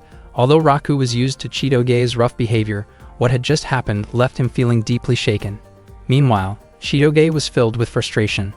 She repeatedly blamed Raku for being unable to understand her feelings. The day of the cultural festival finally arrived. The school was lively as students celebrated together, with each class presenting performances on stage. Onodera encouraged Raku as they prepared for the Romeo and Juliet play. Raku encouraged her as well, asking her to give it their best effort. Since the incident with Chitoge, Onodera had tried to ask Raku about what happened, but he never wanted to talk about it. In truth, Onodera was curious about what had occurred between Raku and Chitoge, and she wondered whether Chitoge would come to watch the play. At the same time, students from another class approached Chitoge and asked for her help, as they were short on people for their own class project. Chitoge agreed to help them without hesitation. Onodera peeked at the area in front of the stage from behind the curtain. She never expected the audience to be that large, and it made her feel nervous. It was the first time Onodera had ever stood on a stage of that size, but she believed she would do her best, especially since Raku would be there with her. She felt confident that everything would be fine because she had practiced hard and memorized all of her lines. At that moment, the other students were preparing the stage setup when one of them slipped from a ladder, and Onodera rushed in to help. As a result, Onodera twisted her ankle. Hyoko became worried about the condition of Onodera's bones and asked her not to perform in the play. Hyoko then asked where Marika was so she could replace Onodera, but it turned out that Marika had not come to school that day due to a fever. Onodera insisted that she could still perform, but Kyoko refused and told her to rest instead. Hyoko asked Raku to stay with Onodera so she would not act recklessly. She then said she would look for a solution and instructed the students to continue preparing themselves. Raku asked whether Onodera was really okay. He was certain that Onodera truly wanted to play the role of Juliet. Onodera felt guilty because if things continued this way, the play would be cancelled. She felt sorry for her friends who had worked so hard to prepare everything, and even the costume made especially for her would go to waste. Raku was deeply moved by Onodera's attitude, especially how she was still thinking about others during such a critical moment. He believed none of this was Onodera's fault, and he would feel responsible if the play ended up being cancelled. Raku immediately ran off to find a way to solve the problem. Meanwhile, Shido-ge was assigned to help at her class cafe. She barely understood what she was doing at the time because her thoughts kept drifting to Raku. Even so, she could not bring herself to express what she truly felt. She wondered why she had brought up the topic of not pretending to be a couple anymore, and she was not prepared for Raku's response, which did not match what she had imagined. From the beginning, it was true that Raku and Shido-ge's relationship had never gone smoothly. Their personalities completely clashed, and their relationship was nothing more than an act. Shido-ge did not regret it, because she believed that if Raku ended up disliking her, the relationship would eventually come to an end. Suddenly, Raku appeared and grabbed Shido-ge by the hand, asking her to replace Onodera as Juliet. He pulled Shido-ge along with him. Shido-ge questioned the reason behind Raku's request and asked him to explain what had happened. Raku explained that Onodera had twisted her ankle and could not perform, and Mariko was absent due to illness. If no one stepped in, the play would be cancelled. Raku said that there was no one else who could play Juliet besides Shido-ge. Shido-ge felt that it was impossible because she did not even know the script. Raku believed there was still a way. He understood that Shido-ge disliked him, but he also believed she could handle the situation. He trusted that Shido-ge could rely on improvisation since they were already used to putting on an act through their fake relationship. Raku continued to plead with Shido-ge to take on the role. Shido-ge felt confused, especially since Raku had already made his feelings clear at the beach, which made her think their relationship would never work out. She believed that Raku did not truly want to perform in a play with her. Raku began to wonder if Shido-ge was still holding on to what he had said back then. They usually tease each other, but this time felt different. Shido-ge had genuinely been hurt, and since then, she had seemed constantly upset. Raku finally admitted that he did not hate Shido-ge. He apologized for what he had said at the beach and realized how careless his words had been. He acknowledged that Shido-ge was not his ideal type, that she could be rude and rough around the edges, but that did not mean he disliked her. Shido-ge smiled as she came to understand his feelings, and she agreed to take on the role of Juliet. 5 minutes before the Romeo and Juliet stage play was about to begin, Shido-ge was getting ready to put on her costume. She did not know how to express her true feelings. Raku was completely captivated by Shido-ge's appearance. Shido-ge wondered why Raku seemed to be zoning out while looking at her. Raku asked whether Shido-ge was doing okay, and whether she was nervous about her lines. Shido-ge smiled and looked confident that she had already memorized the important parts of her dialogue. Raku teased Shido-ge by calling her a refined and smart gorilla. Shido-ge shot him a sharp look, and Raku immediately apologized, worried that she might get angry. Unexpectedly, Shido-ge's face turned red, and she smiled as she invited Raku to get ready to perform the play together. Raku felt confused by the smile Shido-ge gave him, especially since she had looked annoyed just moments earlier, and he became convinced that something strange was going on with her. Soon, the play was about to start, and the audience could hardly wait for the performance. Raku's and Shido-ge's families were also there to watch. Shu read out the prologue narration of Romeo and Juliet, explaining that the two main characters came from families that had been in conflict for a long time. Shido-ge, playing Juliet, expressed her confusion about why her family and Romeo's family continued to fight and resent each other. She believed that their families could make peace and care for one another, just like the two of them did. She hoped that her family would understand her feelings, because then they would surely be able to accept Romeo. Raku admired how well Chitoge delivered her lines, even though she had only memorized the script recently. Unexpectedly, Chitoge forgot her next line, and Raku pointed out that she had missed an important part. The two of them ended up arguing on stage, which made the audience laugh in amusement. Shu did not expect that the scene would actually suit Raku and Chitoge so well. While they were arguing, Raku and Chitoge were startled to see their families in the audience.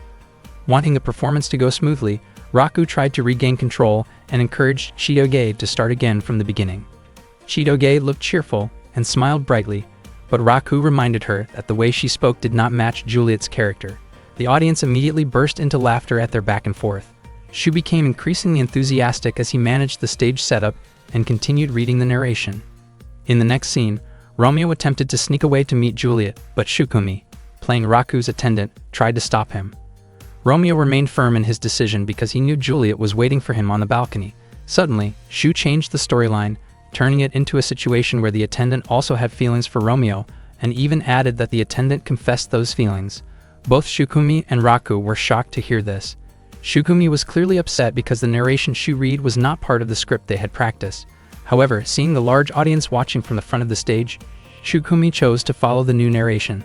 The attendant, visibly nervous, attempted to express her feelings toward Romeo, but then tossed her hat aside and withdrew, realizing that such a future was not meant for her. The audience cheered loudly at the scene. After that, Romeo went to Juliet, and the attendant returned backstage.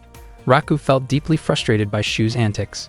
Unexpectedly, a mysterious woman appeared on stage, played by Marika. She claimed to be Josephine, Romeo's true love.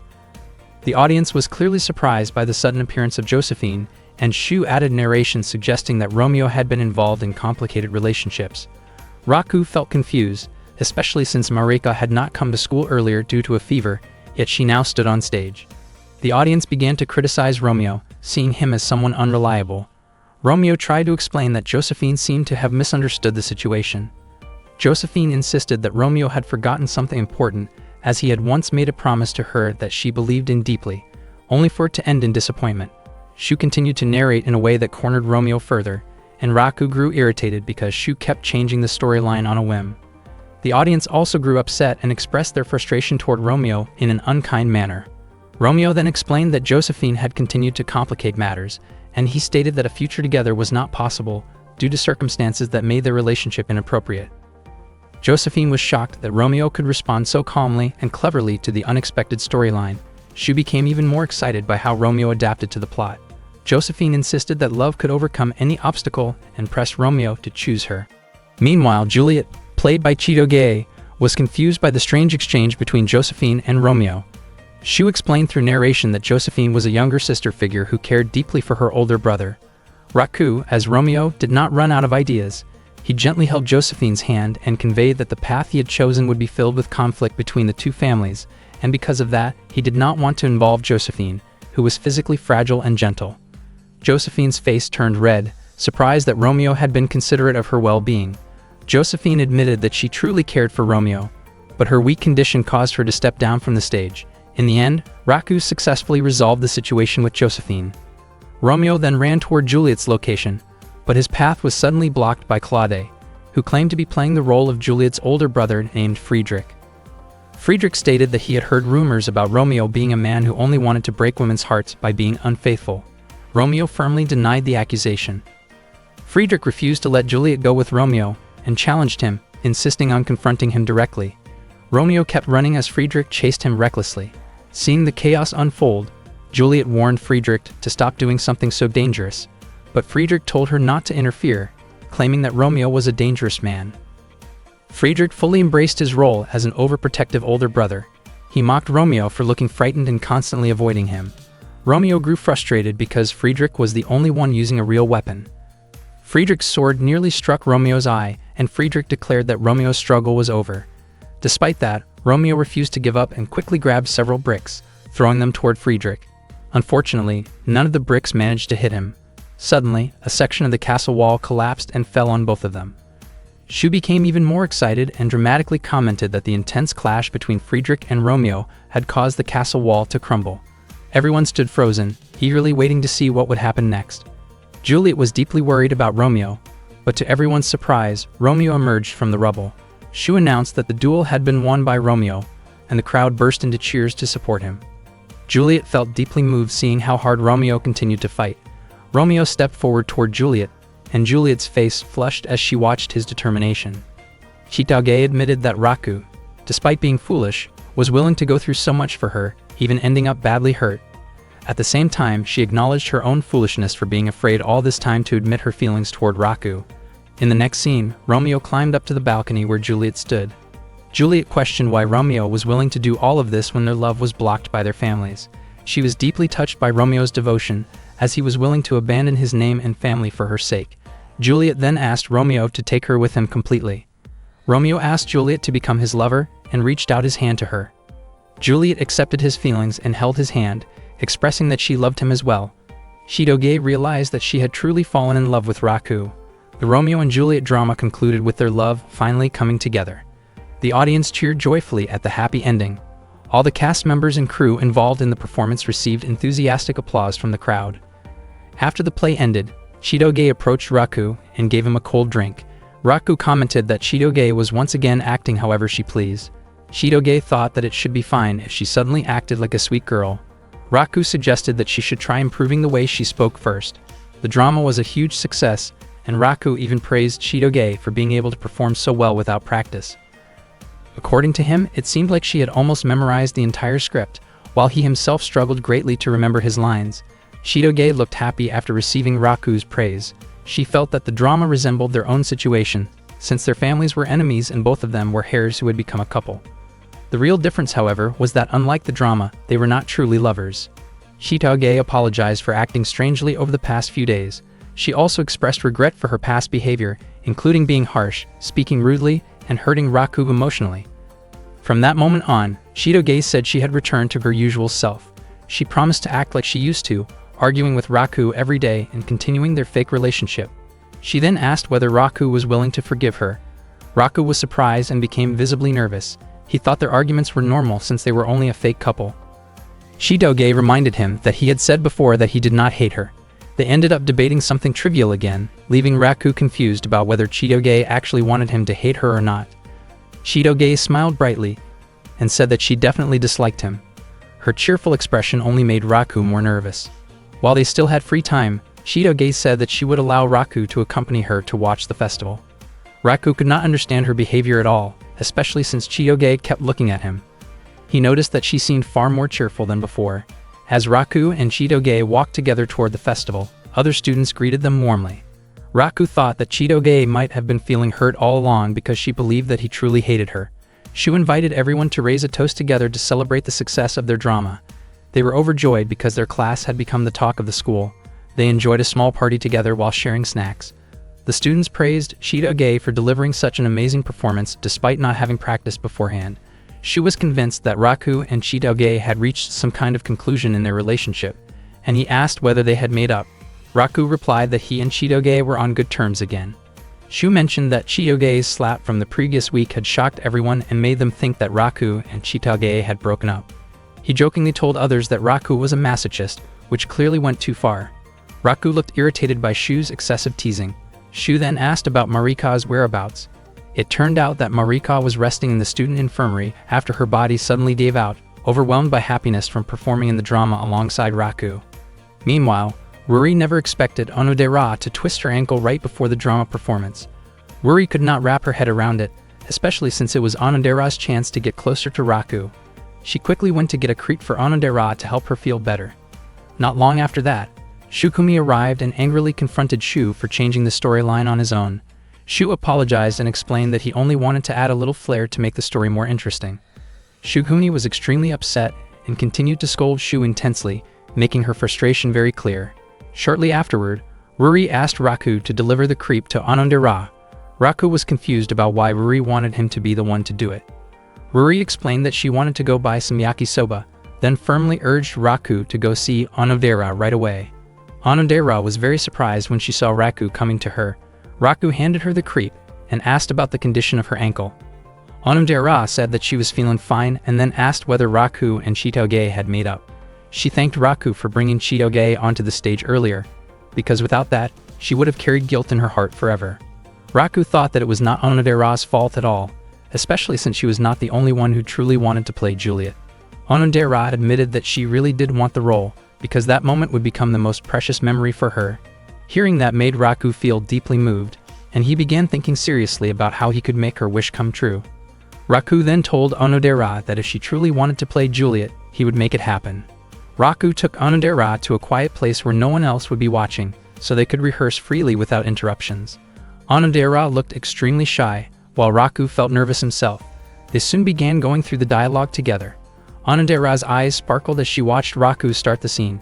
She confidently played her role in front of him, her face filled with happiness as she looked at Raku with deep affection. Raku smiled gently as he watched her, and Onodera, overwhelmed with joy, expressed how deeply she loved him through the lines of the script. They continued rehearsing their dialogue until the sun slowly set. That day became an incredibly happy one for Onodera because she was able to create a beautiful memory with Raku through the drama. At the same time, Chitoge also felt that she truly enjoyed the day since she had managed to make up with Raku again. On a bright morning, Chitoge woke up from her sleep. As she opened her eyes, she realized that she was experiencing the feeling of falling in love. She quickly got ready for school, her heart light and full of excitement. There was a cheerful energy in her steps as she walked, a soft smile on her face. People often say that the world looks different when someone is in love, and that was exactly how she felt. Along the way, she noticed Raku walking while looking half asleep. Chitoge paused for a moment to check her reflection in a nearby glass surface, fixing her appearance before approaching him. She greeted him in her usual teasing way, calling him by a playful nickname. Raku found her behavior confusing, especially since she started teasing him so early in the morning. Chitoge then reminded him to cover his mouth when he yawned. Raku stared at her without blinking, which made Chitoge wonder what was going on. Seeing her in her winter uniform, Raku suddenly recalled the moment when she had struck him with her knee when they first met. Hearing that, Chitoge immediately demonstrated it again in a lighthearted way. Raku was puzzled by her actions, while Chitoge felt slightly annoyed because she expected him to compliment her appearance, considering that she was supposed to be his girlfriend. Eventually, Raku called her cute, and that simple compliment made Chitoge incredibly happy. They continued walking to school together. Chitoge could not understand why she felt so delighted just from hearing Raku's casual words. She began to notice small changes in herself, like starting to enjoy simple, everyday things more than before. When they arrived in class, Rory and Onodera greeted them. At that moment, Raku's face lit up when he saw Onodera's smile. Suddenly, Marika rushed over excitedly and clung closely to Raku. At the same time, Shukumi reacted strongly, stepping in with a protective attitude because she believed Raku had acted improperly. Raku was visibly startled by the situation. Seeing all of this, Chitoge started to think about her own relationship with Raku, a boy she once disliked. She wondered what their future would look like. She had come to realize that she was beginning to develop real feelings for him, but she had not yet figured out what the next step in their relationship should be. Being in a relationship meant they would naturally spend more time together. Even though their relationship started as something fake, it now felt real to her. She imagined what it might be like to walk home together after school, share meals, or go on dates during holidays. Then she realized that, in some ways, those things were not much different from what they were already doing. Chitoge decided that the first thing she needed to do was make Raku fall in love with her. Not long after, Shu arrived and greeted Raku, and the two of them started chatting. Chitoge noticed that she felt comfortable being close to Raku, yet something still felt incomplete. She found herself confused about what kind of relationship she truly wanted with him. Suddenly, Raku approached Chitoge and showed her that his pendant had been returned. Later that day, he told Chitoge, Onodera, and Marika that he finally had it back, which made him feel relieved. Onodera also looked relieved upon hearing the news, clearly happy that something important from their childhood had returned. Marika then eagerly suggested that Raku try opening the pendant using her key. Raku was surprised and quickly stopped her, but Marika insisted that it was the only way to discover who Raku's first love really was. She strongly believed that she was that person and felt excited at the thought of proving it, especially because of a promise from the past that meant a lot to her. She also believed that both Onodera and Chitoge were curious about it. Raku, however, asked her not to rush things. At that moment, Chitoge suggested that they should not open the pendant yet, and that everyone should take a moment to calm down. She pointed out that it was just a childhood promise from long ago. Raku found her reaction surprising, since she had previously been very eager to find out the truth. Marika assumed that Chitoge was simply afraid of facing the possibility that she was not the one destined to be with Raku, which made Chitoge feel irritated and deny it. Onodera admitted that she was also curious about who could open the pendant, especially since it was something tied to their childhood memories. For her, it was more about simple curiosity. Raku then explained that the pendant was still not fully repaired. According to the person who fixed it, something inside was still stuck, which made it impossible to open in the usual way. Marika suddenly tried to open it anyway, but Raku stopped her, emphasizing how important the pendant was to him. He believed that the locksmith who had been helping him would eventually be able to open it when the time was right. If there truly was no normal way to open it, then forcing it open might become the last option, as it could reveal clues about the past they had all been searching for. According to Onodera, it would be better not to force the locket open. Marika wondered what kind of small object could even fit inside it. Onodera believed they would eventually find out what was inside when they met again someday. Marika then guessed that it might actually be a wedding ring. Hearing that idea, the three of them were shocked, while Marika simply smiled at their amusing reactions. That afternoon, Raku and Chitoge walked home together. She asked what he planned to do about the situation now that things had gone this far. Chitoge could not help but feel curious about what would happen if the locket were finally opened. She wondered what it would mean if her key turned out to be the one that unlocked it, and what it would mean if it was not hers at all. She also questioned how she would feel if her feelings for Raku kept growing, yet he ended up finding another girl, the one he had made a promise to long ago. Even though it was just a childhood promise, the thought still weighed on her. Chitoge looked troubled, unsure of what kind of relationship she truly wanted. Raku noticed how quiet and down she seemed.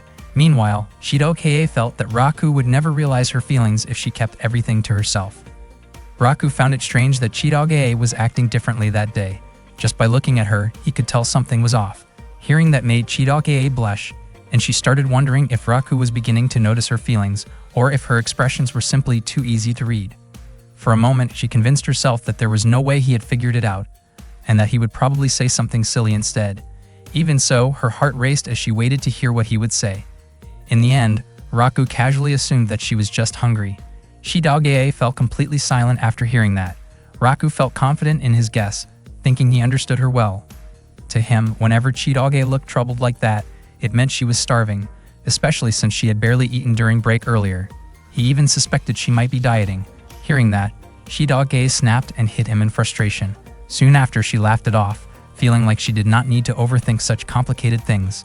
Smiling again, she invited Raku to go eat ramen together. Raku found it odd that even though she was supposedly hungry, she ended up treating him instead. The next day at school, Chitoge told her friends that her lips had been getting dry easily lately. One of her friends asked if she had been using lip balm. She then took out a new one she had just bought and offered it to Chitoge, suggesting that it would make her lips look brighter and feel softer. Chitoge quickly tried it, and her friends immediately said she looked even cuter, with a color that suited her perfectly. They even playfully squeezed her cheeks because they found her so adorable. Her friend ended up giving her the lip balm, saying it suited her better anyway, and that she already had plenty at home. She also mentioned that if Chitoge wore it, Raku would probably like her even more. That made Chitoge wonder if Raku would see her as cute too. Still, if he stayed as oblivious as ever, all her effort would be pointless. The following morning, Chitoge went to school with Raku as usual. She greeted him with a smile, but unfortunately, he did not seem to notice any change in her lips. At this point, that did not surprise her anymore. She brought up how winter was also known as a dry season and casually asked if his lips felt dry too. She intentionally steered the conversation toward lips, even slightly parting hers to draw his attention. However, Raku still did not notice anything. He simply said that his lips often got chapped during winter, sometimes even to the point of bleeding. Chitoge felt annoyed, especially since she had tried so hard to show it off. She began to wonder if she just was not attractive to him at all. When they arrived in class, Onodera noticed right away that Chitoge was wearing lip balm and complimented her. Chitoge quickly stopped her, hoping that Raku would be the one to notice instead. That night, while taking a bath, Chitoge thought about how to make Raku more aware of her.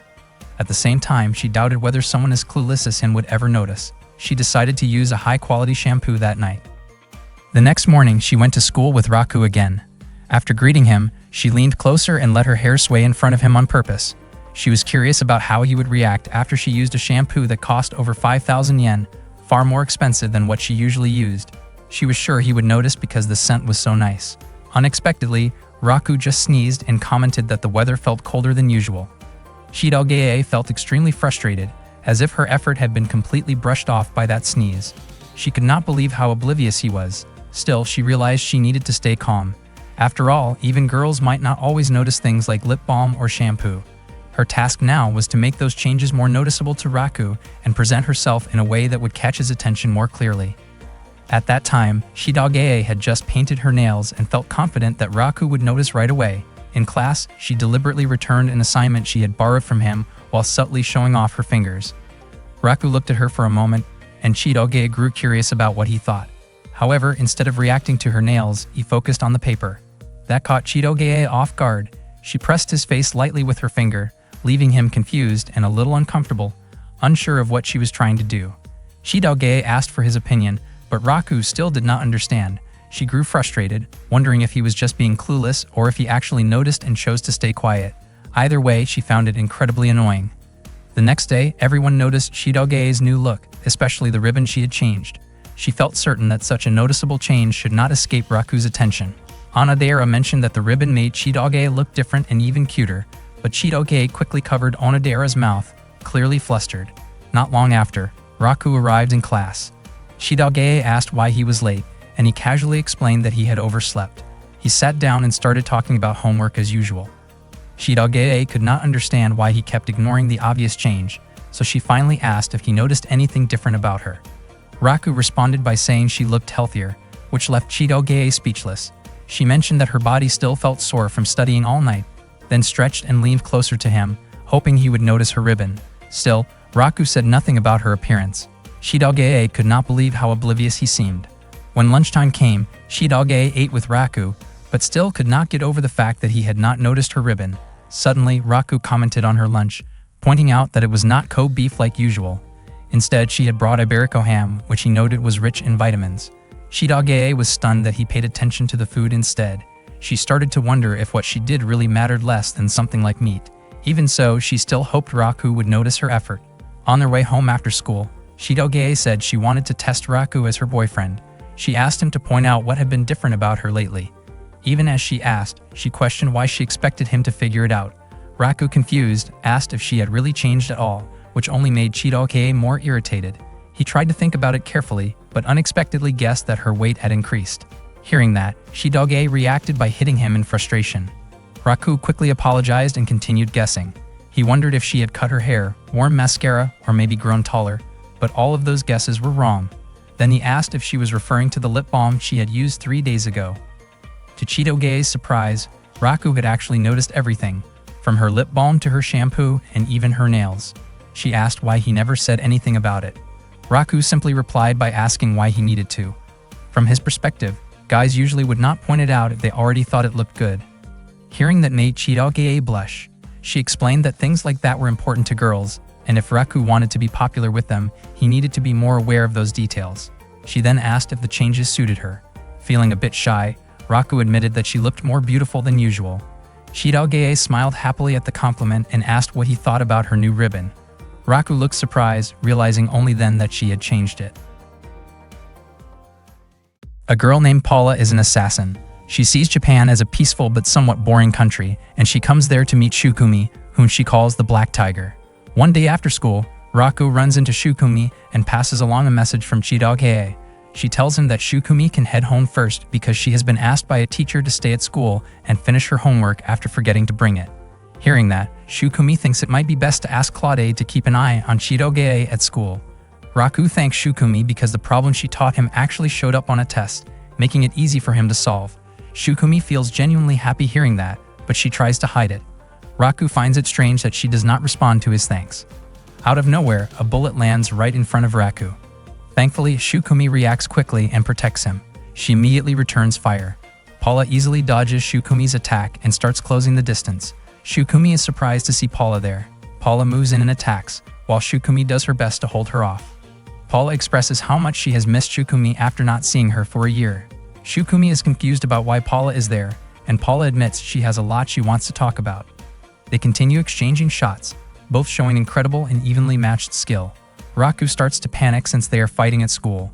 He asks them to move somewhere safer, but they ignore him and keep going. As they get closer to each other, Raku steps in to try to stop them, but he ends up getting caught in the crossfire and falls down. Afterward, Shukumi tends to his injury. She scolds him for interfering in a dangerous situation without any protection, though she is relieved that his injuries are only minor. Raku admits he just could not stand by and do nothing.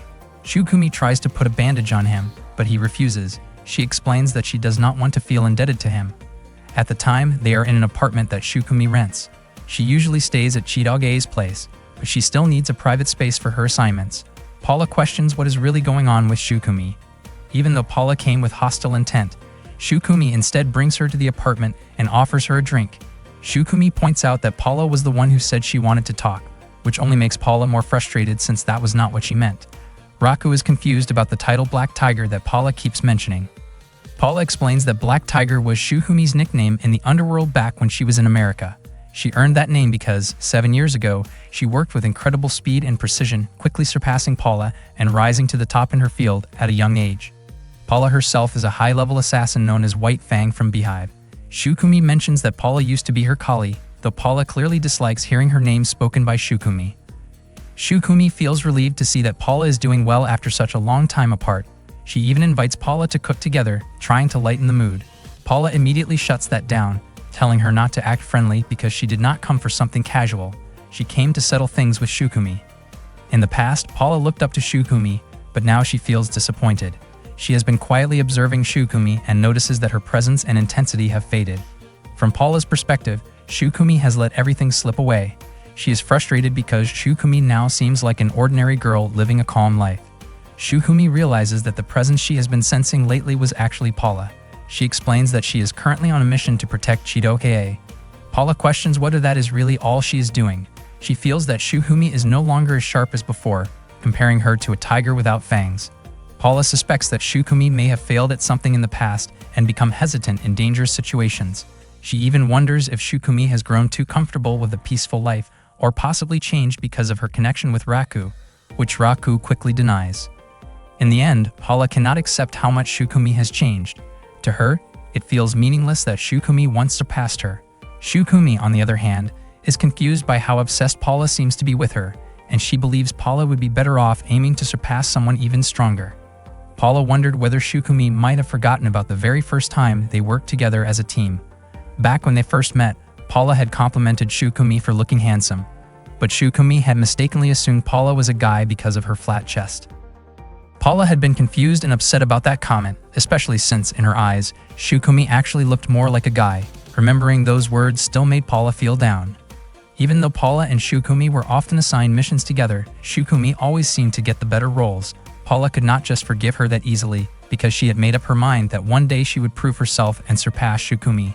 Still, she could not help feeling insecure whenever she compared herself to Shukumi. Shukumi told her not to dwell on something like that, which only made Paula more annoyed. She challenged Shukumi to a match again, but unexpectedly, Shukumi simply served her some food instead. Paula found herself tempted by the nikujaga that Shukumi had prepared. Raku was surprised to learn that Shukumi could cook. At that moment, Paula could not deny how comforting the nikujaga tasted, along with the warm, homey atmosphere of Shukumi's apartment. She could hardly believe how much Shukumi had changed, considering that in the past, Shukumi had been known for acting recklessly in intense situations. Shukumi quickly denied that version of herself. Raku then asked Paula if it was true that Shukumi used to be that different. Paula explained that Shukumi was nothing like she used to be. She recalled how, 3 years ago, Shukumi had taken down an entire organization on her own, leaving their enemies shaken and amazed that the Beehive had such a powerful guardian. Raku realized that must have been around the time when Chidoge was kidnapped by a group of thugs. Shukumi was surprised that Raku knew about that incident. Paula went on to say that Shukumi's name had once been legendary, and since they often worked together, she could not understand why Shukumi seemed so much weaker now. Shukumi then served food to Raku, and he was shocked at how delicious it was. He ate eagerly and became curious about the recipe. He even commented that Shukumi would make a great wife someday. Hearing that made Shukumi blush deeply, and she reacted by hitting Raku in embarrassment. Paula then proposed a match. If she lost, she would accept defeat gracefully, but if she won, Shukumi would have to return to America and regain her former strength there. Shukumi agreed and asked what kind of competition Paula had in mind, whether it would involve shooting, fighting, or even arm wrestling. Paula set the rules. They would have 1 hour, the entire city would be the playing field, and the winner would be the one who managed to kiss Raku first. Both Raku and Shukumi were shocked by the unexpected condition. Shukumi questioned why Raku had to be involved in their match at all. Paula explained that charming a man was an important skill for an assassin. Shukumi blushed and tried to stop her, but Paula took that as a sign that Shukumi might back out. Shukumi quickly pointed out that Raku was Chitoge's boyfriend. Paula reminded her not to forget the Beehive's absolute rule. Once a match had been agreed upon, there was no backing out. She also promised to keep the result a secret, no matter who won.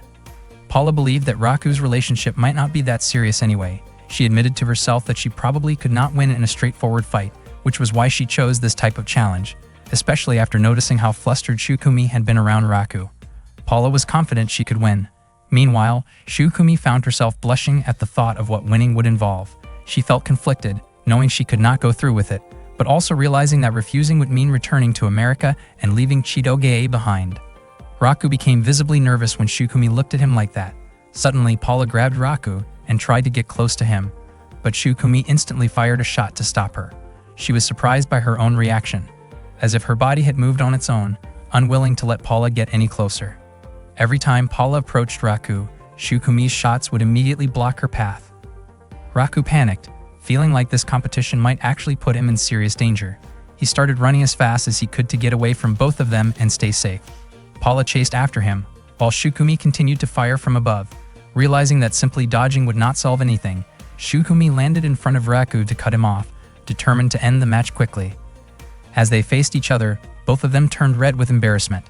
Raku hesitantly asked whether Shukumi was really sure about going through with it. Just as Shukumi was about to kiss Raku, she suddenly threw a punch that sent him flying backward. At the same moment, Paula tossed a smoke bomb to block Shukumi's vision. Using that distraction, Paula managed to take Raku away and tie him up somewhere hidden. Paula was not entirely sure whether Shukumi would be able to find them. She told Raku that if he agreed to kiss her, she would go easy on him. Raku felt annoyed and struggled to break free. He did not want his first kiss to turn out like that. Paula casually mentioned that it would also be her first kiss. Hearing that, Raku questioned whether she was really willing to risk something like her first kiss just for a competition. Paula seemed confused about why a first kiss was such a big deal. From her perspective, a kiss was simply two people's lips touching, nothing more. She thought people in Japan tended to overthink it. Raku explained that a first kiss only mattered to those who believed it mattered. He also pointed out that Paula's real goal did not seem to be winning the match. Instead, he believed she just wanted Shukumi to acknowledge her abilities. Paula was surprised to hear that. Meanwhile, Shukumi was running around trying to find Raku and Paula, but she had not located them yet. The thought of losing weighed heavily on her, especially since it would mean returning to America and being separated from Chitoge. She felt uncertain about what to do, and the idea that Raku and Paula might have already kissed made her feel uneasy. She found it strange how restless she became at the thought of someone else kissing Raku. She could not bring herself to think any further. Suddenly, an explosion went off near Paula's hiding spot. Paula wondered if Shukumi had somehow found them, even though she believed she had gone far enough to avoid being tracked. Moments later, Shukumi appeared, walking straight toward them.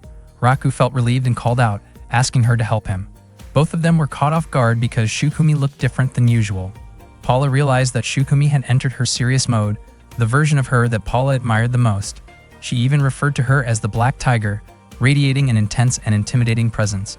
Paula prepared herself for a confrontation, but in an instant, Shukumi vanished. Without warning, one of the building's support pillars collapsed. Paula was shocked that Shukumi had managed to destroy it with a single kick. At that moment, Paula realized that Shukumi's strength had not weakened at all. In fact, it had become even more formidable than before.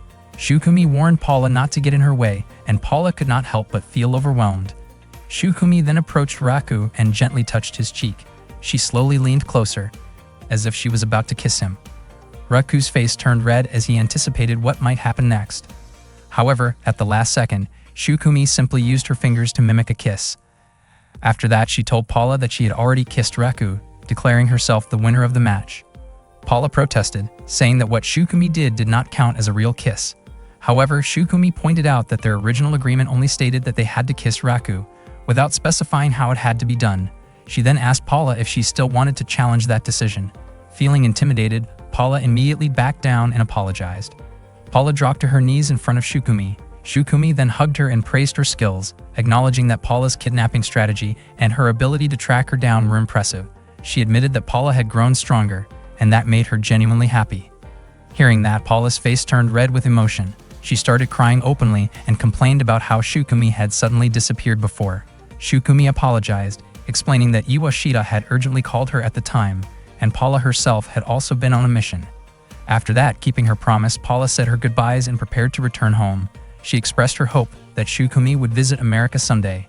Raku commented that everything they had just gone through was exhausting, and he decided to head home to rest. Afterward, Paula asked Shukumi what she planned to do next, and pointed out that Raku was supposed to be Chitoge's boyfriend. Shukumi simply smiled as if nothing had happened. Raku, feeling confused, asked what they were talking about. Shukumi reassured him that it had nothing to do with him. Seeing that, Paula quietly thought that Shukumi could still act a bit like a child sometimes. One day at school, Raku and his friends were hanging out and chatting as usual. With Christmas just around the corner, Shu asked if anyone had plans to celebrate. Ono had nothing planned yet, while Mareka mentioned to Raku that her father would not be around on Christmas Eve.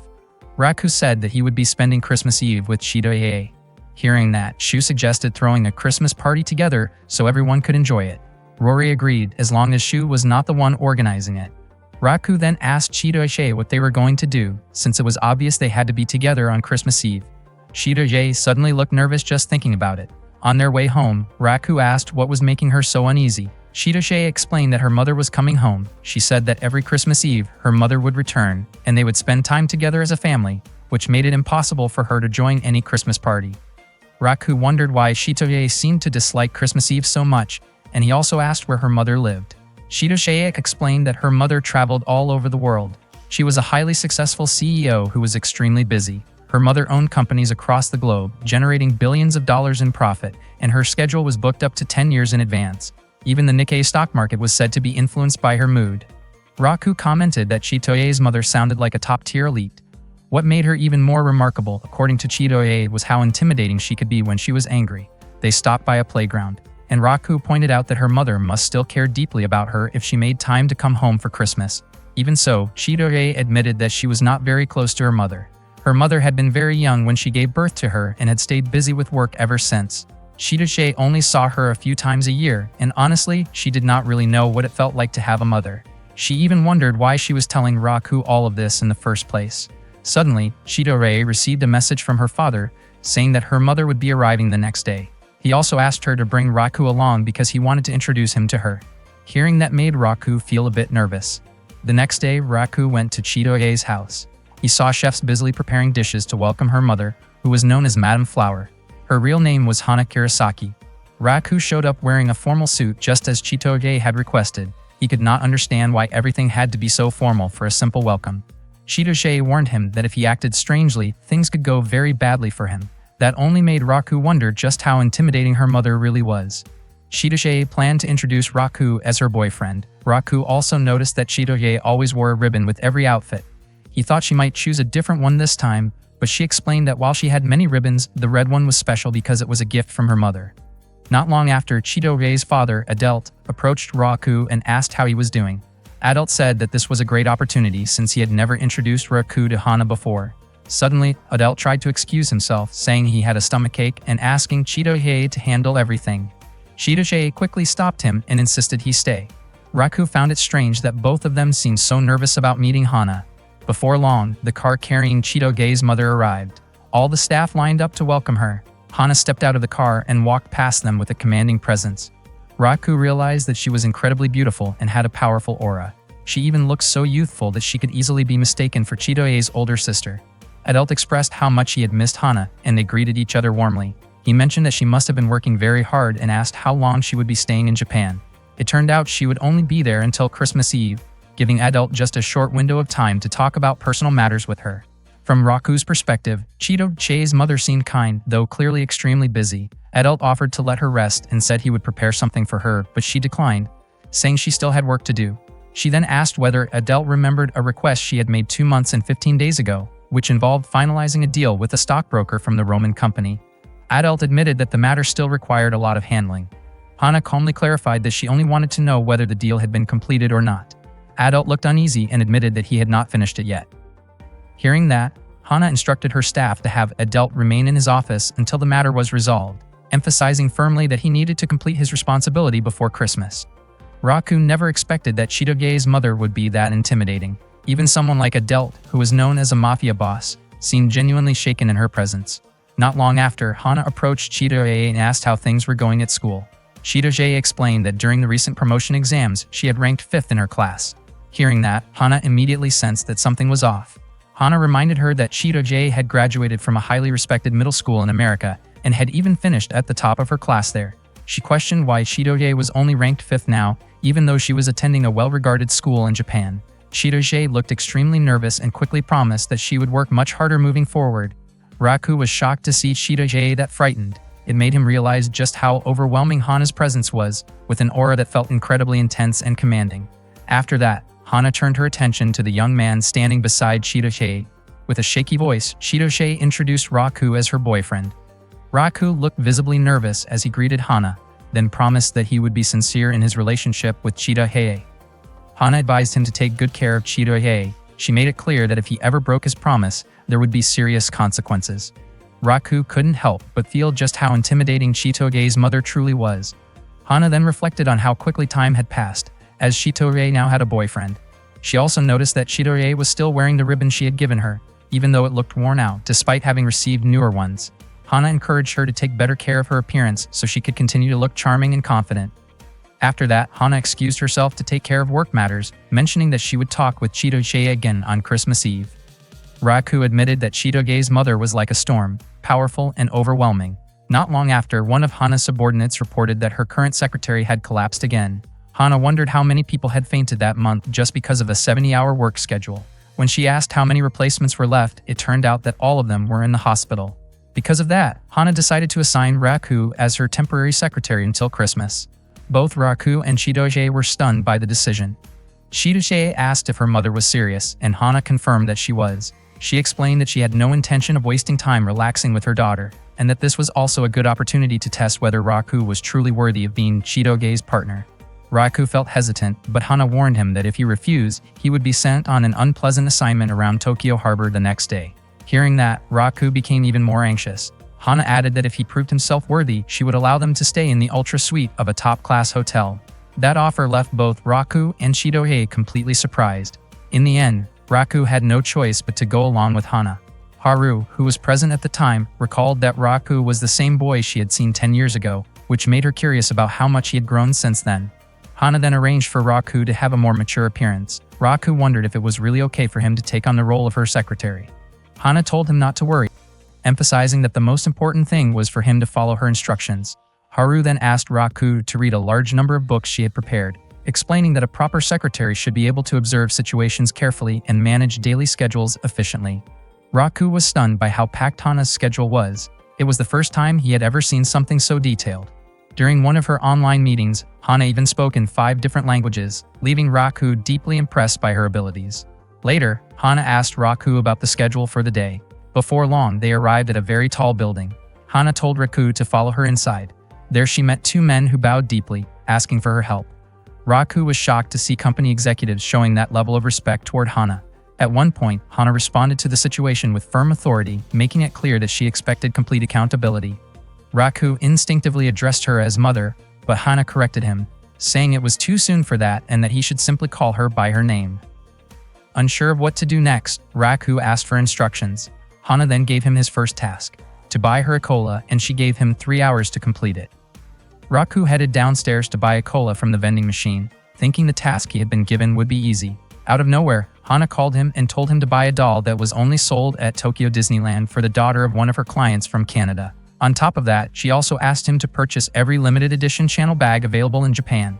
Raku was confused. Since Disneyland was incredibly far away, Hana did not care about the distance and insisted that he figure it out, even telling him to spend as much money as needed. She warned him that she would not forgive him if he was late. Raku immediately rushed off to Disneyland to fulfill Hana's requests. As if that was not enough, Hana also told him to pick up some sweets from a small shop and an action figure from a store in Akihabara because the daughter of a company CEO in Paris wanted one. Raku ended up traveling by plane, moving from place to place, and somehow managed to buy everything right on time. Hana praised him for his effort, but unfortunately Haru pointed out that Raku was late by 30 seconds. Because of that, she was also late by 30 seconds, which meant a business negotiation that should have succeeded would now fail. Hana firmly stated that time was not money because time could not be bought with money. The next item on the schedule was a product meeting with Company AB, which was located right next door. Raku was about to go downstairs to call for a car, but Hana stopped him, saying it would take too long. Unexpectedly, Hana had already prepared transportation to the neighboring building. They used a pulley system to reach a room in the next building, arriving in just a matter of seconds.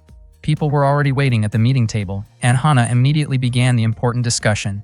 Meanwhile, Chidoshe was outside and felt like she heard Raku's voice coming from above. Not long after, Raku called her. Chidoshe was surprised to hear how heavy and tired his voice sounded. Raku clearly seemed exhausted, but also relieved that he could finally take a short break. He admitted that Chidoshe's mother was truly on another level, which made Chidoshe laugh. Raku had called just to make sure Chidoshe felt a bit more at ease. He knew that earlier she had hoped her mother would be happy to see that she was still wearing the ribbon. Chidoshe responded that it had nothing to do with Raku. However, Raku had no idea how serious Hana had been when she allowed them to stay at the hotel on Christmas Eve. He believed that Chidoshe really wanted to spend time with her mother. Chidoshe admitted that she was actually worried her mother no longer cared about her. She explained that every time they met, her mother would ask her age, and no matter how many times Chidoshe reminded her, she still could not remember. On top of that, her mother would always come home upset and never once praised her. To Chidoshe, her mother always seemed distant, and she was worried that Hana would not be able to spend Christmas Eve with her. Raku felt that it was unlikely Hana did not want to see her own daughter. He thought Hana was simply too busy with work, even though she always came home during Christmas. He suggested that Chidoshe should directly ask Hana to celebrate Christmas together, believing that Hana would respond if Chidoshe was honest about her feelings. That night, Chidoshe tried to contact her mother and say what she had been holding back. Unfortunately, before she could clearly express herself, Hana misunderstood and assumed that Chidoshe wanted to spend time with her boyfriend. She also said that she was extremely busy with work. At that moment, Raku asked Hana why she rejected Chidoshe's request. Hana replied that she had to work and that there was no need to gather together on Christmas Eve anymore. Raku then suggested that Hana should at least give Chidoshe a gift, but Hana dismissed the idea, saying it was unnecessary and that finishing her work was what mattered most. Raku could not understand why Hana kept prioritizing work above everything else. Hana explained that working was the only thing she could do, and as long as she was needed, she would keep doing it. Raku was left speechless by her answer. After all, Hana was the only person who meant the most to Chidoshe. At the same time, Chidoshe looked deeply saddened and slowly removed her hair ribbon. That day, Raku was busy handling his duties as Hana's secretary. Hana asked him about an item she had requested earlier, and Raku handed it over without hesitation. She was clearly satisfied with his work. Still, Raku couldn't shake his frustration toward Hana, since he saw her as a parent who seemed distant from her own daughter. He had quietly made up his mind to help change Hana's way of thinking for the better. Meanwhile, Chidoshe was getting ready to go shopping with Onodera and Rory. They were surprised to see her without her usual red ribbon. Onodera wondered if Chidoshe was trying out a new look and mentioned that it suited her really well. Chidoshe then asked about the Christmas party idea Shu had come up with. Onodera explained that the event would be held the next day, and they planned to invite their classmates. That day, they were also going to buy a large gift for the party. Chidoshe decided she wanted to join in and celebrate with them. At the same time, Raku had finished arranging dinner reservations and organizing Hana's entire schedule. He then asked for his next assignment. Hana was surprised by how quickly he had completed everything. She promised to give him payment along with a bonus for his efficiency. Raku asked if he would really be paid, and Hana confirmed that anyone who worked hard deserved compensation. She even mentioned that she had already booked a hotel room. Hana said that Raku had passed her expectations, and she felt relieved knowing Chidoshe was with him. She encouraged Raku to enjoy his time with Chidoshe like a normal high school student. However, Raku said he did not need any payment, including the hotel arrangement. What he really wanted was for Hana to take some time off from work on Christmas Eve and spend it with Chidoshe. He believed it was possible. In his view, if he kept working as hard as he had been, Hana would definitely have free time that night. He directly asked whether she was willing to go or not. Hana admitted that it might be possible for her to spend time with Chidoshe. After that, Raku immediately returned to work, pushing himself even harder. Raku realized he might have been overstepping, but he simply could not stand seeing Chidoshe feeling sad. He was not even sure whether bringing Hana and Chidoshe together would truly make things better. Even so, he wanted to do whatever he could. Meanwhile, Hana quietly observed how dedicated Raku was as he continued working. The next day, Raku wrapped up all of his assignments for that month. He had even completed Hana's request to buy gifts for her clients. Hana admitted that she was impressed. Raku said he had done everything he could, and once again asked Hana to go see Chidoshe. Unexpectedly, Hana said she could not. Raku was confused. Hana clearly had free time now, so he did not understand why she refused. He hoped she would at least meet Chidoshe and give her a present. Raku had already prepared a gift, a scarf, for that purpose. However, Hana insisted that it was unnecessary. She felt that Raku had gone too far by interfering in someone else's family matters. That made Raku wonder if Hana truly had no intention of seeing her daughter. Hana said that was not what she meant, but Raku began to realize that Hana had never really tried to pay attention to Chitoge from the start.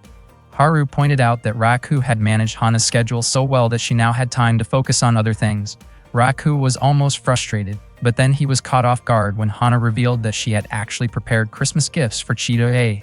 However, she felt unable to give them. Over the past 10 years, many gifts had piled up, never being delivered. At one point, Raku was surprised to see Hana holding what looked like a cigarette. It turned out to be chocolate-shaped like one. In reality, Hana had quit smoking ever since she was pregnant with Chitoge.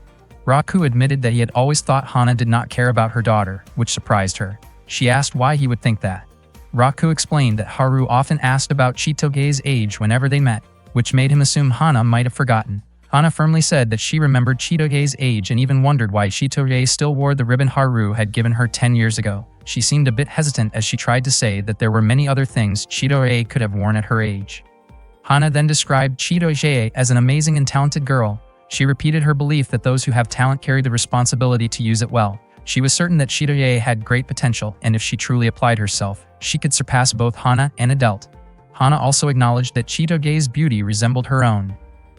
In the end, Hana admitted that she had been too strict while raising Chitoge. Without realizing it, Chitoge had stopped calling her mom. Hana believed that Chitoge must have hated her back then.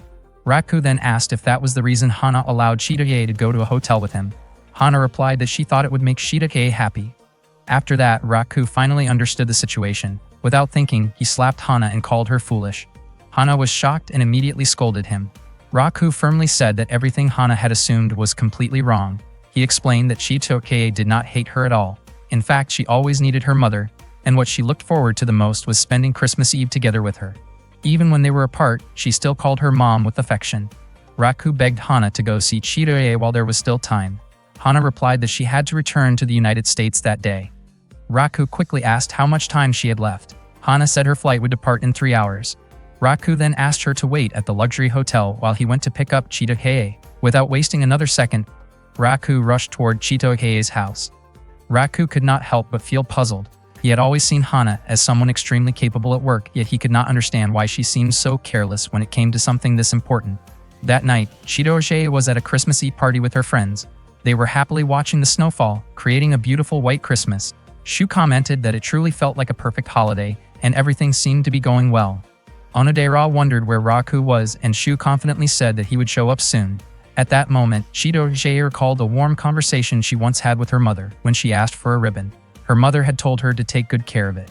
Chitoge began to wonder when their close relationship had started to fade. Back then, they used to talk comfortably and share warm moments together. Now, it felt like those days were long gone, and they had slowly drifted apart. Suddenly, Raku's voice could be heard calling out her name. His sudden arrival surprised Chitoge, and he quickly grabbed her hand and pulled her along. Their friends watched in confusion. Chitoge asked why he was acting so suddenly and where they were going. Raku told her that they were heading to the royal suite at an upscale hotel. Everyone was shocked to hear that. Chitoge blushed, clearly flustered, as Raku hurriedly led her into a car. Meanwhile, Hana received a notification that her flight schedule had been moved earlier due to the heavy snowfall. The roads were heavily congested and traffic was at a standstill. With no other choice, Raku switched to riding a bicycle to get to the hotel faster.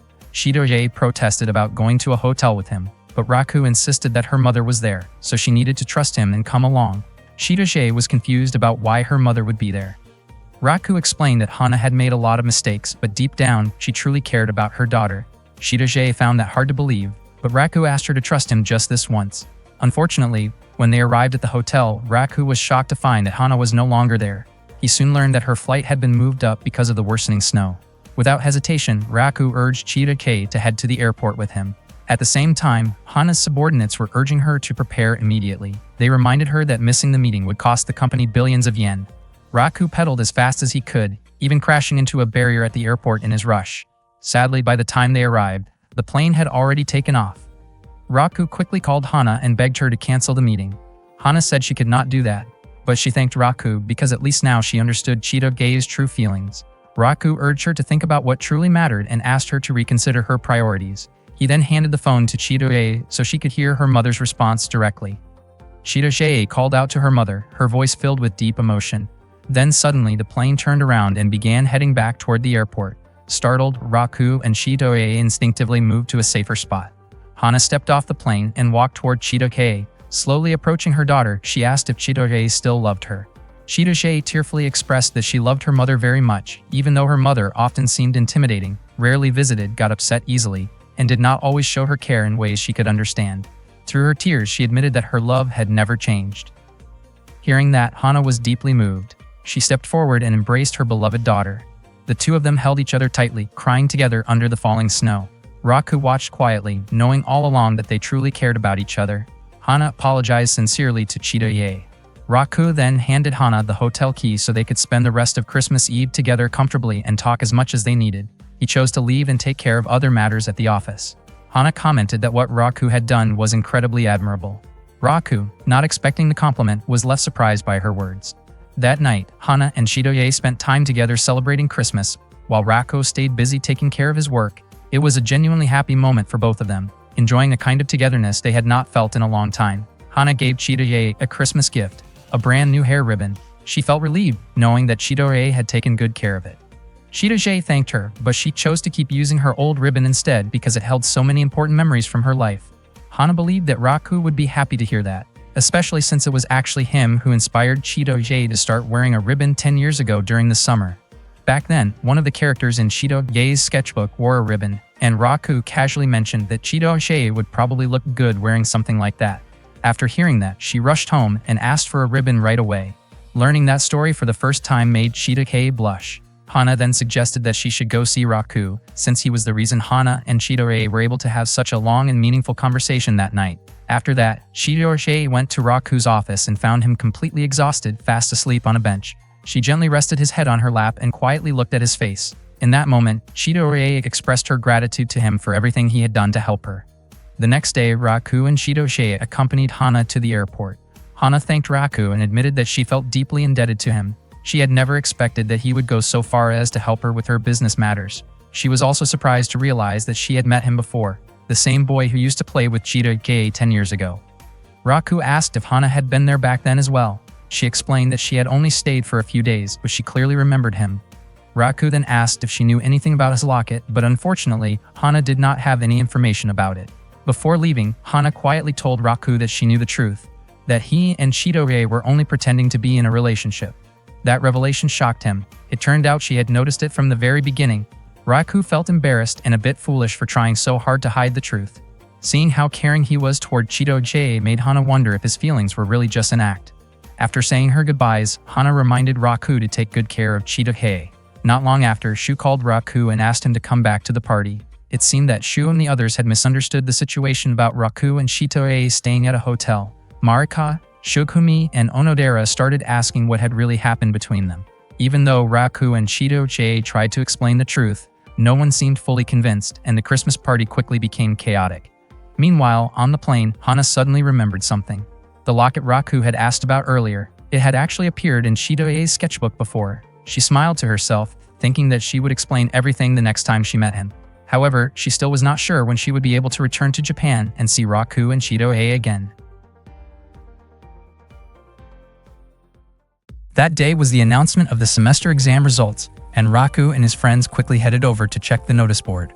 Raku ranked 63rd out of 207 students, and he realized just how tough it was to break into the top 50. Chidori placed 5th, while Shukumi also ranked highly.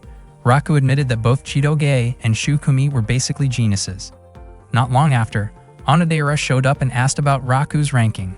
As usual, she placed 88th. Surprisingly, Wori ranked 23rd and Shumeko came in 22nd. Everyone then looked for Marika's name, only to find she ranked 185th. Oddly enough, Marika smiled when everyone saw her result. She openly admitted that she was not good at studying. Raku had actually assumed she was smart before. Marika explained that she simply lacked motivation to study and preferred focusing on becoming a great woman so she could one day be Raku's wife. Raku was completely caught off guard by that statement. According to Shu, if Marika's grades kept dropping like that, she might not pass to the next grade.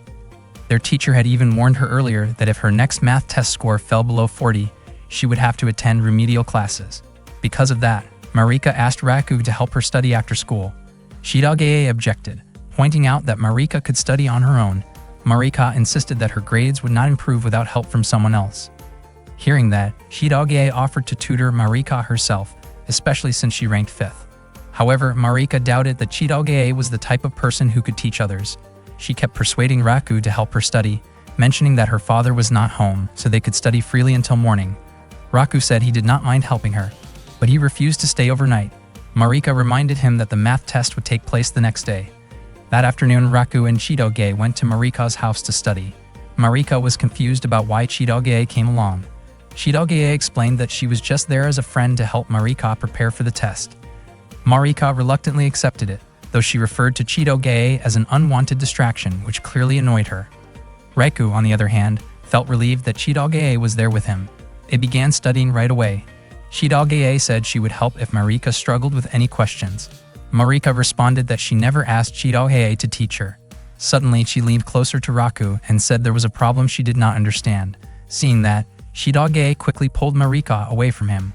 She firmly told Marika not to cling to Raku, but Marika argued that she understood better when sitting close. Raku felt even more grateful for Chidogye's presence in that moment. Raku then asked which part Marika did not understand and began explaining factoring to her. Marika slowly started to get it and even compared the three of them to variables in the problem. After that, Marika suddenly asked to study modern Japanese. She said she wanted to understand how a girl feels while waiting for her husband to come home in the reading. Raku explained that the girl in the story was not just waiting, but also took the initiative to go and meet him. Marika seemed happy to hear that, then shifted the topic by asking about a girl who had loved Raku for 10 years and wanted to confess her feelings. Raku grew frustrated and told her to focus on studying.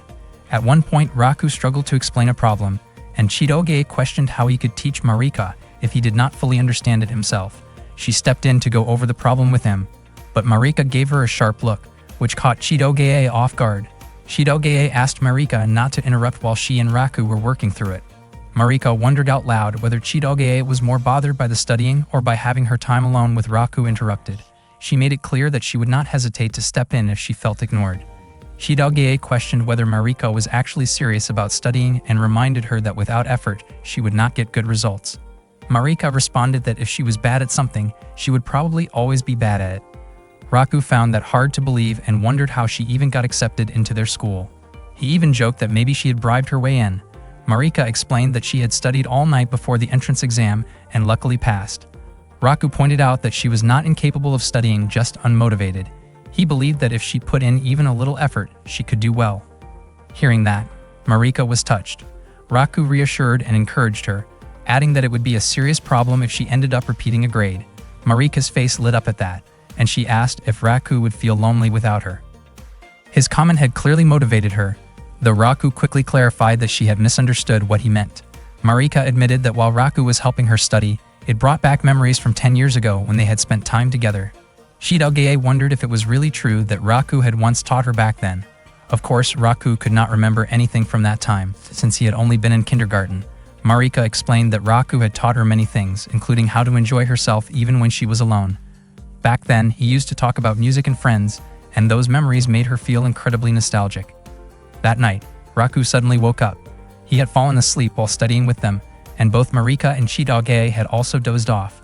He gently covered Chidogye with a blanket, but just then he heard Marika murmuring that she cared deeply about him.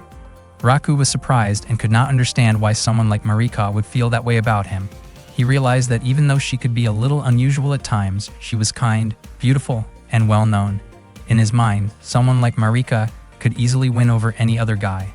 That was exactly why it felt strange to him that she had chosen to like him. Raku then covered Marika with a blanket as well. Suddenly, she shifted in her sleep and began mumbling in a way that made him uncomfortable. He quickly realized she might not actually be asleep. Sure enough, Marika opened her eyes and smiled at him. Raku asked her to stop fooling around like that. The next morning, Marika woke up and noticed that Raku had covered her with a blanket during the night, which made her realize how kind he was. She also found food and drinks he had prepared, along with notes marking the pages she should focus on because they often appeared on tests. She leaned in closer and quietly told him how much she liked him. Later that morning, the math test began. Marika felt exhausted after staying up all night, but then she recognized that the questions on the test were similar to the ones she had practiced with Raku. That gave her confidence, and she believed she could handle the test and score at least a 40. Unfortunately, she only scored a 38 and had to attend a remedial class. Even so, she mentioned that she seemed much better than before. Raku looked over Marika's test paper and noticed that some of her answers had been changed, even though her original answers had been correct. Marika then asked Raku to teach her again since she had to take the remedial class. Shidogae felt annoyed by that request and told Marika that she should try studying on her own, but Marika insisted that it was not possible. That afternoon, Marika walked home with Shinobu. Shinobu was worried about her health because she had stayed up all night. Marika reassured her that there was nothing to worry about. Shinobu reminded her not to push herself too hard and explained that she was not just there as a bodyguard, but also to keep an eye on her condition. Marika acknowledged that she understood. The following day, Marika asked Raku to take care of her pet bird because she was going on a one-day trip with her father. Raku did not mind at all, especially since he actually enjoyed taking care of animals. Marika thanked him and mentioned that her bird was very smart and could even repeat what she said. She then handed him a set of care instructions, saying that she was really counting on him. When Raku asked for the bird's name, he was shocked to find out that it was also named Raku. Raku could not understand why Marika would casually give her bird the same name as his. He started to wonder whether she was being serious or just teasing him. When he tried calling the bird, he felt a bit irritated because the bird's expression, combined with having the same name as him, made it seem a little goofy. It was his first time taking care of a parrot, and he was curious to hear it speak. To his surprise, some of the phrases it repeated sounded a bit inappropriate, which made him even more annoyed at Marika for teaching it those kinds of words. He then tried to feed the bird, but it refused to eat. Raku quickly checked the notes and discovered that the bird would only eat if he said "ah" in a very affectionate tone. He was completely baffled, wondering what kind of training Marika had given the bird.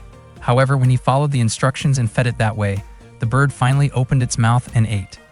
That night, Raku became curious whether the parrot could mimic his own words. He tried saying that Raku was a really cool guy, and surprisingly, the bird responded as if it already knew that. Raku was amazed at how intelligent the parrot seemed, since it could respond in a way that matched what he said. He kept trying out different phrases and ended up having a great time playing with the bird. Meanwhile, some of his father's subordinates secretly watched him from a distance. They were confused by his behavior, wondering why he seemed so entertained, and even gave his pet the same name as himself. The next morning, Raku woke up from his sleep. The night before, he had dozed off while having fun playing with and teaching a parrot how to talk. He was shocked when he realized the parrot was no longer in its cage. Panic quickly set in as he figured out the bird had gone missing. Without wasting any time, he rushed out to search for it, calling the parrot by name over and over, which made him sound a little ridiculous. Not long after, he finally heard the parrot's voice. Unfortunately, the things the bird was saying were inappropriate and embarrassing, making Raku feel extremely flustered. He started thinking that he needed to fix this situation as soon as possible. At the same time, his father's subordinates looked worried about him. They misunderstood the situation and assumed Raku was going through a phase of adolescence. Meanwhile, Raku kept chasing after the parrot as it flew toward the city. The parrot eventually landed near Chidogae, startling her. She quickly figured that the bird must have escaped from its cage. She commented that the parrot's face was annoying and oddly reminded her of Raku. Suddenly, the parrot mentioned Raku's name and said something inappropriate right in front of her, which made Chidogae furious. Raku soon arrived and asked if she had seen the parrot. Shidogae questioned whether the bird belonged to him. Raku explained that he had been asked by Marika to take care of it. Without any hesitation, Shidogae reacted harshly toward Raku out of frustration and then stormed off, leaving him confused about what had just happened. Not long after, Raku spotted the parrot again and felt confident he could catch it this time. However, the bird flew off and landed near Onodera, who was walking with her younger sister Haru. Onodera admired how beautiful the bird looked. Haru wondered if they should try to catch it. When Onodera gently called out to the parrot, it immediately perched on her hand. Haru pointed out how easily Onodera seemed to connect with animals. Onodera wondered if the bird was lost and who its owner might be. Suddenly, the parrot spoke up, saying it belonged to Raku. It once again said something inappropriate, which caught Onodera off guard. Raku, feeling extremely embarrassed, rushed over and tried to explain the situation, hoping Onodera would not misunderstand. Fortunately, she said she was not bothered by it. Then the parrot suddenly shouted that it loved Marika, before flying off again and leaving Raku behind. He felt frustrated because he had wanted to clear up the misunderstanding with Onodera, but he had no choice but to continue chasing the bird. As Raku ran again, he ran into Shukumi on the street and asked for her help. However, her expression looked intimidating. She scolded him, assuming he had done something inappropriate involving Marika. Upset, she began attacking him, forcing Raku to run for his life as he tried to dodge everything. While running, Raku realized that simply chasing the bird would not be enough. He took out his notes to check what he should do if the parrot escaped. His frustration grew when he realized he had to shout out what was written in Mariko's notes. Meanwhile, Shukumi continued chasing him, making the situation even more stressful. With no other option left, Raku finally shouted that he loved Marika. His voice echoed throughout the city, and people nearby clearly heard him. Not long after, Marika arrived in her car and happily confirmed that her parrot looked safe and healthy. She seemed confused about why everyone else was there. Her friends then scolded her for teaching the parrot inappropriate phrases that had caused so many misunderstandings. Raku felt a huge sense of relief now that everything was finally resolved. After that, Marika said her goodbyes and prepared to head home. However, it turned out she had secretly recorded Raku's earlier confession. She had actually planned the whole situation. Then she instructed her parrot to learn and repeat what Raku had said. Thinking back on everything that had just happened, Raku could not help but feel completely shaken. One day, Chidoshe was trying to make chocolate, but she was clearly struggling because it would not hold its shape. She started wondering if she had made a mistake somewhere in the process. Instead of giving up, she decided to try again. At the same time, Marika was busy working with her tools, putting in a lot of effort to make her own chocolate. Meanwhile, Onodera had just finished hers and decided to taste it. To her surprise, it turned out really delicious. She could hardly believe she had made something that good, and she planned to give it to Raku. The next day was Valentine's Day.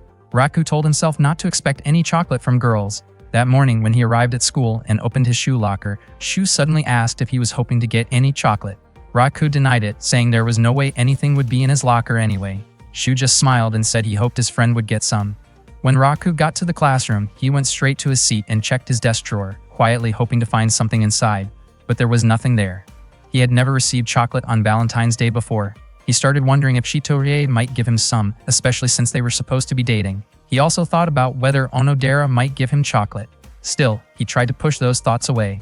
Not long after, Chitorie arrived and greeted him. Raku kept staring at her, which made her ask if he needed something. He quickly denied it. Chidoshe then noticed how excited the male student seemed and asked if something special was going on that day. Raku asked if she really did not know about Valentine's Day, explaining that it was the day when girls gave chocolate to boys. Chidoshe immediately asked if he was expecting chocolate from her. She firmly stated that even though they were pretending to date, she had no intention of giving him any. Raku realized he could not expect anything traditionally feminine from Chidoshe. Meanwhile, Chidoshe blamed herself for acting that way, knowing her attitude was only making it harder for her to give him chocolate.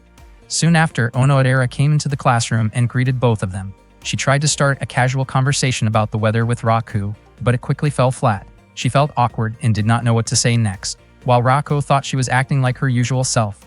During the school break, a shy girl approached Shugumi and handed over some chocolate. Shugumi did not understand what was going on. Rory explained that it was Valentine's chocolate. Shu added that Shugumi was actually quite popular. Shugumi then asked what Valentine's Day even was, which surprised Rory. Shu jokingly said that it was a day when people gave chocolate to those they disliked.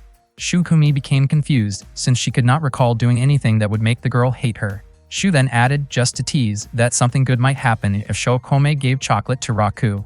Instead, Shugumi ended up giving the chocolate to Shu. Raku later came looking for Shu to ask for help, but he was shocked to see Shugumi giving chocolate to him. Misunderstanding the situation, Raku quickly apologized for interrupting and left. This only made Shugumi even more confused about his reaction. Eventually, Shu explained the true meaning of Valentine's Day. Meanwhile, Raku started to wonder if Shokome actually liked him. He realized that girls' feelings could be really hard to understand. Suddenly, Marika appeared, bringing a large chocolate shaped like Raku's body.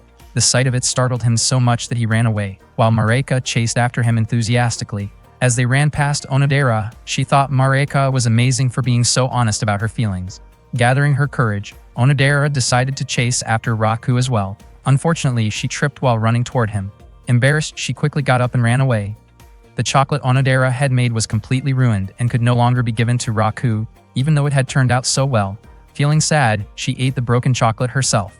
At that time, Raku was looking for Onodera, thinking her behavior seemed a bit different from usual. Not long after, he heard Shugumi chasing Shu. Shu was running as fast as he could, apologizing while trying to escape.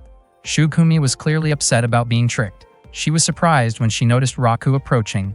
Raku found her behavior unusual and asked what was going on. Shugumi asked why he had come to her. Raku explained that he was looking for Onodera and asked if she had seen her. Shugumi said she had not, but mentioned that she wanted to tell him something important. Raku then admitted that he had assumed Shugumi liked Shu. Hearing that, Shukumi reacted strongly and immediately denied it. This made Raku even more curious about why she had given chocolate to Shu earlier. Shukumi explained that a girl had given her chocolate first, and she did not understand why. She guessed that the girl might not have known about Valentine's Day or perhaps had mistaken her for a boy. Raku felt pretty down because he did not get any chocolate at all, while even Shukumi had received some from a girl. That made him feel even worse, since no one had given him anything. Shukumi found it strange and wondered whether guys really cared about things like that. Raku immediately felt embarrassed for blurting it out in front of her. Shukumi's face turned red and she ended up giving him friendship chocolate. Seeing that, Raku became genuinely happy and thanked her. Shukumi did not expect him to look that excited over something like that.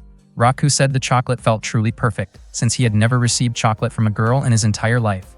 Hearing that, Shukumi was shocked that she had become the first person to ever give him chocolate, and she nearly lost her composure.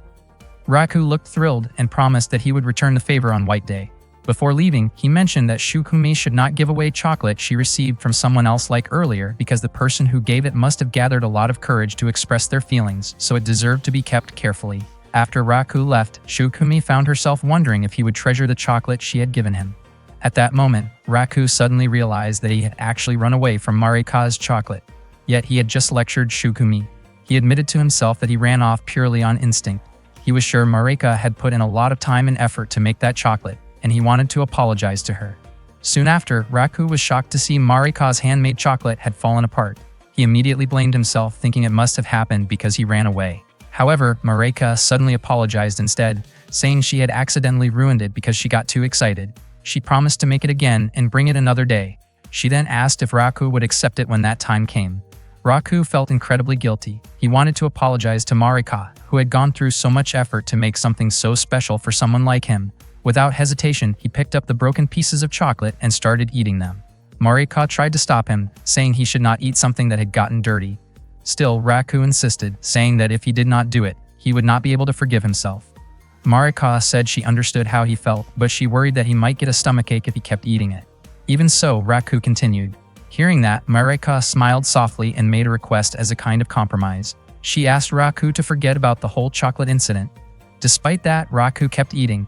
Marika could not understand why he was acting that way, but Raku explained that her chocolate tasted really good and he wanted to eat as much as he could while he still had the chance. Meanwhile, Shu returned to the classroom and could not believe that Shukumi had gotten that upset. Rory blamed Shu for lying to Shukumi in the first place. Shu then asked Rory if there was anyone she wanted to give chocolate to. Rory said she had no plans to do that. Shu jokingly asked her to at least give him some Pocky for Valentine's Day, but instead, Rory handed him a used tissue. She told him not to bother her just because he did not get any chocolate. In response, Shu proudly showed off the chocolates he had already received. At that moment, Rory became concerned about Onodera. Not far away, Shitoshe approached Onodera, who was sitting alone while staring at her ruined chocolate. Shitoshe asked if Onodera planned to give chocolate to someone she liked and became curious about who that person might be. Onodera's face turned red as she insisted that the person was just a friend. Onodera explained that she had tried her best to make the perfect chocolate, but she ended up messing it up before she could give it to him. She did not know what to do anymore and felt like she no longer had the courage to give it.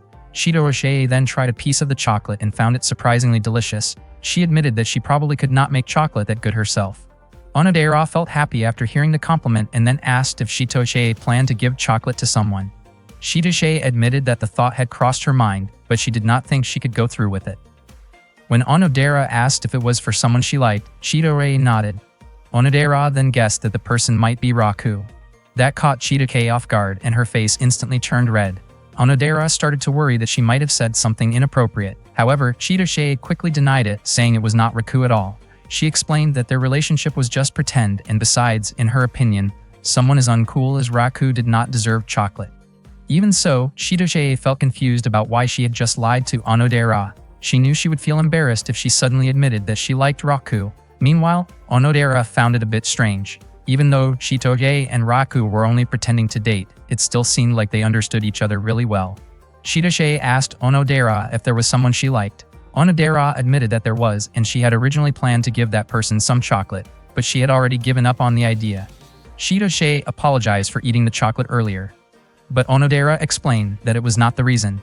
She had decided on her own not to give it after all. In fact, Onodera felt happy knowing that Shitoshe liked the chocolate she made. Shitoshe was surprised to learn that Onodera had feelings for someone. Onodera then pointed out that it must be troublesome for Chitoge to pretend to be in a relationship with Raku. Chitoge agreed and mentioned that Onodera was the first person she had told about the situation, which made her feel a bit nervous. Onodera also admitted that only Chitoge and Rorei knew about the person she liked, as she had been keeping it to herself all this time. Chitoge suggested that they keep the secret from everyone else and support each other until they each found their true love. Only then would they tell others. Onodera agreed, and they made a promise. After that, Chitoge encouraged Onodera to make chocolate again and give it to the person she liked, saying it would be a waste to give up so easily. Chitoge even offered to help her while also planning to give her own chocolate as well. They went to the cooking room and made chocolate together.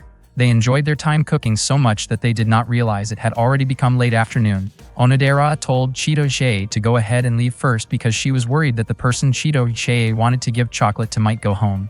Chitoge hesitated since Onodera had not finished yet, but Onodera insisted that she would manage and make something delicious. Onodera also cheered Chitoge on as she went to give the chocolate to the person she liked. That afternoon, Chitoge quickly found Raku in the school hallway. Her face turned red as she brought up Valentine's Day. Feeling shy, she handed him the chocolate. Raku accepted it and said it was kind of her to give him some. He jokingly asked to make sure it was not dangerous, then went ahead and tried it. After taking a bite, he said it tasted pretty good, like real chocolate. Hearing that compliment made Chitoge blush even more. She looked away shyly and said that she expected something 10 times better in return someday. Chitoge felt relieved that she had managed to give the chocolate to Raku. Out of curiosity, she tried her own chocolate. The moment she tasted it, she was shocked to realize it was salty. She came to the conclusion that she was the type of person who needed to try many times before getting things right. Meanwhile, Onodera was still busy making her chocolate, and she was surprised when she tasted it. At the same time, Raku was sitting behind the school. He had been looking for Onodera everywhere but could not find her. Just as he decided to head home, Onodera suddenly approached him and gave him the chocolate she made. Raku was surprised that Onodera had made chocolate for him. Onodera asked him to try it. Raku, of course, was willing to eat it no matter how it tasted. After trying it, he said it was really delicious and that it was the best chocolate he had ever tasted. Onodera felt touched and relieved that Raku liked her homemade chocolate. Raku's face turned red as he asked if the chocolate was meant for someone special, like a romantic partner. Onodera denied it and said it was for a somewhat special kind of friendship. After that, she quickly left. Raku was left confused about what she meant by that. Onodera realized that her face looked flushed, probably because she had stayed up all night. She hoped she had looked sweet when she gave the chocolate earlier. Shukumi stared at her own chocolate while Mareka continued making chocolate again for Raku. Meanwhile, Chitoge was still lost in thought, thinking about the unexpected taste of the chocolate she had made.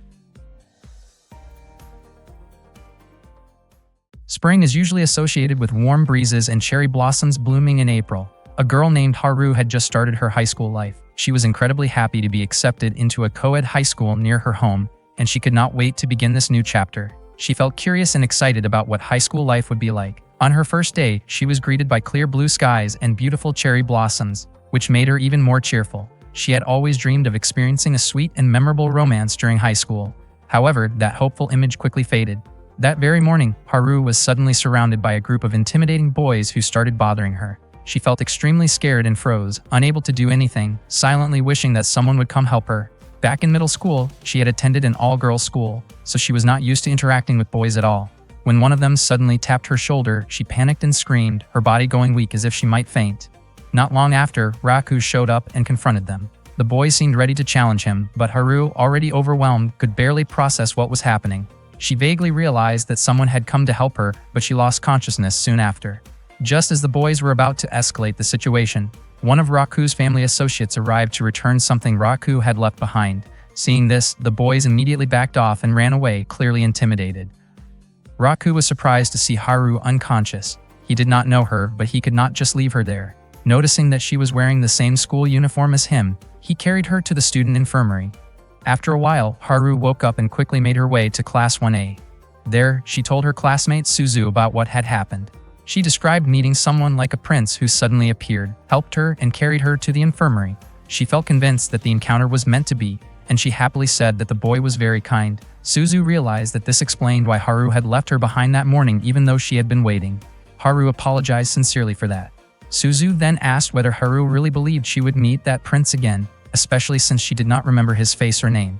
Haru replied that the boy had been wearing the same school uniform, which gave her hope. Her heart felt light and excited, and she really wanted to meet him again to thank him properly. Haru then went to the seat she had chosen and tapped the girl sitting next to her. She was surprised to see that the girl had mixed features and was very beautiful, making Haru wonder if she could speak Japanese. Feeling a bit shy, Haru asked for her name and the girl introduced herself as Paula. When Haru tried to introduce herself in return, Paula stopped her, saying she had no intention of remembering Haru's name. Haru was caught off guard by Paula's blunt attitude. At one point, Paula accidentally dropped a small metallic object from her pocket, startling Haru and making her think Paula was a bit intimidating. Despite that strange encounter, Haru reminded herself that there was something more important she needed to do: find the boy who had helped her that morning. Later that day, Haru was walking down the hallway carrying a stack of papers when two male students accidentally bumped into her, causing her to fall. She felt annoyed at them. Suddenly, Raku appeared and asked if she was okay. He quickly realized that she was the same girl from earlier and helped her up. Haru apologized for causing trouble. As they walked and talked on their way to the teacher's office, Haru started to feel that Raku might actually be the person who had helped her that morning. Raku, on the other hand, assumed Haru did not recognize him, but he did not mind. He preferred it that way, since he did not want her to feel like she owed him anything. Haru felt genuinely grateful toward Raku. She shared that she had previously attended an all-girls middle school, which made her nervous about starting at a co-ed high school. Still, meeting someone kind like Raku reassured her. She also mentioned again that a boy had helped her earlier that morning. Hearing this made Raku a bit uneasy. Haru admitted that she really wanted to thank that person, but she still did not know his name or what he looked like. She then mentioned that there was a second-year student she wanted to meet, someone who was apparently very well known at school. Suddenly, someone called out Raku's name. Hearing that name made Haru visibly nervous, and she stepped back slightly. She asked if there was anyone else at school with the first name Ichiju. Raku explained that he was the only one. Haru then hastily wondered if the person standing in front of her was Ichiju Raku, the son of a powerful Yakuza group leader, who was rumored to have an incredibly beautiful girlfriend, be surrounded by many attractive girls, and even secretly hold influence over the entire school because of his family background. Raku was shocked when he heard the rumor. Haru immediately shouted and told him to stay away from her. She even assumed that Raku's kindness was just a trick to attract girls. Haru truly did not expect this, especially since she had thought he was a good person. Raku tried to clear up the misunderstanding, but Haru warned him not to go near her older sister again. Suddenly, a strong gust of wind blew past them and caused an embarrassing moment for Haru. Her face turned bright red and she quickly asked if Raku had noticed anything. In a quiet voice, Raku commented that even though she was already in high school, her choice of clothing was still quite childish. Hearing that, Haru reacted strongly and struck him, feeling upset and convinced that Raku was a terrible person. Onodera arrived after hearing the commotion and asked what was going on. Raku was about to explain, but Haru immediately called out to her first. Onodera looked confused about why Haru was there. Haru approached her and said that Onodera would be safe because she was by her side. Raku was surprised to hear Haru refer to Onodera as her older sister. Haru then introduced herself as Onodera's younger sister. Earlier, Haru had overheard Onodera talking on the phone with Rory and learned that the person Onodera liked was Ichiju Raku. Not long after, one of Haru's friends called her and warned her about a dangerous boy at her new school named Ichiju, who was said to be the son of a Yakuza leader. After meeting Raku in person, Haru became even more convinced that he was trouble and that she needed to protect Onodera from being deceived by him. Raku remembered that Onodera had once mentioned having a younger sister. Haru firmly told him to stay away from Onodera because she would not allow him to get close to her. Hearing this, both Raku and Onodera were taken aback. Haru urged her sister to open her eyes and realized that she had been misled by Raku. As the situation grew louder, Chitoye approached them and asked what was happening. Haru was instantly captivated by Chitoye's beauty. She admired her tall, model-like appearance and quickly assumed that Chitoye must be Raku's incredibly beautiful girlfriend. At that moment, Haru felt that the rumors might actually be true. Chitoye was surprised to find out that the girl in front of her was Onodera's younger sister. She tried to introduce herself, but Haru instead asked if Chitoye had been somehow influenced by Raku.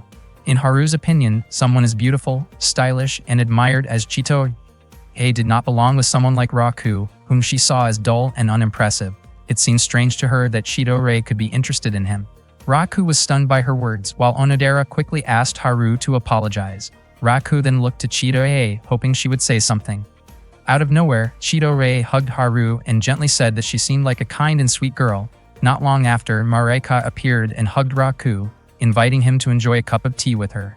Haru was completely shocked to see another beautiful girl being so close to Raku. Marika then asked who the pretty girl in front of them was. Once again, Haru was left confused about why so many attractive people seemed interested in Raku. She even began to suspect that Mareka might be one of the girls involved with him. Haru raised her voice, questioning why Mareka would casually hug a boy without considering others, especially when he already had a girlfriend. Mareka responded by saying that Haru was still naive. Haru, on the other hand, still could not accept what had happened when Raku accidentally saw her underwear. Everyone around them was shocked to hear Haru say that. At that moment, Mareka even found herself wondering what kind of underwear Haru had been wearing. Raku looked completely panicked, while Shitoshi put on an intimidating expression and demanded an explanation. Raku tried to explain that it had all been a misunderstanding, but Chitoge did not accept it so easily and reacted strongly out of frustration. After that, Haru could not stop thinking about how someone like Raku had seen her underwear. She also could not understand why Onodera refused to believe her. While she was lost in thought, Haru noticed a flyer on the school bulletin board advertising different clubs. One in particular caught her attention, the Animal Care Club. She imagined being surrounded by cute animals that could help calm her mind. Unexpectedly, Raku was also part of that club. He was busy feeding a swan when Haru arrived. Just as she was considering joining, she could not believe she had to run into someone like him in a place like that. Haru immediately felt like leaving, thinking there was no way she could handle being in the same club as Raku. Just as she was about to walk away, she overheard Raku quietly hoping that Onodera would come and take care of the animals with him so they could spend time together. Haru approached him and called him creepy. Raku was startled, not expecting Haru to hear him talking to himself. Haru grew even more upset. She could not believe that Raku, who already had such a beautiful girlfriend, was still trying to get closer to Onodera. This made her even more convinced that Raku was completely unreliable, and she refused to let her sister get close to someone like him. Suddenly, a swan lifted Haru's skirt by accident, and once again, Raku ended up seeing her underwear. Not knowing how to react, Raku froze, and Haru immediately slapped him in anger. That night, Haru and Onodera soaked in the bath together, something they had not done in a long time. Seeing Haru still in a bad mood, Onodera gently asked if she was still upset with Raku. Haru replied that Raku had seen her underwear twice. She could not accept what had happened and insisted she would never forgive him. She even regretted ever thinking he was a good person. Onodera, however, said that Raku truly was a kind person and maybe Haru just had not seen that side of him yet. Haru questioned what exactly made Raku seem kind. Onodera realized it was difficult to put into words, but she tried to explain anyway. She said that Raku always cared about others. Whenever he saw someone struggling, he would not hesitate to help, even if it meant ignoring his own needs. If someone else was happy, Raku would feel genuinely happy from the bottom of his heart. Haru responded that she had not asked what Onodera liked about Raku. Onodera remained confident that Haru and Raku could eventually get along, but Haru was certain that would never happen because she simply did not care about him at all. In Haru's opinion, Onodera was too kind, which made her unable to fully understand Raku. Haru felt it was her responsibility to always protect her sister. Onodera then asked about the prince Haru had mentioned earlier that morning. Haru immediately became excited and enthusiastically talked about her encounter with him. Meanwhile, Raku returned home after what had been a chaotic day. He could not believe that Haru actually hated him that much. Exhausted, he planned to take a bath right away. At the same time, Haru kept thinking about the prince who had helped her that morning. She assumed he must be a third-year student because he was so tall, and she wondered what his true personality was like. In her mind, he was someone reliable and kind-hearted. Haru hoped she would be able to find him again soon. Then she suddenly remembered an important clue about him. Elsewhere, as Raku was changing his clothes, he realized something was missing from his pocket. He quickly panicked, shouting when he discovered that his pendant was gone. The people working for his family were alarmed by his reaction. That same pendant was now with Haru, and she quietly hoped it would lead her back to the prince she was looking for. Part of that episode told a fictional story. Rory, in the form of a mouse, explained that starting that day, Onodera would become a cake witch whose duty was to help maintain peace in the world. Rory also mentioned that for a brief moment during her transformation, Onodera's clothes would disappear. She asked whether Onodera would be okay with that. Hearing this, Onodera was shocked. Without waiting, Rory swung her wand and transformed Onodera into the cake witch. Onodera panicked as her clothes suddenly vanished, but moments later she appeared in a magical outfit suited for her new role. Rory then reminded her that they needed to help people in trouble. At that moment, Onodera felt that this might become one of the hardest challenges she had ever faced. That day, Onodera prepared to carry out her duties as the cake witch. She chose to transform inside the bathroom so no one would see her in such a vulnerable moment. She felt uncomfortable with the idea of transforming in public as it would affect her confidence. Rory provided a curtain for her to use during the transformation. However, once Onodera tried it, she was surprised to find that the curtain did not really help at all. Suddenly, Marika appeared and questioned whether Onodera truly thought she was suited to be a magical girl. Onodera did not recognize her. Marika then asked if Onodera was ready to protect love and peace across the world. Confused, Onodera asked who she really was. Marika introduced herself as a love witch responsible for maintaining peace in a neighboring town. Onodera was surprised to learn that there were other magical girls besides herself. Marika pointed out that Onodera still seemed shy during her transformation and wanted to demonstrate what a true magical transformation looked like. With the help of Shinobu, who appeared as a dog, Marika confidently showed her transformation, leaping into the air and reappearing in a magical police-themed outfit. Watching this, Onodera was more puzzled than impressed, especially by how fearless Marika seemed. Rory suggested that Onodera should try to learn from Marika's confidence. Meanwhile, Chitoye, another magical girl, was walking with Shukumi, who took the form of a cat. Shukumi mentioned that Chitoye's magical partner should also have been present. She found it strange that Chitoye looked so cheerful now, even though she had been very excited earlier. Chitoye explained that her form as a gorilla witch did not feel cute at all, even though she had hoped for something with ribbons and a more charming style. Shukumi reassured her that she was actually very cute. She added that a magical girl's outfit reflects her hidden talents, so there was not much that could be changed. Chitoye then realized that she did in fact have a knack for smashing solid objects with her head. Shukumi suggested they go find the other magical girls. Chitoye hesitated, worried about drawing attention by talking to a cat in public. Shukumi then asked if she could switch to her human form, which surprised Chitoye as she had not known that was possible. Shukumi transformed into a cute girl, which made Chitoye even more frustrated because Shukumi's outfit looked much cuter than hers. Chitoye even suggested swapping outfits, but Shukumi explained that it was not possible. By chance, the two of them eventually met the other magical girls. Rory gathered them all together for an important reason. She wanted the three magical girls to form a team and work together to eliminate the recent troublemakers causing chaos. They needed to unite and give it their all. Marika agreed without hesitation, while Onodera felt happy to finally have companions. Chitoye, on the other hand, wondered whether the other two would even want to be friends with her. Rory then asked them to decide who would become the team leader. Marika argued that the leader should be chosen based on ability and experience, and she believed she was the best fit. Chitoye strongly disagreed, as she also wanted the role. The two continued arguing while Onodera tried to calm them down. Rory suggested settling it with a quick game of chance. Unexpectedly, Onodera ended up winning. Rory explained that the leader's role involved being the center of attention, taking charge in every situation, and delivering the team's key lines and signature poses. Shukumi and Marika felt a bit jealous hearing that. However, there were also less exciting responsibilities, such as handling administrative tasks like writing detailed reports, managing the team's expenses, and registering the team officially in the magical district.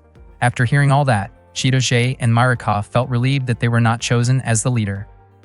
That night, a powerful enemy appeared in Bonyari town. Its large size and strength made it seem like a serious threat. The three magical girls were not confident they could defeat it.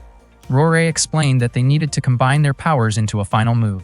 However, the requirement to activate it involved standing together and focusing completely for several minutes. The three girls were shocked. Onodera questioned why such a condition was necessary. Rory explained that the technique required gathering and releasing all of their magical energy at once, meaning they had to fully concentrate and synchronize with their magical abilities. Chitoye pointed out that doing something like that in public would be extremely embarrassing. Unfortunately, there was no other option, and if they did not act quickly, the situation could become much worse. Marika had no issue going through with the plan, and she considered Chitoye and Onodera to be too hesitant. In the end, Onodera reluctantly followed along. Rory said she would draw the enemy's attention while the others carried out their move.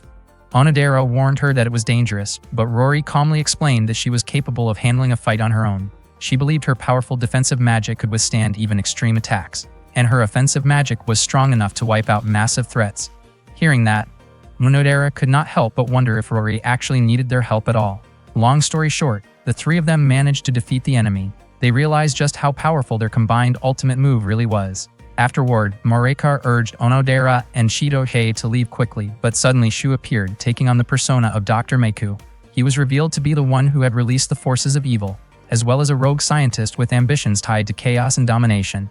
In other words, Dr. Meiku, also known as Daiki, stood as the leader behind the trouble they had been facing. Onodera questioned why Dr. Meiku chose such a path. He admitted that he was not truly interested in ruling the world, but instead wanted to challenge magical girls in battle. His excitement came from witnessing their transformations and unique outfits, which made Onodera feel deeply uncomfortable and determined to stop him. Dr. Maiku signaled the start of the fight, but Chidori did not seem fully motivated. He then used a device that could nullify magical abilities and aimed it at her. In an instant, her magical attire disappeared, leaving everyone shocked.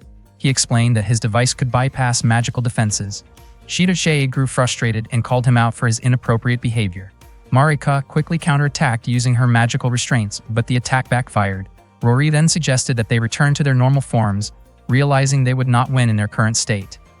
Onodera reverted to normal, unsure of how to defeat Dr. Maiku. Meanwhile, Rory pretended to struggle with her staff, luring him closer. The moment he approached, she struck him and sent him flying far into the sky. After that, Rory told the others to return to their base so they could come up with a better strategy. On another day, Onodera's mother, Nanako, found herself in a difficult situation when two of her employees could not come in on a Sunday. Haru quickly offered to help manage the shop and asked Onodera to assist her. Nanako then suggested that Onodera invite the boy who had helped them before. Onodera agreed and planned to ask him. Haru did not know who that boy was, but before long, Raku arrived. Nanako and Onodera greeted him warmly. Haru was confused as to why Onodera had invited Raku. Onodera explained that he had helped at the shop before, and Nanako confirmed that he was reliable. Haru still felt that they did not really need his help, but since he was already there was no point arguing. Haru could not hide her irritation toward Raku and suspected that he had been interested in Onodera all along. She was determined not to let him get close to her sister. Raku sensed Haru's wariness and hoped they could get along somehow. Onodera noticed the tension between them and wished they could become friendly. At one point, Nanako casually remarked that Haru and Raku seemed to be getting along, joking that Onodera might have a new rival. Both Haru and Onodera quickly protested her comment.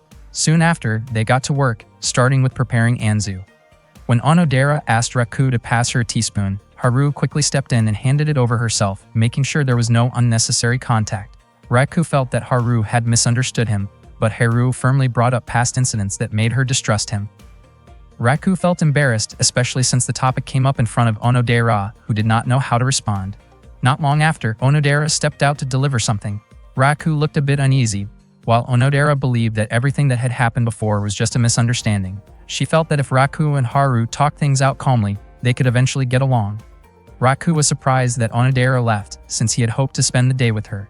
Haru teased him, thinking he had been brushed off. She admitted she was surprised he still had the confidence to show up after everything. Raku insisted that he had not done anything wrong, but Haru remained unconvinced and criticized his behavior.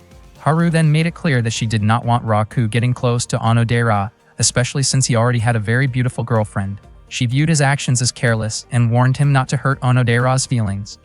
Haru described Onodera as beautiful, innocent, feminine, and genuinely kind. Raku agreed, adding that Onodera was also friendly and always cared about others. The two of them got so caught up talking about Onodera that Haru became annoyed when Raku interrupted her, reacting by hitting him in frustration. She made it clear that she had no intention of letting someone she saw as insincere like Raku get close to Onodera. Raku did not want Haru to keep misunderstanding him, so he explained that he was actually the one who had helped her when she was in trouble with some delinquents the other day. Instead of calming down, Haru became even more upset because she felt he was disrespecting the image of the prince who had saved her. Even though she could not clearly remember that person, she was convinced it was not Raku. In her memory, that person was around 180 centimeters tall, looked like a Hollywood actor, and had a strong, confident voice. Raku was surprised at how much she had exaggerated the image. Haru still refused to believe him, and Raku eventually decided it was pointless to continue the conversation. He apologized and asked her to forget what he had said. Haru, however, could not believe that Raku would go that far just to make a claim like that. Raku then suggested they get back to work and asked what he could do to help, but Haru told him not to do anything. While watching her cook, Raku commented that she seemed really skilled, especially since he knew Onodera was not very good at cooking. Haru explained that it was true, and that she was the only one their parents had trained to help run the shop, which was why she handled most of the work. As he watched her, Raku became more convinced that Haru truly loved making traditional Japanese sweets. He noticed how natural and refined her movements were when using kitchen tools and preparing ingredients. In his opinion, her skills were impressive, and he was sure her sweets would taste great. Haru, however, looked irritated and insisted that his compliments did not make her happy. Even though Haru refused his help, Raku still wanted to assist. When he started working, Haru was surprised by how skilled he was. She asked if he often made Japanese sweets, and it turned out he had quite a bit of experience from working at Nanako's shop. Haru was shocked to find that the sweets he made were soft and delicious. When Raku asked what she thought, he explained that he used a daifuku recipe from Suzumiya. Haru turned out to like Suzumiya's daifuku as well. They ended up chatting comfortably about it, almost like they were getting along. Then Haru suddenly realized that she had been casually talking with someone she considered her enemy, which caught her off guard. Not long after, Nanako showed up and teased Haru, joking that she might try to take Raku away from Onodera. That made Haru feel both embarrassed and irritated, especially since she insisted there was no way she would ever like Raku. She told Raku to leave, saying she could handle everything on her own. As she tried to carry a stack of trays, she nearly lost her balance because they were too heavy. Raku quickly stepped in to help support them. Haru kept telling him to let go, but Raku refused because it was dangerous, insisting that she should just give in and let him help. Haru warned that she would call out loudly so Onodera could hear if he did not let go, but Raku did not back down. He believed it would be much worse if she got hurt because of him. His response surprised Haru, and she could not help but notice how strong his grip felt. At that moment, Onodera walked in and was surprised to see Raku and Haru closer than she had expected. Startled, Haru instinctively pulled her hand away, which caused all the trays of sweets to fall to the floor. Nanako quickly scolded them, saying they needed to be more careful while working. One afternoon after school had ended, Kyoko ran down the hallway in a panic and headed straight to Raku's classroom. Raku asked what she was doing, and she quickly looked around for other students. Unfortunately, everyone had already gone home, and only he was still there. Kyoko then asked Raku for help, saying that he had a lot of friends. She admitted that she had forgotten to inform the students about cleaning the swimming pool on Saturday, so she asked him to gather some friends to help take care of it. Raku was confused about why he had been chosen, but Kyoko pleaded with him, reminding him that she had helped take care of the animals when he was absent from school. In the end, Raku could not refuse her request. The next day, Raku asked Chitoye to help clean the pool with him. She did not mind at all, since cleaning the pool sounded like it could be fun. Chitoye then asked who else he had invited. Earlier, Raku had asked several male students, but only Shu agreed to join. Shu was already excited, looking forward to working alongside the girls. Not long after, Onodera arrived with Rory, Haru, and one of Haru's friends. Raku asked who the new girl was, and she introduced herself as Suzu. Rory seemed surprised to see Shu there as well. Chitoye looked especially cheerful when she saw Haru arrive. Raku tried to greet Haru, but she still gave him a cold, unfriendly look. Shortly after that, Shukumi and Paula also showed up. Chitoye commented that Shukumi's outfit suited her, though it turned out she was wearing clothes borrowed from Chitoye, which made her feel a bit embarrassed since they were quite tight. Raku was also surprised to see Paula there, and she calmly explained that she had come for Shukumi. Suddenly, Paula bowed deeply in front of Chitoye, saying that she felt honored to meet her. She introduced herself as a member of the Beehive and declared her loyalty, stating that she was willing to carry out any request.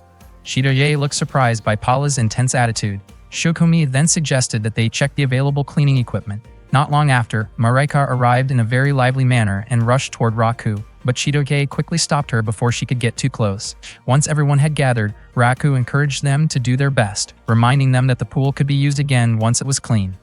Everyone worked together to clean the pool. Some sprayed water, while others scrubbed away the dirt stuck to the bottom.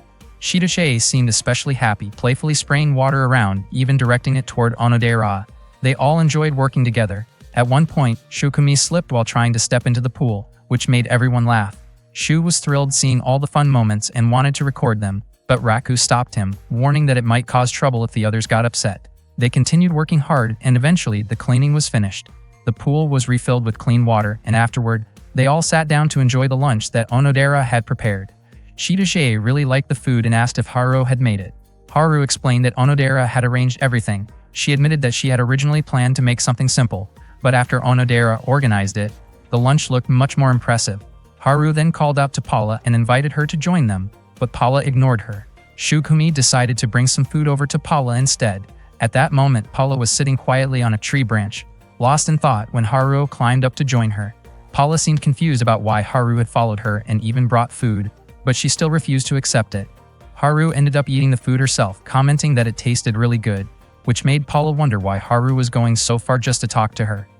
Haru then asked why Paula kept watching Shukumi and what kind of relationship they had. Paula responded that it was none of Haru's business. Haru explained that Onodera was her older sister. She described her as a bit clumsy at times, but also dependable, and said that she cared deeply about her. Onodera meant a lot to her, and she guessed that Paula might feel the same way about Shukumi. Paula once again insisted that it was none of Haru's concern. She could not understand why Haru was being so persistent in trying to talk to her. Haru then asked her not to push her away like that. When she noticed the others starting to swim in the pool, Haru invited Paula to join them. Paula did not respond and simply jumped down from the tree. Haru watched in surprise and commented that it looked really cool. At that moment, Raku felt confused when he saw Paula just watching everyone from a distance. Paula observed them through her binoculars, commenting that Chidori and Onodera looked inexperienced when handling the water guns. Without warning, Raku splashed Paula with a bucket of water. Paula got annoyed and demanded to know what he was doing. Raku casually replied that it looked like she actually wanted to join the others. Paula firmly denied it, insisting she had no intention of playing with them, but Raku pointed out that her expression clearly said otherwise. He also guessed that she was curious about that kind of social atmosphere. Paula admitted that she did not really understand what it meant to be part of a group. She had never played with that many people before, so she did not know how to act in that kind of situation. Raku lightly pinched her cheek and called her silly for not even trying. He wondered aloud if she was not curious about what caused such a big change in Shogumi. Then, he encouraged her to join the others, saying they were probably already waiting for her. As soon as Paula stood near the group, Haru immediately invited her to swim. Paula looked a bit shy. She glanced at Raku and said that she came to the pool on her own, not because he told her to, but just to relax. Before she could say more, Haru playfully pushed her into the pool and Paula struggled to stay afloat. She quickly made her way back to the edge. Haru was surprised to find out that Paula could not swim. Paula scolded Haru for pushing her in, and the two ended up arguing loudly while Kyoko, their teacher, simply watched them from a distance. The next day, Rory informed Raku that Onodera had come down with a fever. She wanted to visit Onodera, but since she had something to take care of, she asked Raku to go in her place. Raku hesitated and asked if it was really okay for him to visit. He was shocked when Rory said that Onodera was actually the one who wanted him to come. In the end, Raku decided to go to Onodera's house. On the way, Raku wondered if it was appropriate for a guy to visit a girl alone. That day, Onodera's family shop was closed for a few days. Raku entered through the back door, and after ringing the bell, he heard Onodera's voice. When Onodera opened the door and saw Raku, she looked surprised and immediately shut the door again, leaving Raku confused. Inside, Onodera panicked and tried to hold the door shut, but Raku kept knocking, asking her to open it. When she finally opened the door, Onodera asked why he had come. Raku explained that Rory asked him to visit her instead. Onodera said that Rory had not told her anything about it. Hearing that, Raku felt a bit annoyed, thinking Rory had set him up. Even so, he was still happy that he could see Onodera. Onodera invited him inside and Raku asked how she was feeling. She said she was a little better, although she still had a fever and had already taken some medicine. Raku asked why the shop was closed, and Onodera explained that her mother had gone on a trip with friends from the shopping district and would not be back for a few days. Raku could not help but think that meant it was just the two of them at home. Onodera gave him a gentle smile, but suddenly Haru noticed Raku and immediately called the police, thinking he was an intruder. Raku felt frustrated being accused like that. Haru tried to force him out, but Onodera stopped her and explained that Raku came to check on her, asking Haru not to be rude. Haru insisted that Onodera did not need anyone else since she was already there and continued trying to send Raku away. Raku then offered strawberry cake from Suzumiya. Seeing her favorite treat, Haru finally allowed him to stay for a short while. Onodera asked if she could use the kitchen because she wanted to prepare something simple like porridge, but Raku stopped her and headed to the kitchen himself. Surprisingly, Haru even decided to help him. While they were in the kitchen, Haru questioned Raku's intentions and wondered if he was taking advantage of Onodera while she was not feeling well. Raku quickly denied having any bad intentions, but Haru still found it hard to trust him. She could not understand why Raku, who already had a girlfriend, would come to visit Onodera, and she wondered if his girlfriend would not be upset. Raku struggled to explain because the situation was too complicated. Haru could not believe there was a situation that allowed something like that to happen. Raku started to feel that things were getting really difficult, and even having a simple conversation with Onodera might not go smoothly. Suddenly, Haru brought up the pendant connected to the prince.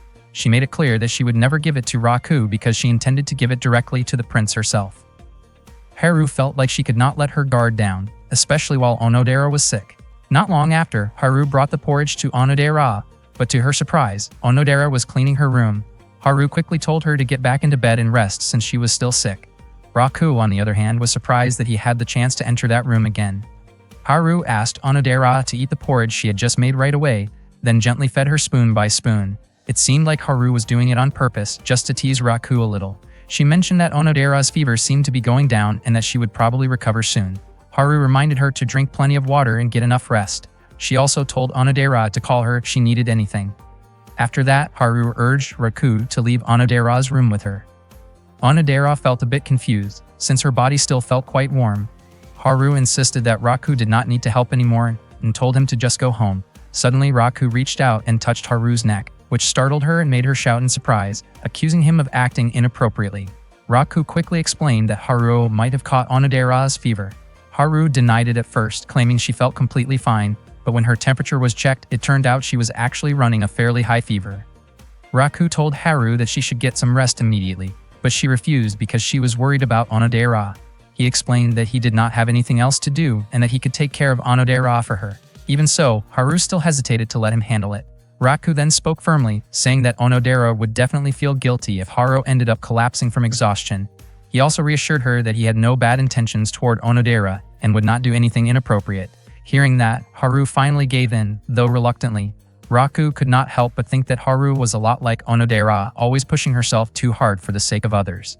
Later, Raku brought some porridge to Haru's room since she had not eaten anything at all. Haru refused at first, saying she was not hungry, but her stomach growled loudly enough for Raku to hear. He gently fed her, and even though she accepted it reluctantly, she was surprised to find that it actually tasted really good. Still, she insisted that it was not that great, even as she kept eating it eagerly. Before leaving, Raku gave her an isotonic drink and reminded her to get plenty of rest. Haru wondered why Raku was acting so kind, especially since she still doubted his situation and intentions. Her body felt increasingly warm from the tension and exhaustion, and before long, she fell asleep. When she woke up again, she felt a cool sensation on her forehead that made her feel more comfortable. Someone had been placing a compress on her head. She was confused about when she had fallen asleep, and she was surprised to see Raku right there beside her. She had not expected him to go that far for her. Haru began to question why someone like Raku would do something like that. She then remembered what Onodera once said about him being a genuinely kind person. Not long after, Raku woke up as well and looked surprised to see that Haru was already awake. He did not realize that he had fallen asleep in her room. He quickly reassured Haru that nothing inappropriate had happened while she was asleep, which made her blush in embarrassment. Raku asked how her fever was doing, and Haru admitted that it had gone down significantly thanks to him. He then headed toward Onodera's room to change her towel, but accidentally spilled some water from the basin along the way. Startled, he said he would clean it up right away. Haru could not help but laugh at how clumsy he was, realizing that he was even more unusual than she had first thought. Raku then pointed out that he had never seen her smile before, not even since the first time they met in the hallway. Hearing that made Haru blush again. Then, Haru suddenly took out Raku's pendant. She said that a lot had happened between them, which made Raku wonder if she was going to return it. Haru clarified that she only wanted him to keep it safe for now and that he should give it back once she finally met her prince. She decided to appoint Raku as her personal guardian of the pendant, and in return, he had to help her find that prince. At that moment, Haru realized that Raku was actually quite different from what she had originally imagined. After school, Raku and his friends were hanging out and chatting together. They felt really grateful to be in the same class again. Rory mentioned that on the day the class assignments were announced, Onodera looked incredibly happy. Hearing that made Onodera feel embarrassed. Rory added that it was actually a good thing since their seating arrangement ended up being the same as when they were first years. Shu confidently said that Rory probably could not bear to be apart from him. Rory got annoyed and told him to be quiet. Seishiro commented that things might be more peaceful if Shu had been placed in a different class. Shu responded by saying that Seishiro could be pretty heartless toward him. Meanwhile, Marika said she would have preferred Chido-ye to be in a different class instead. Shu then remarked that he had not expected their class to be filled with so many attractive girls, which made him feel very pleased. Suddenly, a strong gust of wind blew through the classroom, scattering papers off the desks. Since Raku and Rory were on cleaning duty that day, they gathered the papers and headed to the teacher's office. While walking down the hallway, Rory told Raku that he should do something about Shu because his presence felt like too much to handle. Raku replied that Shu had always been like that. Rory then commented that whoever Shu liked must have it pretty rough. She asked Raku if he knew who the girl Shu liked was. The next day, Raku asked Shu about the girl he liked. Shu told him to guess. Raku wondered if it might be the girl who gave him Valentine's chocolate. Shu admitted that was part of it, saying that he liked both of the girls who gave him chocolate. One of them was Tanaka from Class D. Shu described Tanaka as kind and well-informed. Raku felt that Shu's answer was still unclear. Shu insisted that he was being serious, but said his love and admiration for women went beyond what most people would consider normal. Raku thought that kind of statement would only make people criticize him more. He then asked why Shu would not just be honest with him.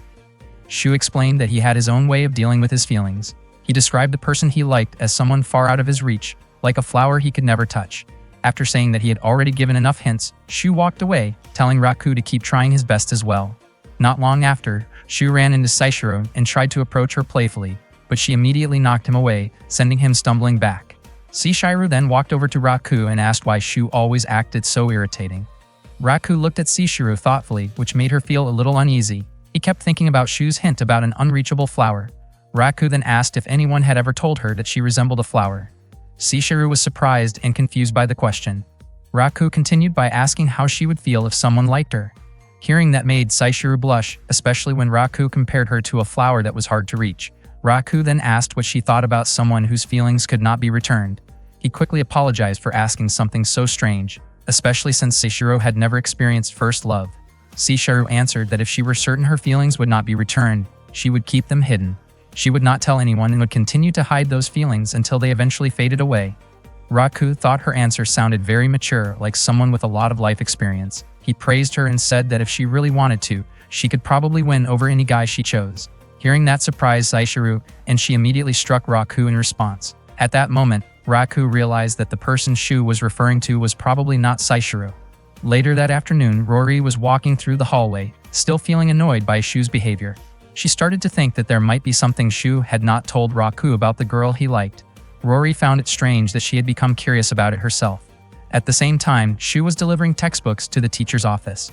Kyoko thanked him and apologized for often asking for his help. Shu said he did not mind, but jokingly asked her to add 5 points to his English grade. Kyoko quickly denied having any such deal and instead gave him some cake. Shu happily accepted it. Then, Kyoko suddenly shared that she would be getting married next month and would stop teaching after the end of the month. Shu was actually surprised, but he put on a cheerful and excited expression upon hearing the news. He felt relieved that Kyoko would finally be getting married in her 30s. After that, Shu headed home. The next day, Shu was lying down behind the school, lost in thought. He looked deeply sad as he remembered his moments with Ms. Kyoko. Earlier that day, Ms. Kyoko had announced her upcoming marriage to the students. Everyone was shocked, and the classroom quickly filled with excited chatter. They were all curious about what kind of man would be marrying their beloved teacher. At the same time, they knew they would miss her once she was no longer teaching them. Shu, however, appeared unusually cheerful, which left Rory confused by his behavior. That afternoon, Shu and Raku were together behind the school. Raku wondered out loud if they would ever get married someday. Shu casually replied that it would probably be Raku who got married first, and that he might even build a happy life together with Onodera. Raku felt it was unfair since Shu already knew who he liked. He asked Shu to reveal it, but Shu only promised to tell him if Raku could guess correctly. Out of nowhere, Raku mentioned Ms. Kyoko's name.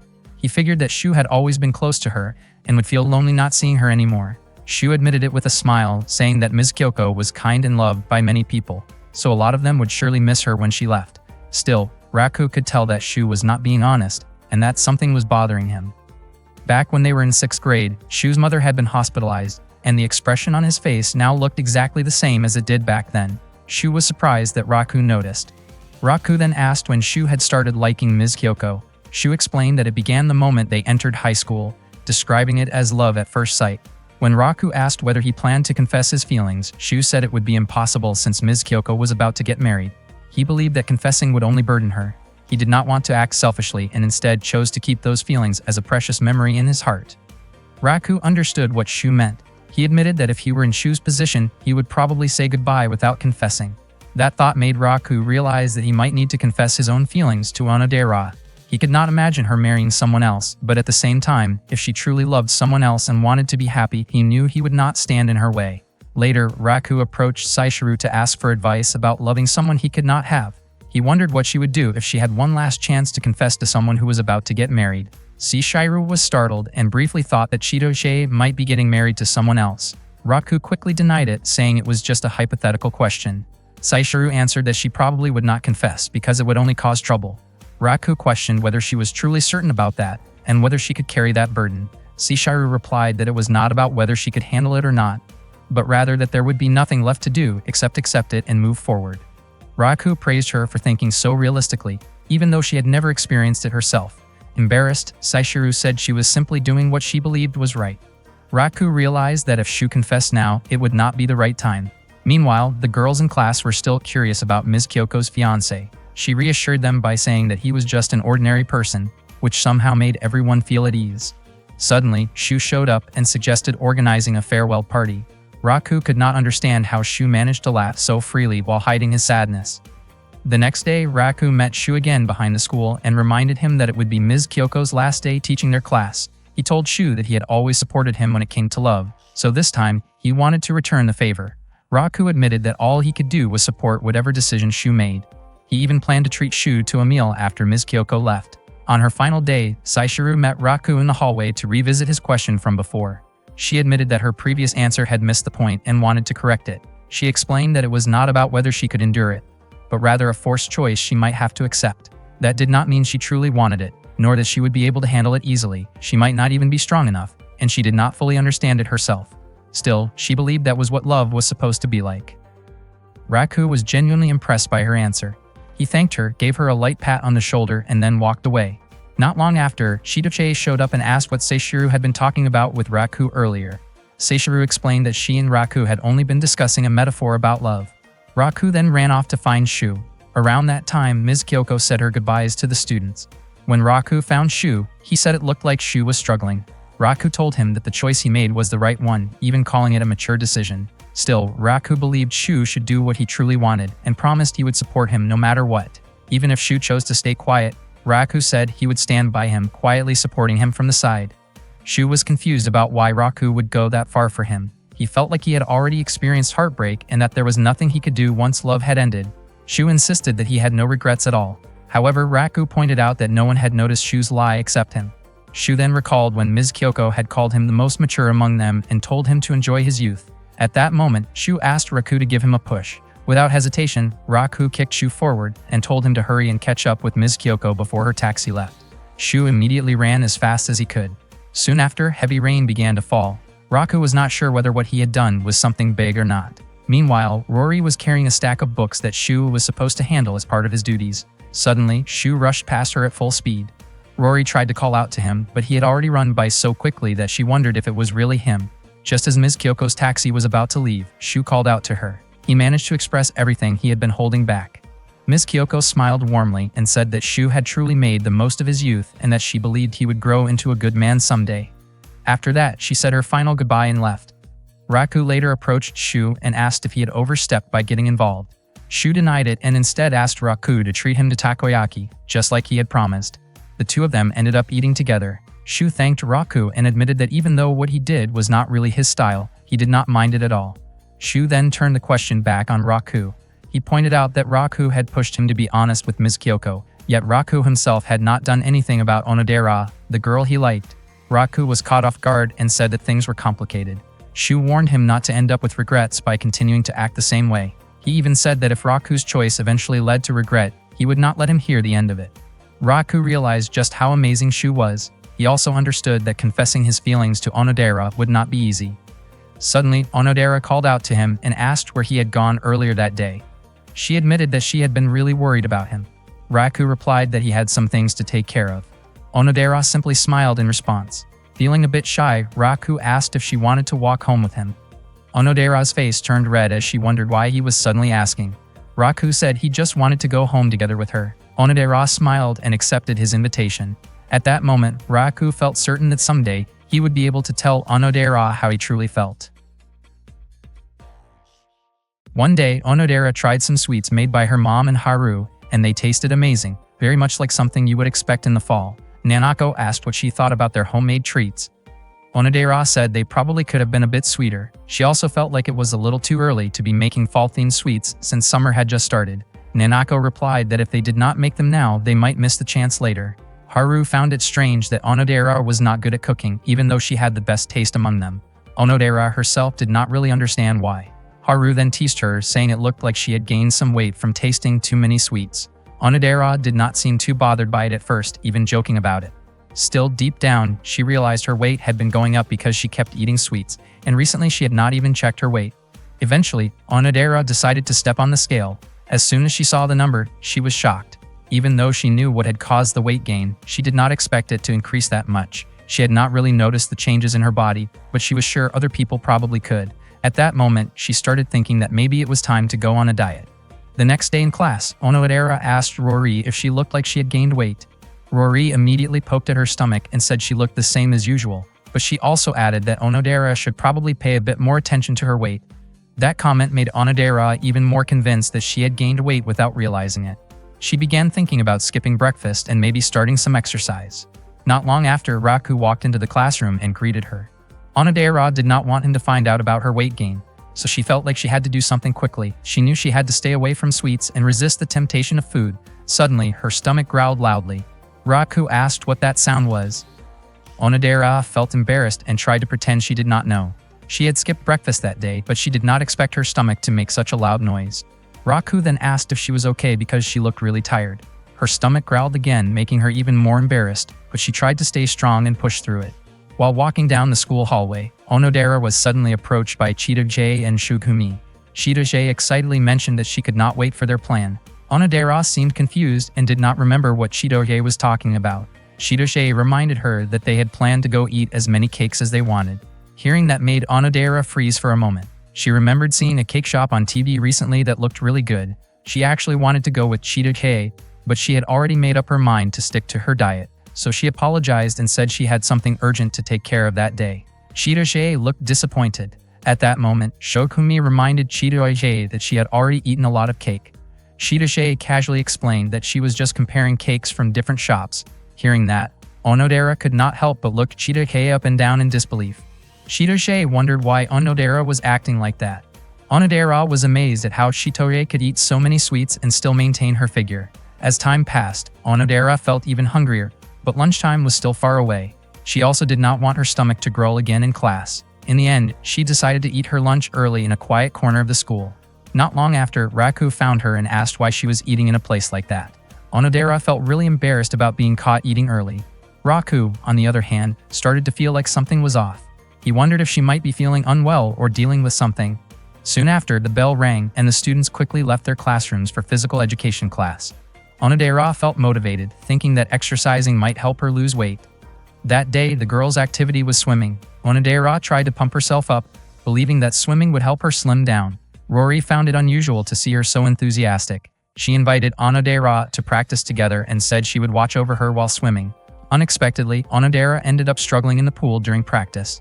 Later that afternoon, Onodera walked home alone. She could not believe she had struggled so much in the pool. It made her realize that she felt weaker when she did not eat at all. After getting through the whole day like that, she had hoped her weight would go down, but she knew it was unrealistic to expect immediate results in just one day. When she got home, Onodera quickly stepped on the scale again. To her surprise, her weight had actually increased. She could not understand how that was possible, especially since she had barely eaten anything that day. The next day, Onodera seemed low on energy in class to the point where Raku asked if she was feeling sick. She said she was fine, but Raku was not convinced. He remembered that she had fainted during gym class the day before, and it made him worry even more. Wanting to help, he finally gathered the courage to do something. Raku had made Onodera's favorite snack, candied sweet potatoes.